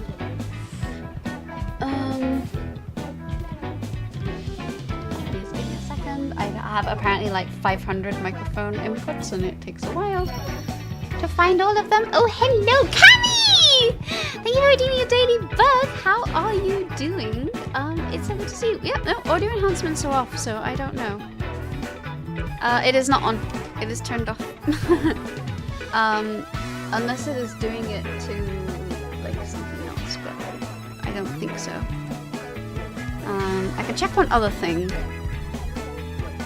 But, no, that was not on.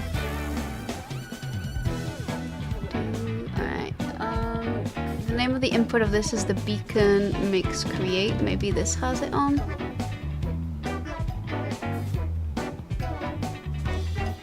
No. I'm not seeing anything. So, no.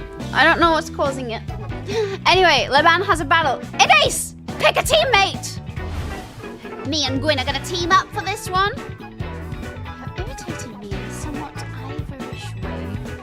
Family trauma is just going to follow you around, Gwyn.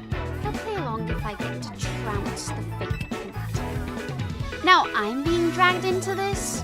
Why? Come on, Naveen. You want to help Laban settle down, right? Go get him. Fine, fine. See you all outside. Laban truly arrives with a bang. Oh my goodness. Can anyone be normal in this game? Now that you've got that Absolute Z, I've got an important tip for you, Inace. Mega Evolved Pokemon classified with Z have special characteristics. They have less time to fire off moves, but they burn through the Mega Power in exchange. If you want to try it out, have your Absol hold it. Okay, fine. I hear what you're saying. Let's take a look at where did I catch this Absol? Alright, search boxes. Pokemon species, A for Absol. Where did my Absol go? Search boxes. I assume. Is this level 75? Yes. Alright, so I'm gonna replace my Sliggoo for now. You like the decor in this room? Wallpaper is your favorite colors? Thank you. Do you mean my room? Because a lot of this is just done with lights on a little grey backdrop. to try and like get a saturated mid-tone color. And then I am going to give it an item to hold. And there should be a stone. There we go. Give to Pokemon. Hell yes. And I guess, well, we'll start with pork. Because I'm sure it'll take a while to build the mega power up. Yes, it's good too. Thank you. Okay. Oh, right, the decor in the... because I had switched to the box, I was like, do you mean the Pokemon or my room? Alright, let's battle these ladies. Let's go! Oh, we're doing this? Yes. Let's do it. Get some peace. I need 10k more to go until you can join a guild. You're not the best. The crown on your tooth. Oh no! Oh no, I'm so sorry to hear that. Ooh, okay, I'm glad you're gonna see the dentist soon, because I was like, this seems like it calls for a dentist. How many bugs do you have now? Oh, you have 11. So yeah, if you cheer or if you get the bug bag redeem from the channel point section, you can get gilded immediately. If not, you can at 25 you'll get automatically gilded. Alright, you are challenged by the sisters in suffering, Leban and Gwyn. Oh, that's one way to put it. Tyrantrum. Oh, I don't want to hurt a Tyrantrum, but I guess we're gonna have to do what we gotta do. Alright, go my chonky port. Do your thing. Oh, I can Mega Evolve already. Alright, let's change to Absol then. I thought that we might have to get energy first. Alright, I'm trying to Mega Evolve my Absol into Absolite. Look at him! He's gonna become emo! Let's go. Let's go, emo Absol. Go, go, go. Oh, wow. Long games, both of them. I'm sure that was totally right. Okay. Well, Absol also took a bit of a hit there, but... Alright, let's get Noivern out of the way. Come on, Absol. I think you can do this without dying. Never mind. Absol died. GG's. Alright, let's do a little head smash on that, and I was gonna say, who's Mega Evolving? Okay, Naveen. Go King, go King. I prefer more Scrafty. Although actually, Mega Evolve Scrafty I like a bit more, so. Alright, let's go. Take down, take down. Oop, oop, oh, and I think they're gonna Mega Evolve theirs too. Time for our secret weapon, Mega Evolve, so we can drag these kids to Galdry. I see what you did there, Leban. I like how unhinged Leban is. I think she's rapidly becoming my favorite character. Scrafty getting a hoodie is so cool. Genuinely, I think I like Scrafty looking like that. I also like Mega Dragalge. Oh wait. Chandelier, Mega Evolve, finish them. Let's go. If you had a Mega Stone, a ring power, where would you have it? Where would you touch it?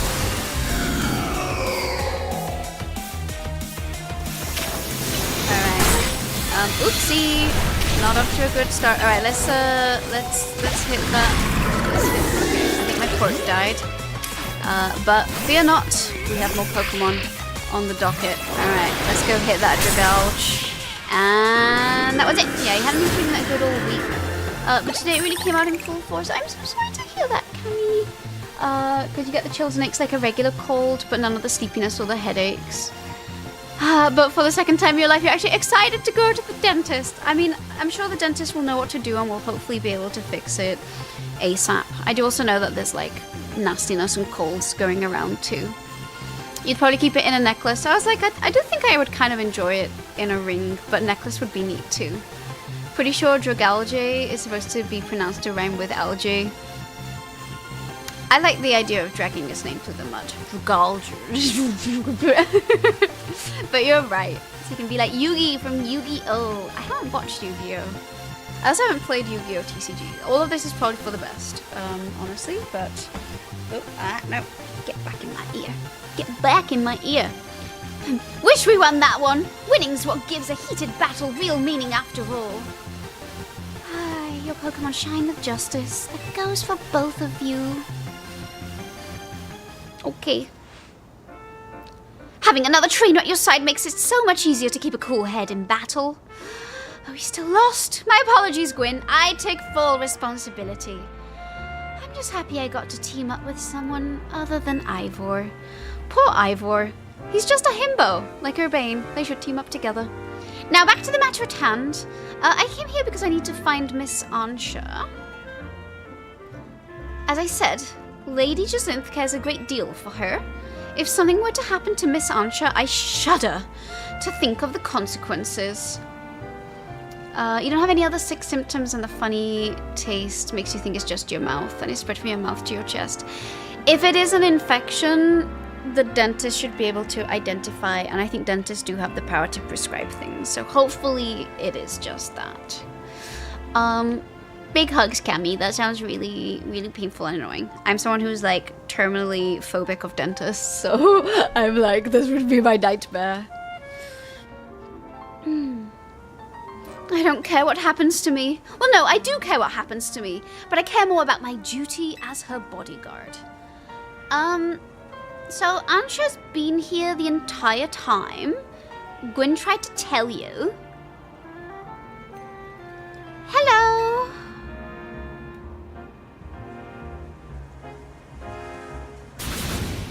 What? I told you. Oh, she's having a crisis. Oh, got it. My blood must have been really pounding in my head. Well, what matters is that Miss Ansha is safe. Thank goodness for that. Hopefully the next stream will be feeling better. I really hope so, because next stream will be Monday. Possibly Sunday, but honestly probably Monday. And I really, really hope that you're out of the wars by then.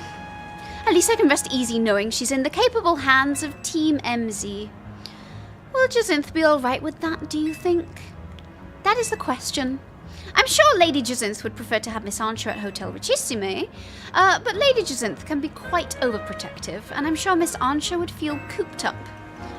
I cannot abandon my donuts. I've got to keep working on them. My dream depends on it. Ansha desires to continue her dream of child labor with the donut camp, so I think she should stay at the hotel, because, quite frankly, this hotel has no other viable business prospect.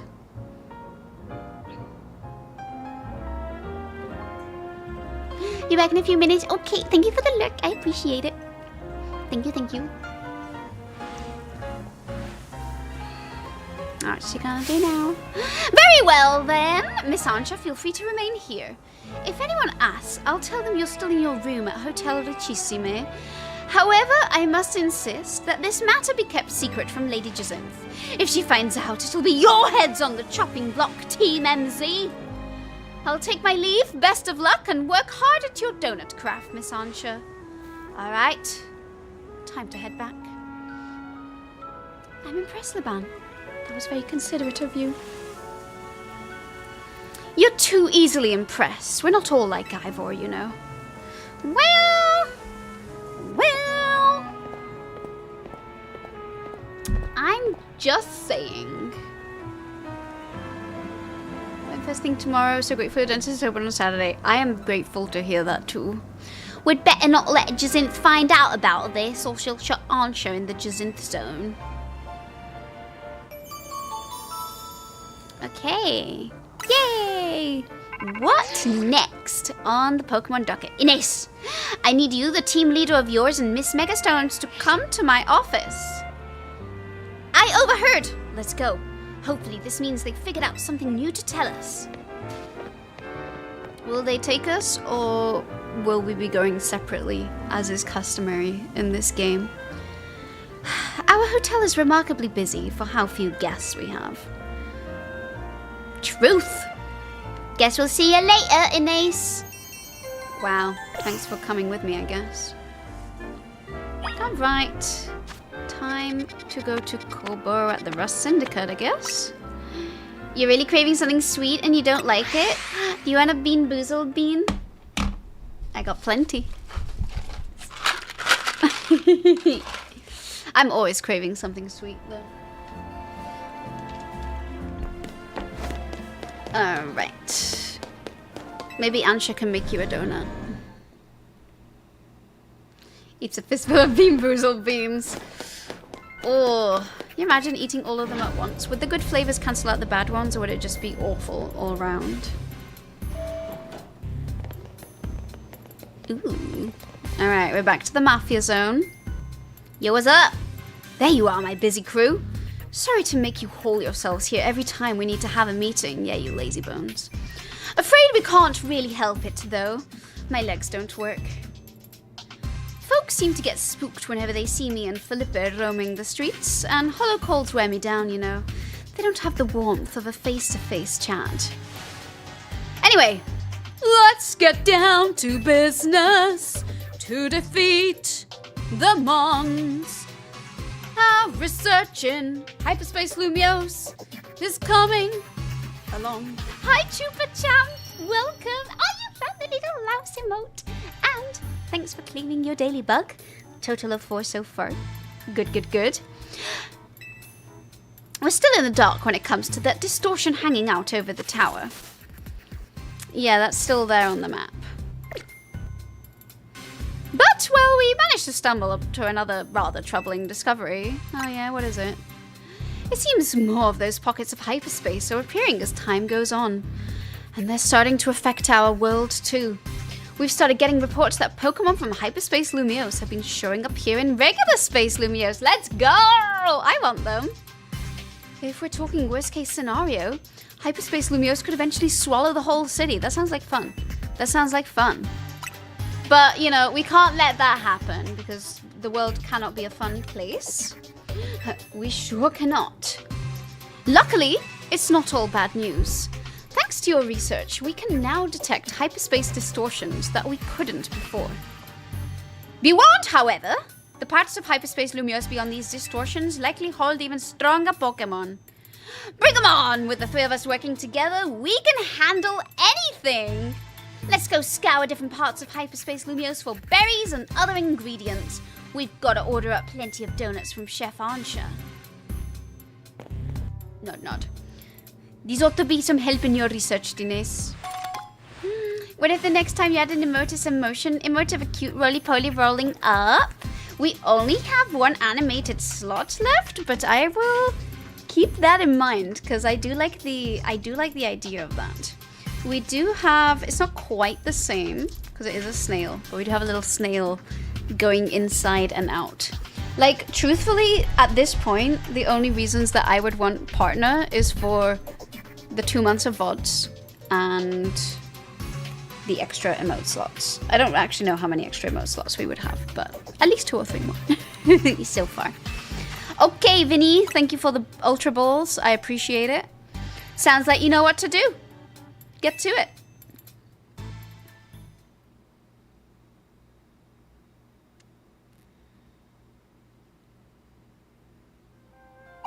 Aw, that's a very cute snail emote. Alright, so check his distortion before entering. Alright, let's see. Oh, there's, guess, what is that? There's one directly outside, apparently. So let's go find. Let's go do one. Oh, ho, ho, ho.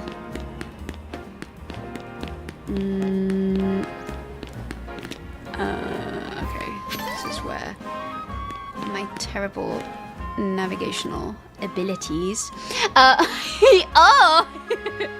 What's the story behind that sweater? Well, when I first started streaming in May 2024, which was honestly before anyone knew that I streamed, except those of you who've stuck around since then, I traveled to Iceland for fun. And I stole my husband's sweater to go to Iceland. And the sweater, well, I got COVID in Iceland. I went to hot springs. I went to some geysers that smelt of sulfur.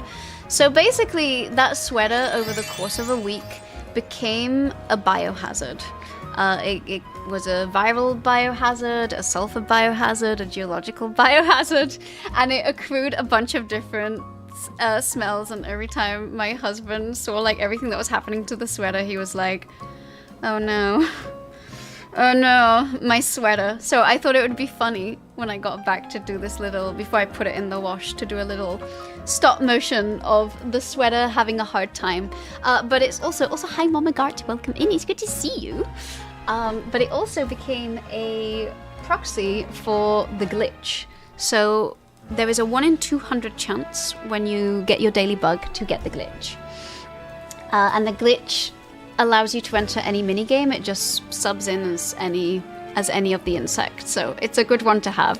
So that's why the emote has stayed there, but it is like very random early stream lore. And thank you. I would like to say the sweater is still alive and works, you know, does its sweater jobs just fine. Alright, ooh, oh, okay. I guess that's the continuation. How many times have I got to tell you? There's no Pokemon stronger than your Arbok, see? JPEG. Aww. The scariest thing about it is a silly pattern on its belly. Glalie a million times gnarlier. Honestly, I gotta say Glalie is scarier to the eye, in my opinion. What are you looking at? Actually, you're gonna help us sort this out. All you gotta do is face us in battle. Easy, right? First, it'll be one of your Pokemon against my Arbok one-on-one.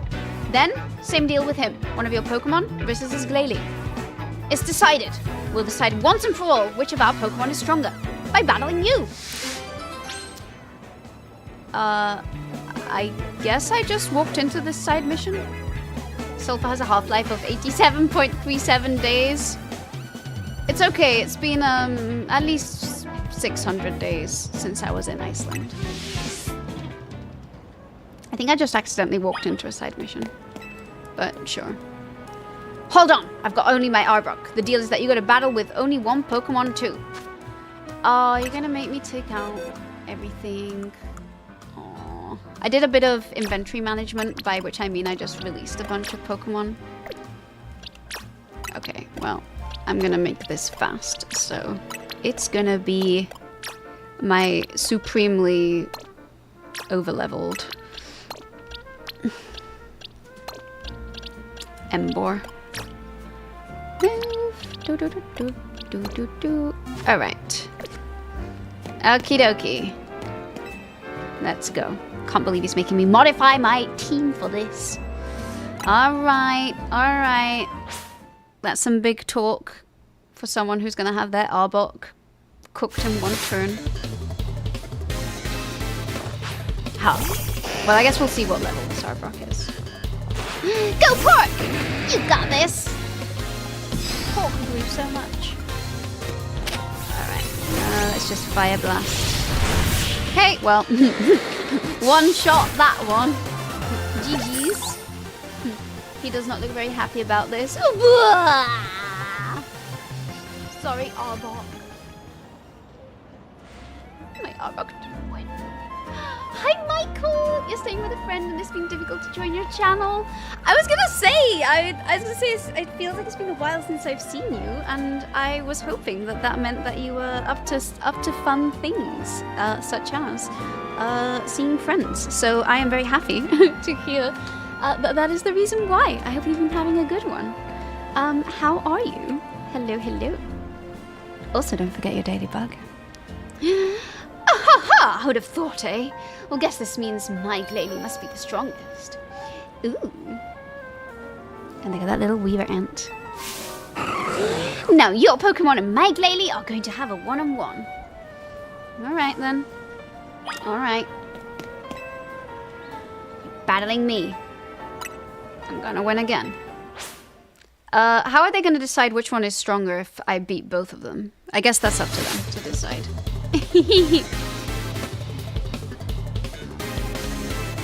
Alright, Rust Syndicate. Go, fork! Dun, dun, dun, dun, dun. Oh. Sorry, I just thought it was funny that it did a double team, only to stop in time to get hit in the face by the fire blast. Thank you, been having an enjoyable time. I'm very glad. But I thought they were trying to determine which one of them had the weaker Pokemon. So, you know, one of them is weaker and the other one's weakest. No way! It's a sad day. I can't believe it. Even my Glalie was defeated like it was nothing. I hate to break it to you. Well, ain't this just great? We both got stomped. This can only mean one thing. My Arbok isn't the strongest, and neither is your Glalie. This logic is correct. That's right. The strongest is this kid's partner, Embor. We were just big Magikarp in a small pond. I'm gonna steal that. We love being an expert splasher in a small pond. I know what to strive for now. Thanks to you, kid. Right. And I'm gonna strive way harder and leave this chump and his Glalie in the dust. As if I'd let you get ahead of me. We're gonna keep battling so I can put you in your place. I got black glasses as a reward for that, so I can be like the Rust Syndicate. Okay. Alright, I was looking for this. Right, this is inside the wild zone, so it looks like we're gonna have to go inside and look for this. That's what I was trying to find out. Hello, Wild Zone 5. We meet again. Aha! There we go. Alright. Ooh, level 120. I think this is gonna be a Babiri curry donut for this one.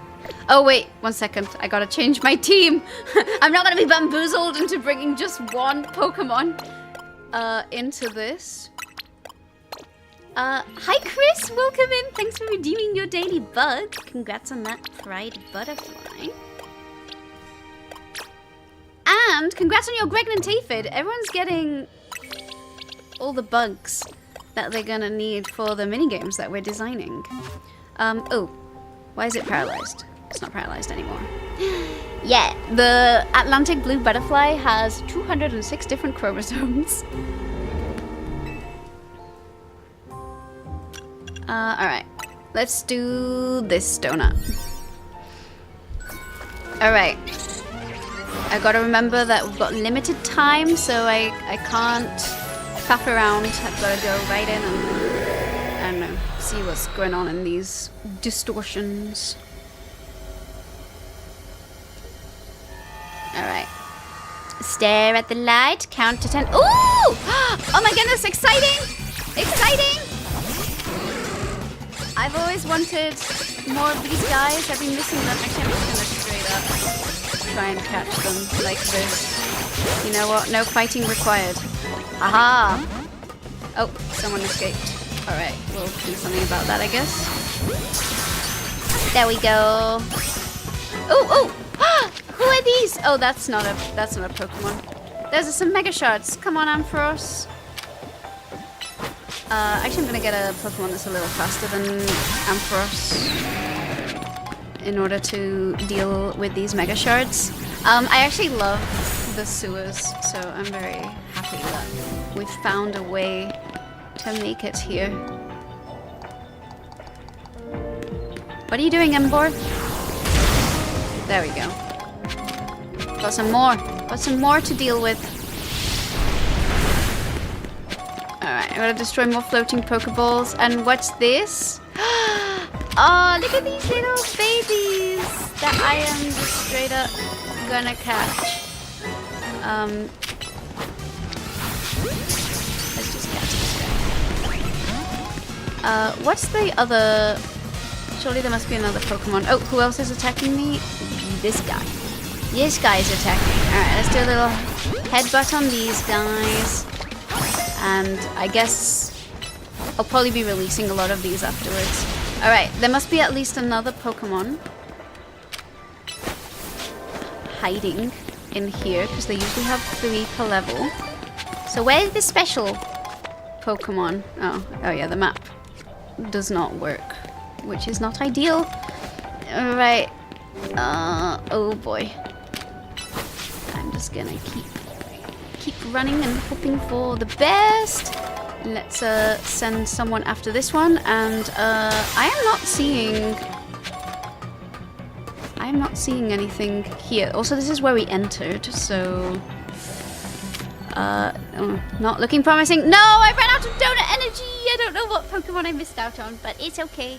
We can do some more. Hopefully we got a bunch of berries from that.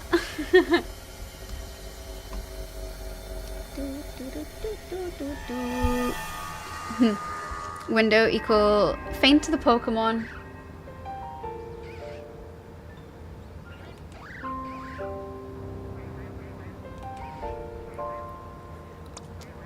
Okay. Alright.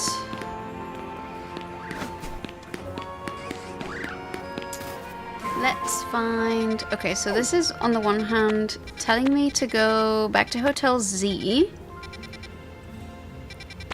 Oh, window equals faint the Pokemon. Okay. I kind of want to do... Oh, this has... This has a completely new Pokemon. So let's try and find it. Pokemon Legends teaching kids that eating lots of donuts is how to get the energy for adventure. Not wrong.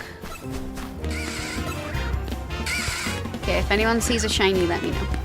I'm trying to find very poorly how to find. I don't know where I'm going, but I'm trying to find. Oopsie, where this other blue sector. Do I have to climb? I think I have to climb up on top of this building, don't I? Do I remember how to do this? Do I remember how to do this? Let's go to Centrico Plaza and attempt to enter from the outside, maybe?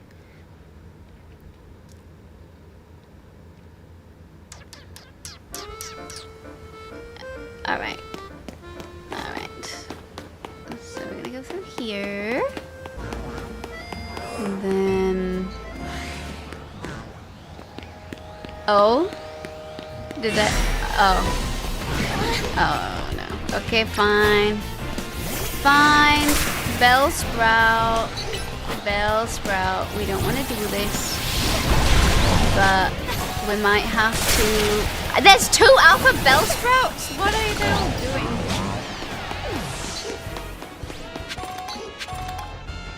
Who else is... Oh, we got a burp. It's okay. It's all good. Alright, somewhere here. But it strikes me as I've got to climb up somehow. And I don't think I remember how to do that. Do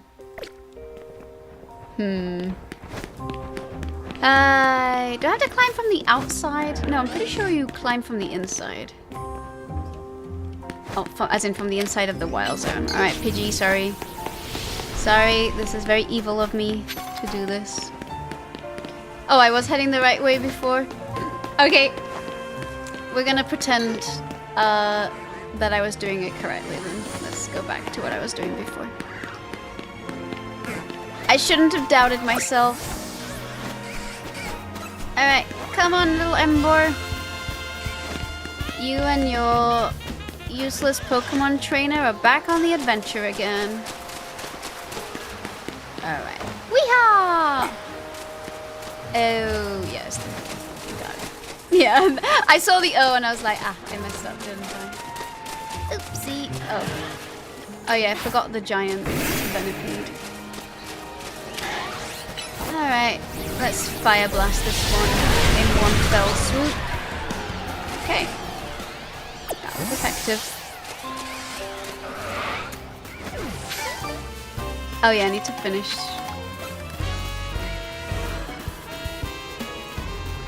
There's a little side mission I need to finish. Alright, we're gonna go and see what this mystical new Pokemon is. Let's go, Hooper! Into the hole! Hiya! Alright. Down we zoom.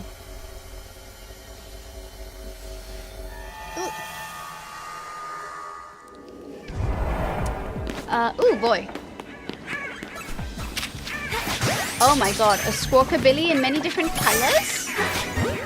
Heck yes. Are those just different morphs or was one a shiny? They're probably different morphs.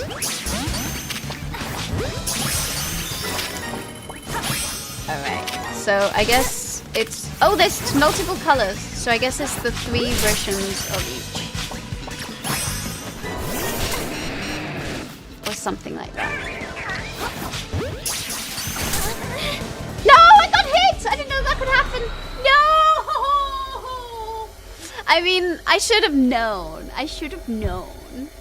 But my fun was cut short. Okay. Magical donut number 2 completed. Wow. She was not happy about that. Alright, let's see where these Squawkabillies. Did I get at least all 3 colors? I did not. Wow. Mission failure. Welcome back, Cammy! It's good to see you. Anyway, I'm gonna complete this side mission now that I'm here. This twig gives off a nice sweet smell. You found the perfect revitalizing twig. So, you know, there was a Fennekin that's been sick for 2 months. It's probably dead, but time doesn't exist in this game. So we're gonna go... Oh! Oh!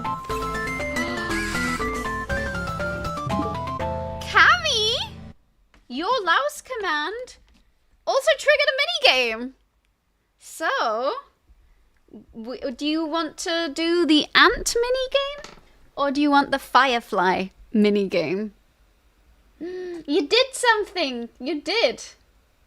It activated a surprise command. So which one would you like? We'll do that. We'll do that one. But yeah, we can do the ant one. Or the firefly one. Ant, you don't think you've done the ant one? Alright. Alrighty. Well, here we go. First of all, to enter the ant minigame, you just have to type ! ant. And if you have a driver ant, then you will be able to enter. Hopefully, Cammy, you have a driver ant. I don't actually know if you do or not. Good job, Lousybot. Yeah, true. Oh, Lousybot did it! Yay! Oh, good! It's to me, Cammy had 1 driver ant. Excellent. So that's good, because it means that everyone who got like tons of ants from the Christmas season, hopefully get them. Alright, everybody. This is going to be a very rapid fire. So basically you have as long as it takes for me to find the entrance so I can read out who is in it. Bye-bye, one ant, I hardly knew you. It's okay. You get to keep you get to keep your inventory. You might just get a few extra things in return. But current entrants include myself, Rotman, Samantha, Cammy, Shackle, Wombat, Urmacher, and Oren. So if anyone else wants to enter, !ant. Then I am going to take us over to here. You got another glitch and now you're playing with almost as many ants as Shackle. You really, really do.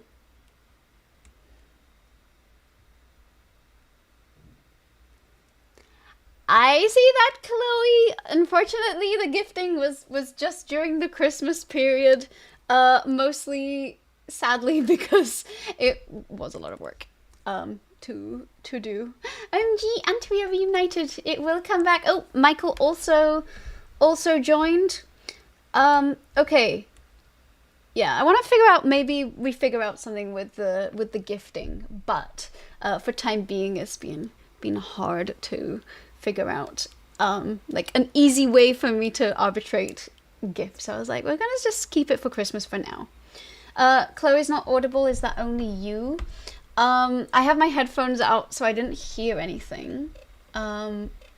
So it might be that Chloe's not on this page. Chloe is not on this page because this is the ant mini game one. but I did see it. What if three spirits visited you and made me promise to keep Christmas in your heart throughout the entire year? I mean, I like the idea of keeping Christmas in our hearts the entire year, but it also has to be something that is doable for the Innes to do. It's 100% if I make them cooler. Yeah. No, we headed over to the ant. Oh, wait. Last chance to enter the ant minigame. When I get to Michael's name in this list, I will be closing it. So if you have not typed !ant, now is your time to do it. We have myself. We have Rotman, Samantha, Cami, Shackle, Wombat, Urmacher, Oren, and Michael. Oh no, Wolf Tracks. I'm sorry. You do need an ant to participate. It's okay. Keep getting yourself a dailybug. And you'll be able to down the line. And other mini games that we do as well. You'll be able to. I'm so sorry. Alright, I'm doing exclamation point, ant end. And then I'm going to run the ant mini game. Sorry, Chloe probably didn't make a sound because I don't think I have alerts on this page. This is just like a page just for the mini games. To like enter and exit very quickly. So the ants are going to appear on screen very soon. When you enter, you get spawned somewhere randomly on a board. And you're basically tracking down. So first of all, everyone sends a scout ant. So a single ant heads out to the roach, and then after you send out your scout ant, all of the ants that you may have get sent out. So Rotman has 11 ants, Samantha has 15 ants, Shackle has 16 ants. I kind of have the impression that Samantha might win this one with that large population of ants and also having spawned so close. My scout hasn't even made it back to me yet, and Samantha already has 46 fragments. Okay, Cami got a fragment too. Damn, I'm the furthest away from this apparently. You have a feeling you're winning this again with this spawn location. I think you are, like you're basically there. In fact, yeah.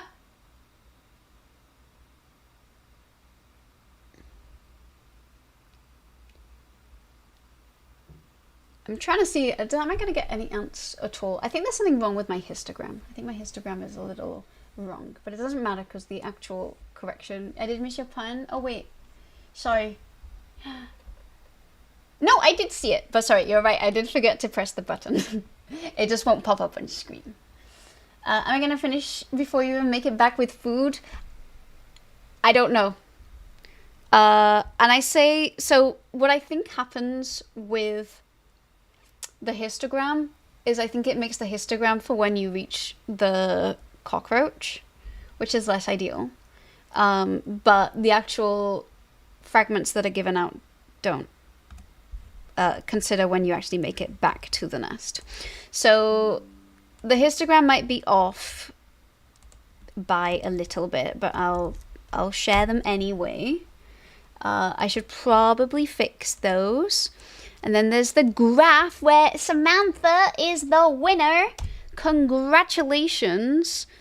And then I'll copy the actual results that we got. So basically, when Samantha got all 100 of her pieces, myself, Rotman, Cami, Wombat, we all got one fragment of cockroach. Shackle managed to get 17, so he got one trip in plus his scout. Michael has 11, Urmacher has 31. So some of us did better than others. Yeah, ants seem to be very lazy. They're doing their best. Actually, your ants did better than the rest of us. Innes doesn't get ant. I think something is wrong. It's okay. Hi, Jazz. Welcome in. It's all good. This one got triggered randomly from the louse command. But you can also, so every 50 daily bugs that are redeemed, we do a mini game. The one that for today already happened. But you can also just cheer 333 bits at any time, and that will trigger a mini game at any point. Anyway, I'm going to copy the results and also have those over here, because that's actually the way the fragments are going to work. I'm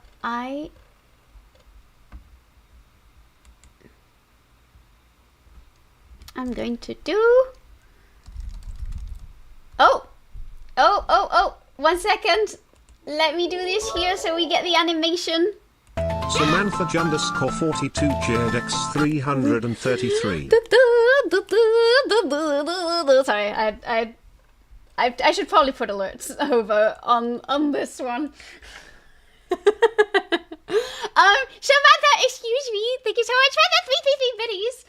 Do you want the firefly minigame or the ant minigame? Let me finish giving out the rewards for this minigame first, though. Let me make sure that the ant winner output looks correct so I can do that.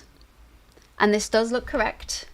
So I'm going to type this in. It's going to do a bit of spam, so maybe after the spam, let me know which one you would like us to do.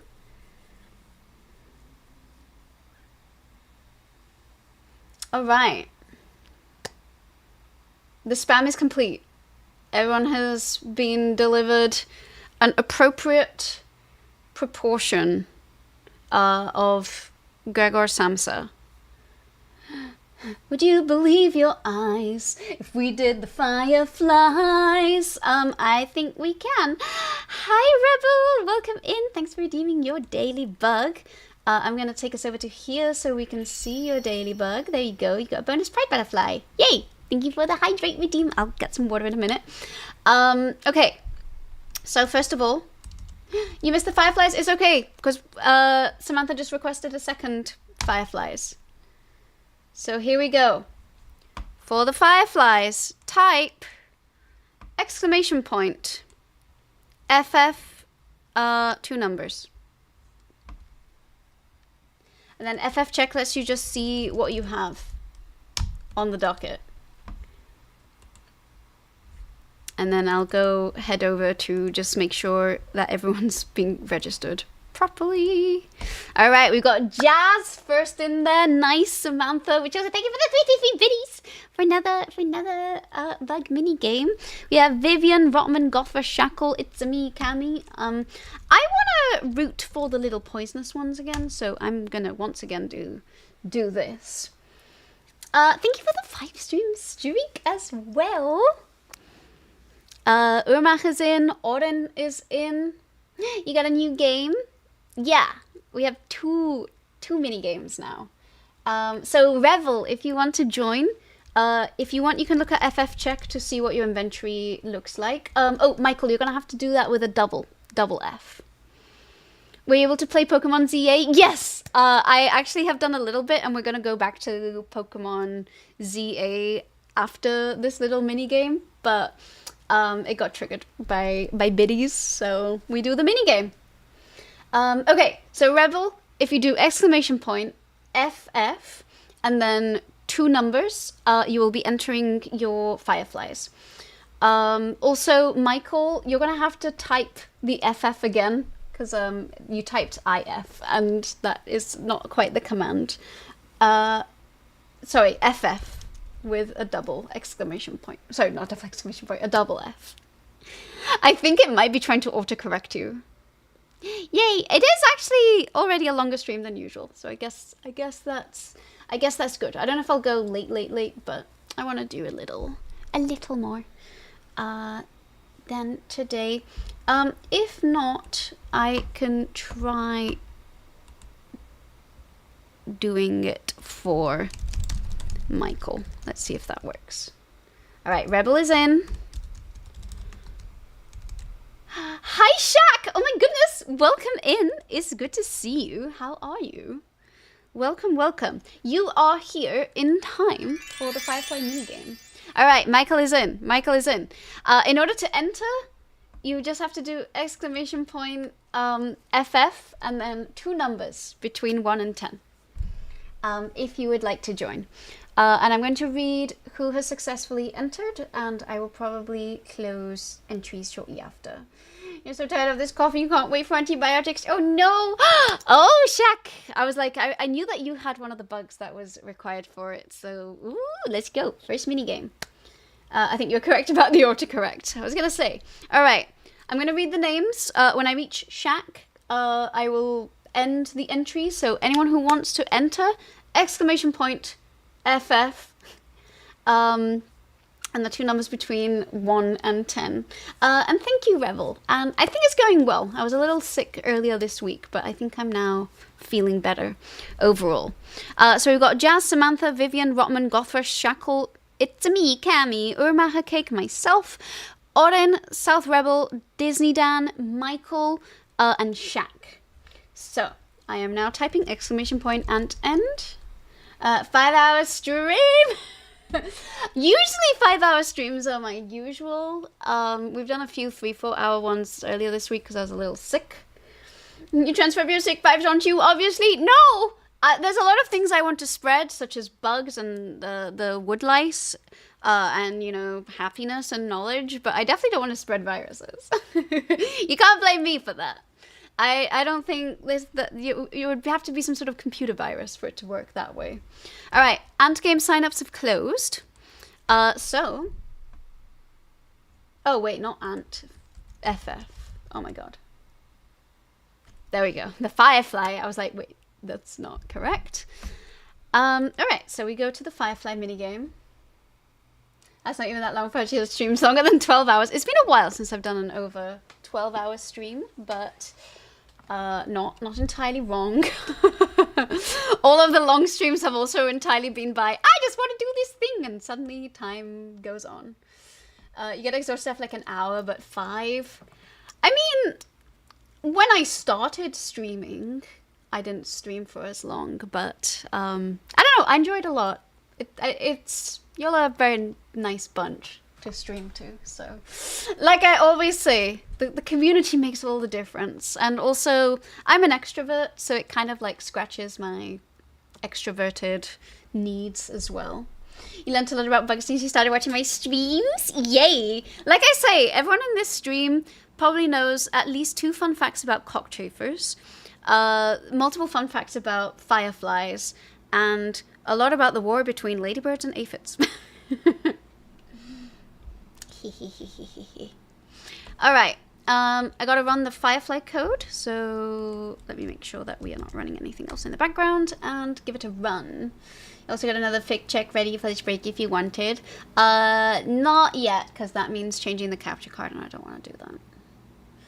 I thought fireflies were extinct. They are definitely a lot less common than you used to be. So the way this minigame works, it looks at 2 different species of firefly. There's one that is poisonous, and there's one that is not poisonous, but the females pretend to be the females of the poisonous ones so they can eat the males of the poisonous ones.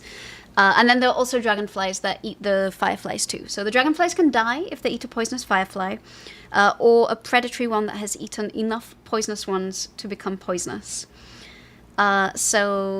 And then they also lay a bunch of eggs with like a formula that's all detailed in the bug wiki, so I'm not going to go into detail on that. But it's basically like a sort of predator-prey interaction, and we're looking at how many eggs are laid by each species by the end. Is this my own coding? It is, yes. The little bug mini games that we do here. So in July last year, I added the like daily check-in where you get your daily bug. And I thought it would be really fun for it to be like different types of bugs so you can collect different things. But then I like everything to have a bit of a purpose. So I thought it would be fun if I learned Python so that I could, you know, learn to program. Or learn to program Python. I do know how to program. I have a PhD and I had to program quite a lot during that PhD, but it was in MATLAB. So I learned to start programming in Python. I'm still quite the beginner, but all of the bug mini games are so that you can enter the bugs from your inventory into these games, and we have 2 of them so far. I'm working on 3-4 more currently. It kind of takes a while to like finish them up, but you know, if we have a regular release so there's like some variety, that's what I'm hoping for.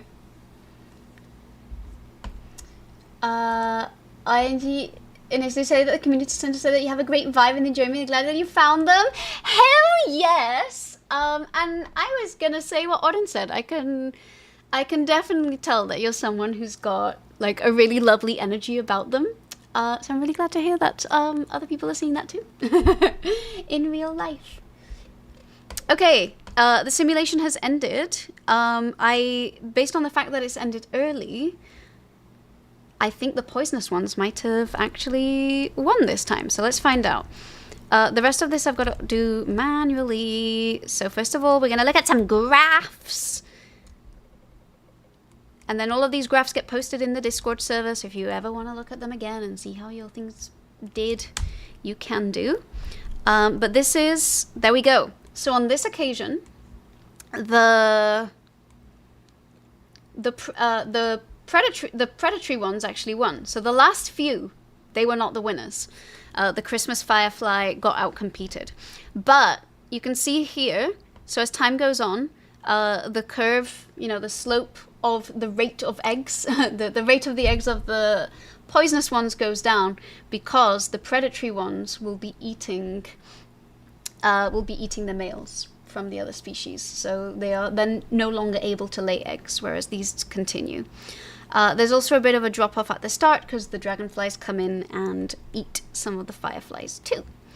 So I'm going to take a photo of this and put it in the Discord server so that anyone who can see it, anyone who wants to look at it, will be able to. You think you managed to get it correctly? Heck yes. Predatory, you mean? Yes, sorry. The predatory and the poisonous both get confuzzled. Fortinus are the poisonous ones and Forturis are the predatory ones. Alright, this is how the dragonflies did. So, additionally, your dragonflies get entered. We started out with just shy of 80 dragonflies, and they collectively took out just shy of 120 fireflies. So if your dragonflies did especially well, you also get some prizes because of that.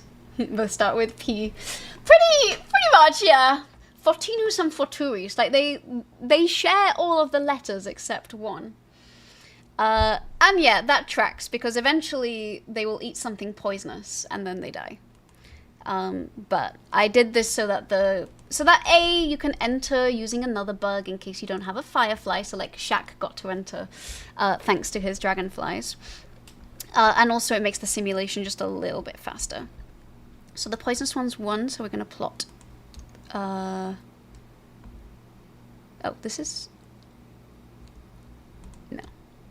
There we go. I think this is what we want to put. Maybe it's this one. There we go. Alright, so this is how the fireflies did over time. So you can see that all of them till around here slowly die, and that's because of the dragonflies. And then the poisonous males, because they're being eaten by the predatory females, eventually all of them got eaten by the end. So is this program based on real-life bug interactions? Yes. So based on all the things that we've learned about the insects that we have collected, I looked at a bunch of scientific papers and tried to adapt the real-life biology to this. I mean, a lot of the things here have a little bit of artistic license. Like, I don't know if they actually mate every night, and exactly how they go about signaling to one another and how they choose whether they're going to mate or deceive another male. So that's a little fudged, but you know, the actual basis behind it is based on real life interactions. Gothrush, thank you so much for hanging out with us today, and for participating in all of the mini games, and for your early bug. Thank you. I hope you have a wonderful, wonderful weekend. And I just realized that because I've not streamed late recently, I was like, oh, I was always like, Gothrush is always up very late. I hope you have really fun plans this weekend. And I will be back on Monday. I mean, not surprised. This is why I was learning how to program. These are some of the things that we've worked on. Did I post the Firefly one? I did. All right, the next bit just creates the table that allows us to give everyone their prize points. So let me just run that, and then I can type this to look at the matrix, and then you can see the raw data in case you want to cross-reference how things have done. But from what I gather here, our percent is from Forturis, which is the predatory one. Oh, Samantha again? Oh wait, no, not Samantha, sorry. Shackle did the best with these ones. If the poisonous ones had won, Samantha would have won, but only 50% over here. Damn, Shackle, you did really well. Urmaha Cake had some very voracious dragonflies and also did very well. Then I think we have... There's the ugly graphs that I don't like, but I still haven't gotten rid of them, so I still plot them every time. This is the one that's everybody all together, and it's really hard to tell who's who. But you know, if you want to see how your fireflies did over time, I don't know if Michael just doesn't have any Christmas fireflies. I find that hard to believe, but I think your Christmas fireflies got killed from the get-go. Possibly, maybe. Could you see more squiggly lines? They are pretty squiggly. Then the last two graphs, which are actually the ones that determine the actual winners and losers. Should you do green and purple? I like green and purple because that's both relatively wicked coded, but also it's like the colors of God of War, if you ask me. So, yeah. I think so. Alright, this should be the dragonfly. Alright. Let's make... Alright, time to make this small again. Oh, god damn it. Not very good at using this mouse. There we go. Alright, so... Urmaha Cake and his 7 dragonflies did really, really well. Even better than even Samantha and her 9 dragonflies and everyone with ample dragonflies.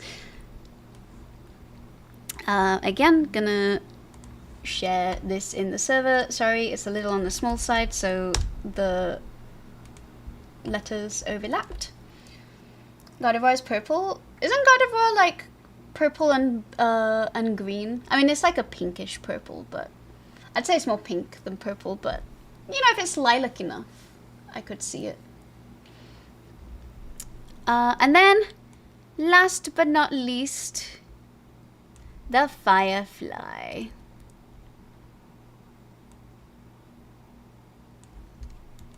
Alright, this is going to be an animation that's going to be too big for my screen. But there we go. Yay! Look at everybody's eggs go! Look at Samantha's eggs with the poisonous one. But ultimately, the predatory ones did better and overtake. Eventually, this is the final state. Shackle. Oh, and I did pretty well too, honestly. Alright, GG everyone.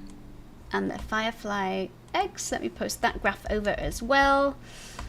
And now I am going to run the spam. So everyone will get their firefly fragments and possibly some bonus fireflies too. Let me take us back over to here. Yeah, I can only pick up at least the blue and purple. I'm going to look up God of War. Now you have me wondering. Because I always think of pink and green as God of War and Wicked and Cosmo and Wonder. Yeah, it is actually pink. Never mind. It's white and green with a hint of pink. So, I think the reason I was thinking purple is because she's psychic, and psychic I do associate with purple. So yeah. But she has like a little pink thing on her. Like her body's white, but she has a pink charm. You're gonna go to tennis. Have a good rest of the night, everyone. Vivian, thank you so much for hanging out with us today. I hope you have the best time at tennis. That sounds like so much fun. Do you know what happens when you make drones mate with the queen bees? Yeah, I do. They steal his penis, and then they kick him out of the hive, and he's left to die penisless. Oh, Jazz! Thank you for gilding yourself with biddies. That's exciting.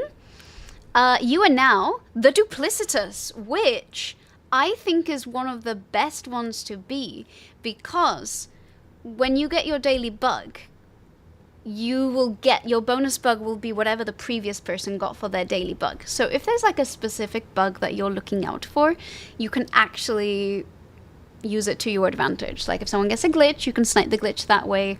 If you know what you have and you're like, I wanna get the ones that I'm missing. Or if you want more driver ants or more in particular for any mini games, you can do it that way.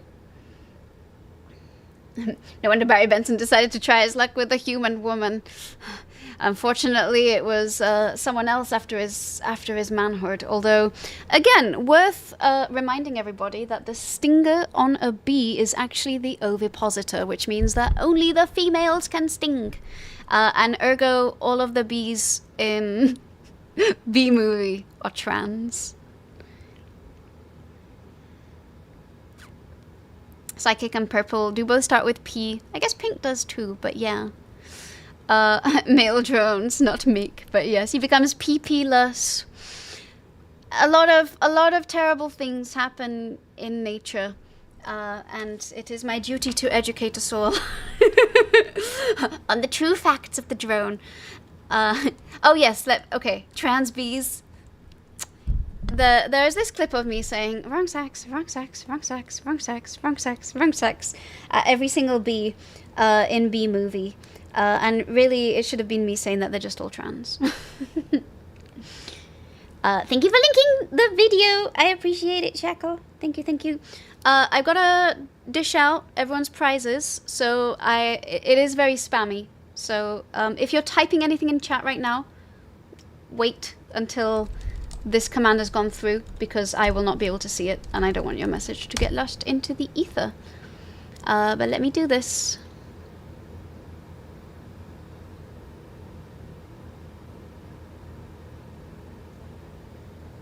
The Visa's trans mask. It's true. It was one of the, quite frankly, it made me really happy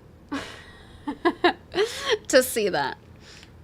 Because, you know, usually I'm used to, whenever any of my videos goes remotely viral, what will actually happen is it primarily gets recommended to men who like to be very pedantic in my comments. And, like, the best way to get any kind of engagement on a YouTube video, make a typo, make a tiny mistake, pronounce epitome like epitome, and you will attract an abundance of men who just want to correct a woman on the internet. Like, it's a guaranteed way to get engagement. But when I saw that video was starting to go viral, part of me was like, yay, because, you know, we want that, right? We want more people to watch the channel.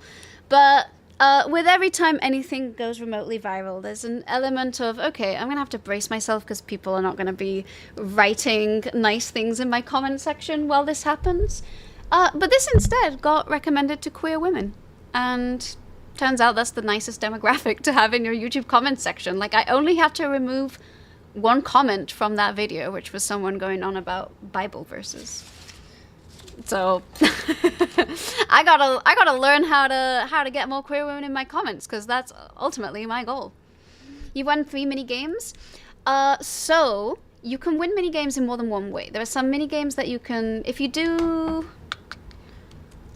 let's see, game stats, Uhrmacher cake is the way to check. So you've entered 3 minigames and you've won 3 minigames. But the Firefly one, you can win through both the Firefly and also through the Dragonfly. So you might not have won every minigame, but you might have won one of the Fireflies. You probably won through having the Firefly and through your Dragonflies eating the most. Hopefully that makes sense. You got 2 new Fireflies? Hell yes. Honestly, everyone who's done the Firefly game before is probably going to be getting a lot of Fireflies, because the Firefly distribution system was not working for a few streams. And I fixed it now, so it's going to be giving you 2 Fireflies until you run out of fragments. You're trying to raise awareness for predatory journals? Oh my god, I could rant for ages about predatory journals. I considered making a video about them ages ago, and I just assumed everyone knew about them. But honestly, the whole science journal industry is predatory in general. Might you suggest the open shirt if you're looking to attract more queer women to your vids? Noted. I do dress a little more conservatively on YouTube, because YouTube doesn't like skin. I guess I could wear the flannel, and I don't think it's framed such that you would actually know if my tummy was on view or not. Yeah, I just think that if you correct people pedantically, you don't favor any gender. I mean, I will say, I do feel like there's a strong bias in this chat that people who would find me annoying in a YouTube video probably aren't going to watch me on Twitch. So in that sense, I know that the audience that I have on Twitch is automatically self-selected out of the audience where it could go viral on YouTube. So don't worry, Michael, you're not included in this comment. But it is definitely a thing. Like, there were a lot of SciComm creators who are specifically women who like actually went out of their way to study this, and they found that, first of all, if a man makes a video and makes a mistake in it, like, sure, some people will point out the mistake, but it was less likely to become the focus of the comments, or, you know, the most likely thing that someone would point out. In general, people go less out of their way. They, you know, they'll forgive a mistake. If you're a woman, you make a mistake. God forbid you make a mistake. Everyone's going to point it out. And also, women were a lot more likely to have comments about their appearance in the comment sections of YouTube videos of educational content compared to men. So in general, it basically meant that women SciComm creators were held to a much higher standard overall, because if you make a single mistake, or you dare wear whatever you want to wear, suddenly that supersedes everything else that you're talking about in the video, whereas male creators tend to get a lot more of a pass. Which is not to say that everybody, when interacting with a video, behaves that way, but the trend overall shows that. Natural audience, natural selection, pretty much. And that's the thing I think that's one of the reasons I like Twitch so much. I know that Twitch hasn't always had great filters, and that it used to not be a great place for women to stream. Like, I've heard this from quite a few streamers who are like, yeah, hate raids used to be a thing, and there's much better moderation tools now. But I am personally very impressed by the actual moderation tools. Because, I mean, like, even in the grand scheme of things, I have had trolls on Twitch. But, like, the moderation tools here are so good that you just don't know that it happens. Men will be ready to point out a mistake on a video from a woman, even when she didn't make one.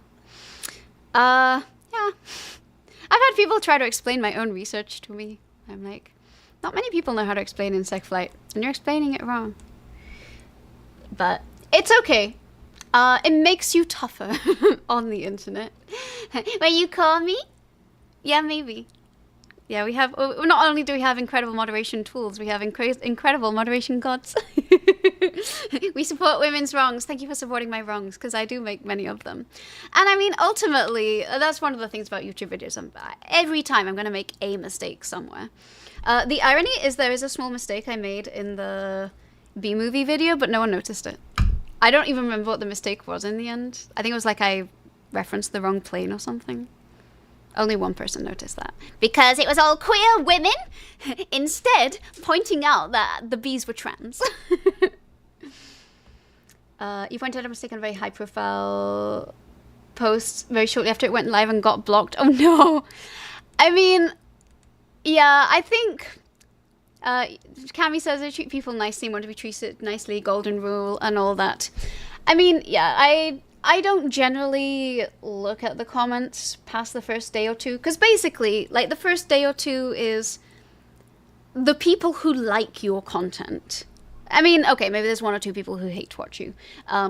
If someone is hate watching you and they show that through the comments, then yeah, I'm going to block them, and then their comments are never going to show up again. They will be able to type them, but no one is going to see them, so I don't know that they've written them. No one else gets to see them. Or their comment will go to a held section, and once your channel is big enough, like, no one ever checks that. So, and then they get deleted after 60 days. But then after that, any comment that comes after is someone who's not really invested in your channel, and so the quality of the comment is much likely to go down.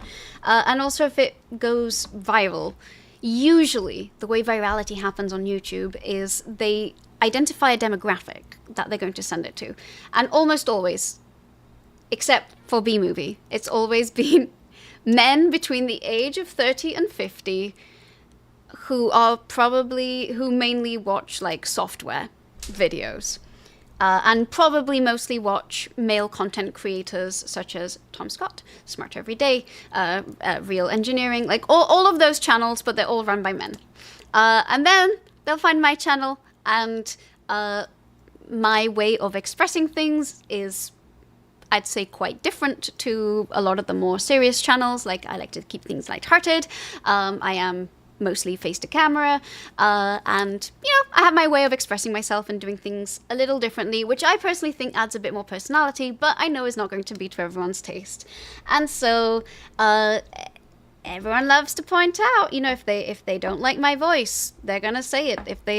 If they don't like that I'm someone who has an undercut or dyed hair, they're like, oh, I'm not gonna listen to her because of her haircut or whatever.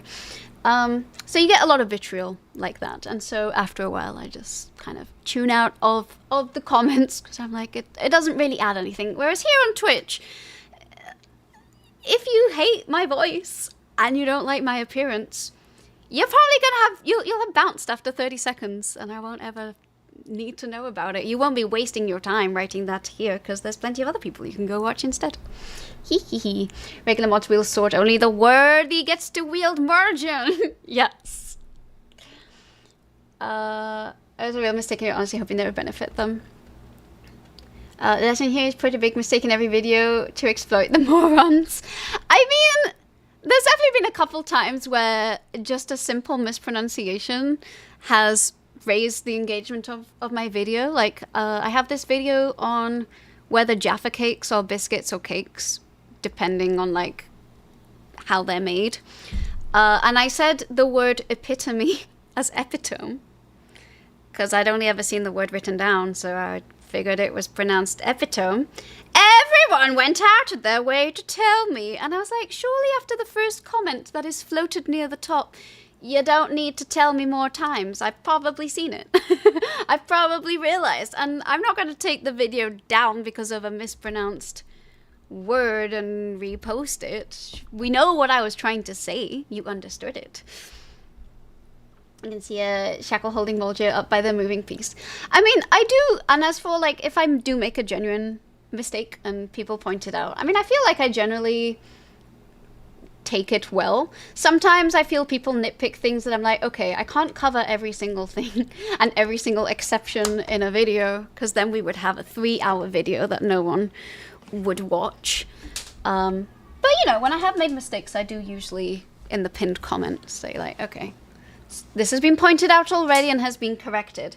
What does annoy me is when I have already done that and it's already clear that the first comments in the video are like, this is what went wrong. And then someone still, like 8 months after the video has been posted, is like, you mispronounced this word. I'm like, and you didn't read the pinned comment or what anyone else wrote. But thanks for the engagement. Also, hi Darius. Hello, how are you doing? Hello, hello. Welcome in. According to the text man, they are cakes. Yeah. You watch those channels on YouTube, or you watch a lot of women's channels. That's what I was gonna say. Again, this is a very self-selected audience.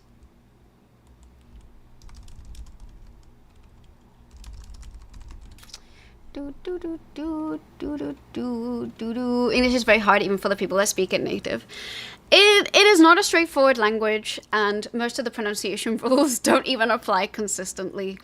But some people did say something that I liked a lot, which is, if you're mispronouncing a word, it means that you encountered it through reading, which in general is a sign of, you know, wanting to learn about things in general.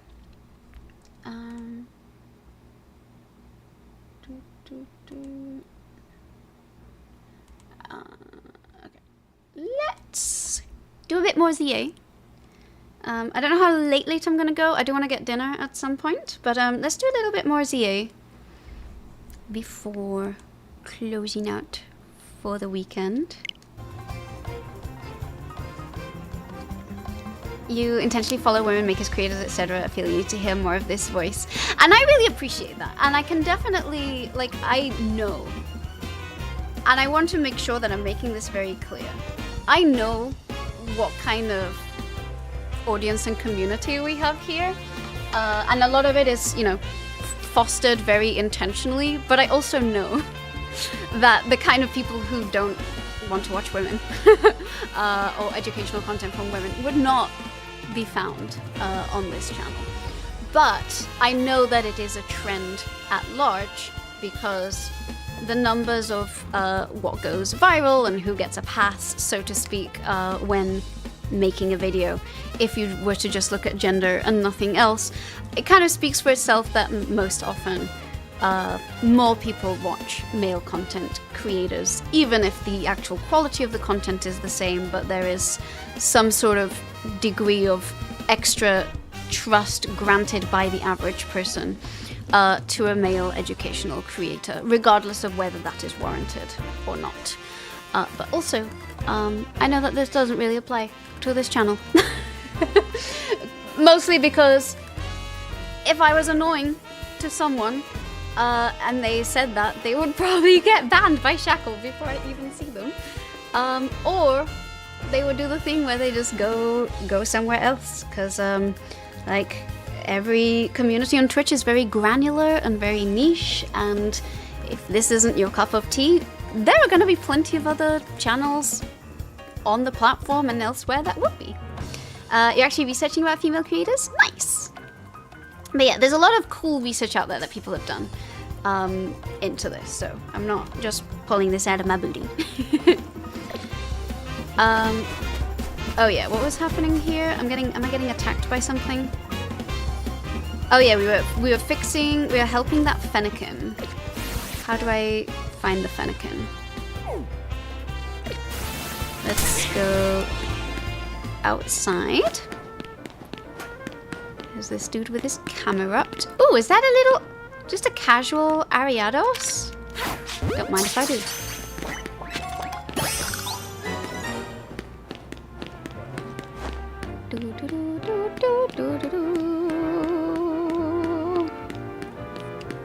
Oh! Have I never exited? How could you leave that poor adorable sick? Because I wanted to heal him on stream, and then we never did side missions on stream. That's actually why. But it's okay. We've established that time and space don't exist in this game. Also, they don't die. They just faint. Also, I don't know why the Pokemon Center couldn't do this either. That's actually a genuine question. Where's my Gyarados? Everything's a mess. Sorry, please do not pay too much attention to how terrifically disorderly this is. It's gonna be a long process. Oh, wow, this Sharpedo doesn't... I thought Sharpedo was supposed to be a water Pokemon. I guess not. Well, at least it has no water moves. I need to find a Pokemon with water moves. They don't die, they just faint. Sounds like this kind of justification someone makes. Well, I was mistaken, and I corrected my mistakes on the second run. I just didn't know. Unfortunately, it's 222, and you must go to sleep. Good night, and thank you, Michael. Thank you so much for hanging out with us today. It is always a joy to have you here, and I'm glad you've been having a great time with friends. And I will be back on Monday. You could just teach Shurf to Shurf. That's true, but it would... Okay, fine. Okay, come back, Sharpedo. Where did Sharpedo go? Oh my god. Never mind, he's disappeared in the black hole that is my... You know what? We'll do Carvanka. This one actually has flip turn, so... Perfect. Sharpedo. Go! Alright, he did it. You're doing good. You got me wanting to play Pokemon again, so you fired up your... Oh, Brilliant Diamond! Heck yes. But you'll probably just start a new one because you have no idea what's going on. I guess as long as you're able to keep both saves. I'm also tremendously bad at picking up old saves, so... I feel you. I feel you on that. Alright, well, the regen time on this is real slow. Alright. I know that it can evolve, but we're doing that. There we go. It's 15 minutes of fame by getting to do this. All right. Let's see if I can find the right side mission. Here we go.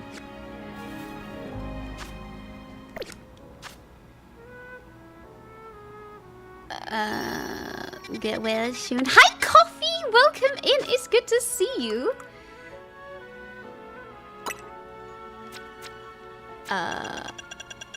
Okay. Alright, where's... This is over here? Is that the Fennekin? There we go. Alright. They travel over. You wish Brilliant Diamond Shining Pearl had made remakes more on par with the Silver Gold. Because while Gen 4 isn't one of your favorite, it does have the best region champion of any Pokemon game. And who is that? Who is that? I don't know enough of the Pokemon history to know this. Cynthia. Oh! Okay, yes. No. Yeah. I cannot contest that. Cynthia is bae. Alright, where's this sick Fennekin? Yeah, no, Cynthia can have my firstborn. Here we go! A revitalizing twig? I had no idea such a thing existed. That herbalist is a true gem, and so are you for finding one. Let's give it to Fennekin at once. Alright. 4 months, 3-4 months later, I finally do my revitalizing. I get to do my vet duties. That was a bad pun, but I'm gonna count it. To the wild Fennekin. I hope it's not too much of a fenneky eater.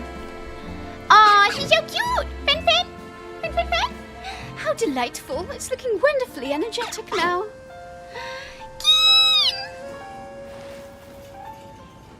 Why, it seems like this Fennekin has taken a shine to you. Why not let it tag along? Hell yes, I get to keep the Fennekin. She also gets one of the most diverse and competitive teams of any of the champions. Cynthia was a crusher of dreams. Wow. Fennekin! Oh, she's so cute. I got a Fennekin. Do take good care of that Fennekin, won't you? As if the last 4 months of neglect weren't a good example of how I'm going to take care of this Fennekin.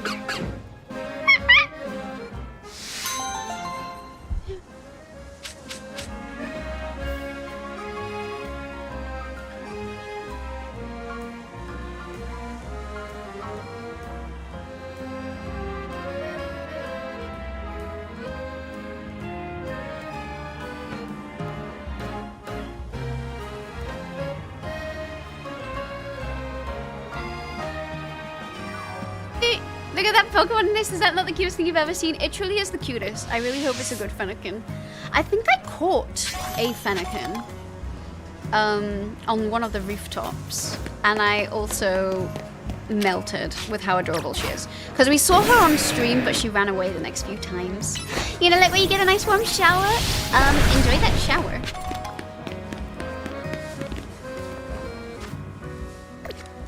I need to find... Oh, okay, we're very close to another blip in the Matrix. Actually, we were right next to a blip in the Matrix, apparently. Aha! Here we go. Blip in the Matrix. I do have everything in here, but... I guess we might as well... Oh, I gotta make more donuts soon. Maybe not this one. Let's get a crappy donut, because we have everything in here, but we're still gonna go into the hyperspace. Pennycock Stock was not unimportant in being brought back to Pokemon after skipping Gen 5. Aww. Is Fennekin a starter ever? Was Fennekin a starter in any of the generations?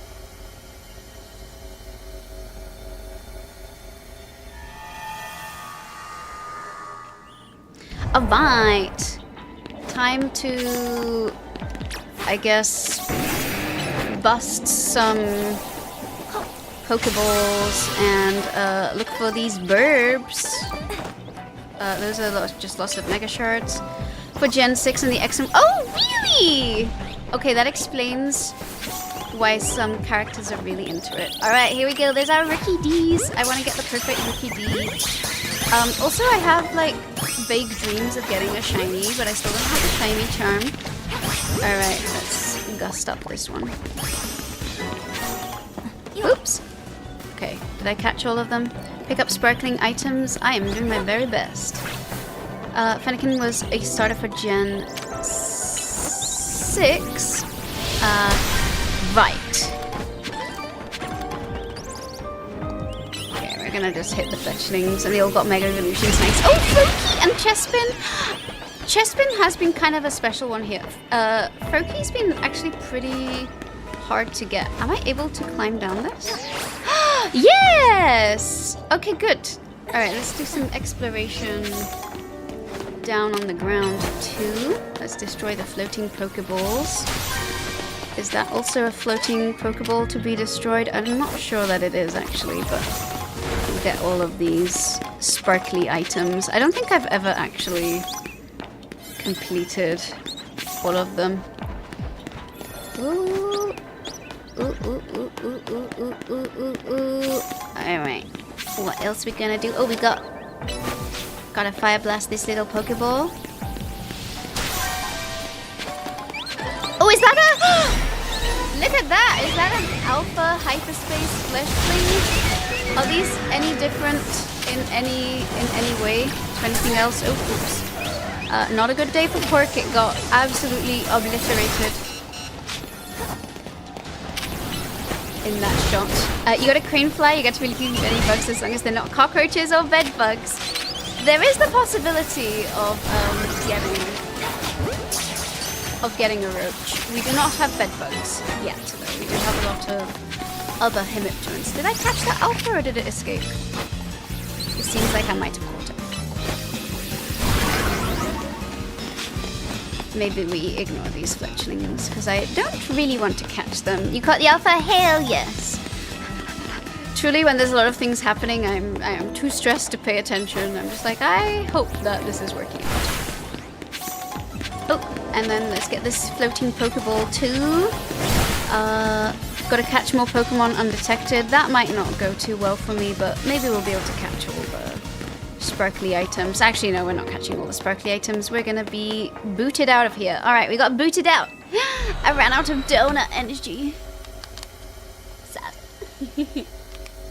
I missed the Pokeball. No! Truly! I love that all of you probably see better than I do right now. I'm just smashing buttons blindly and hoping that my Pokemon do the right things. Oh. Alright. Okay, so honestly, it probably... You got the Mega Shards behind it. I guess that's something. I'm gonna go back to Hotel Z and advance a little bit more story.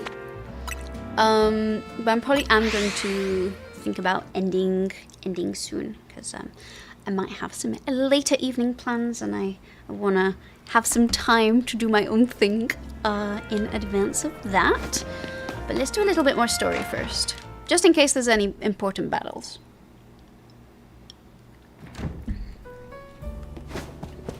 And it also feels like I need to make a bunch more donuts. I'll try using that nice butter you brought back if you don't mind, Denise. Now I can make donuts with 4 berries. Welcome to Anxious Donuts. I would like to make a donut. I kind of just want to make a big-ass powerful donut for no reason. So we're going to do that. And then I'm going to skip the animation. Oh, wow. Different color. It's not a gay donut anymore. Let's make a different type of donut. Because we don't actually have that many hyper donuts yet. Ooh, okay. So every time I level up, am I able to be in each hyperspace for longer? Because I add more donuts to it and therefore they have more calories. Is this how this works, or is this the ultimate one? And my husband is like, yes. That's why everyone wanted me to do these battles. I see. I see. Oh, damn. I need to forget. I keep forgetting that this is not how we do. I wish there was an easier way of, like, mass-producing donuts. I keep pressing the wrong button every time. Alright, Alright, let's make some with the chesto berries. Order received! Let's get started at once! Wow, look at that green donut. Let me do this again. Make another of the same. I'm gonna make another of the same. This seems to be like the fastest way to make donuts, at least. Dun, dun, dun, dun. Alright. Still not as efficient as other ways of mass producing things, but I guess one cannot rush the artisan, one cannot rush the baker.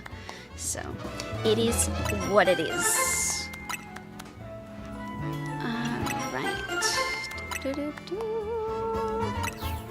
Alright, let's make a different one. Maybe we'll make some with some pecha berries. Order received. Alright. Ooh, I like the color of this one too. Alright, I'm gonna make a bunch more of this exact same one, and then maybe we'll see about advancing story. Oh, no, mind. Okay. Alrighty. Who do I need to talk to next? Is it to Naveen? Because apparently I'm supposed to be... Oh. It seems like I've got to continue making donuts. Is that it? Is this just a... Is this all I can do? Make donuts? Do I have to make a specific donut? I guess... I guess that's where we're at. Okay. Alright.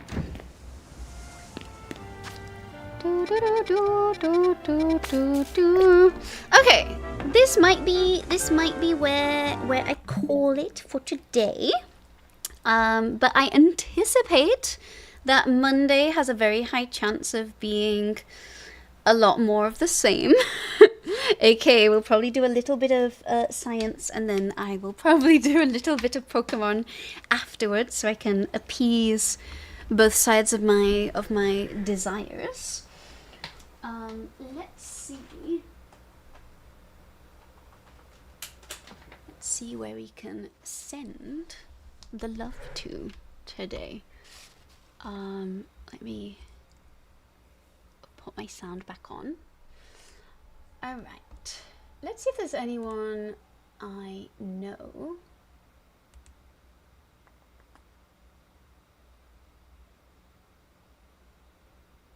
Okay. There is someone here, but they just started streaming. I appreciate it! Also, I appreciate everyone who wants to stick around for raid. It always helps. I am considering, do we want to make new friends? I feel like I want to just raid a friend. We're gonna raid Kelly. She raided us recently. I know that some of you found me through Kelly. We're gonna raid her. She is saying stream doesn't end until she beats Ocarina of Time. And thank you so much for the follow. We do have anonymous follows. Oh, hello, welcome in. It's good to see you. Feel free to grab yourself a dailybug. If you would like. We are about to raid out, but if you've been hanging out during the stream and you've enjoyed your time here, feel free to drop a follow. It would be lovely to see you here again. I will be back on Monday, starting at around... oh, hi, Zik! Oh my goodness! Hello, hello. It's good to see you. Thanks for redeeming your dailybug. But yeah, it will be great to see everyone again. We'll be, if you enjoyed this stream, we'll be doing probably more of the same. On Monday, I stream Monday, Wednesday, Friday, starting around midday Pacific time until... usually 5 p.m, sometimes a little later. Oh, you've been lurking for a bit? Well, thank you. I appreciate the lurk. And also, hello. Unfortunately, we are about to raid out. We're going to go send the love to Hello Kelly, who is also in a Zelda cosplay, or Link cosplay, which is amazing. She's an absolute wonderful human. I had the pleasure to meet her at TwitchCon, but we've been friends since then. This is the raid message if you are subscribed. This is the raid message if you are not subscribed. And I would love to send the love over to her. Thank you everyone for hanging out today. And I'll see you all super duper soon. And hopefully I'll be back to full health next stream. Alright everyone, let's go send the love over to Kelly. Bye!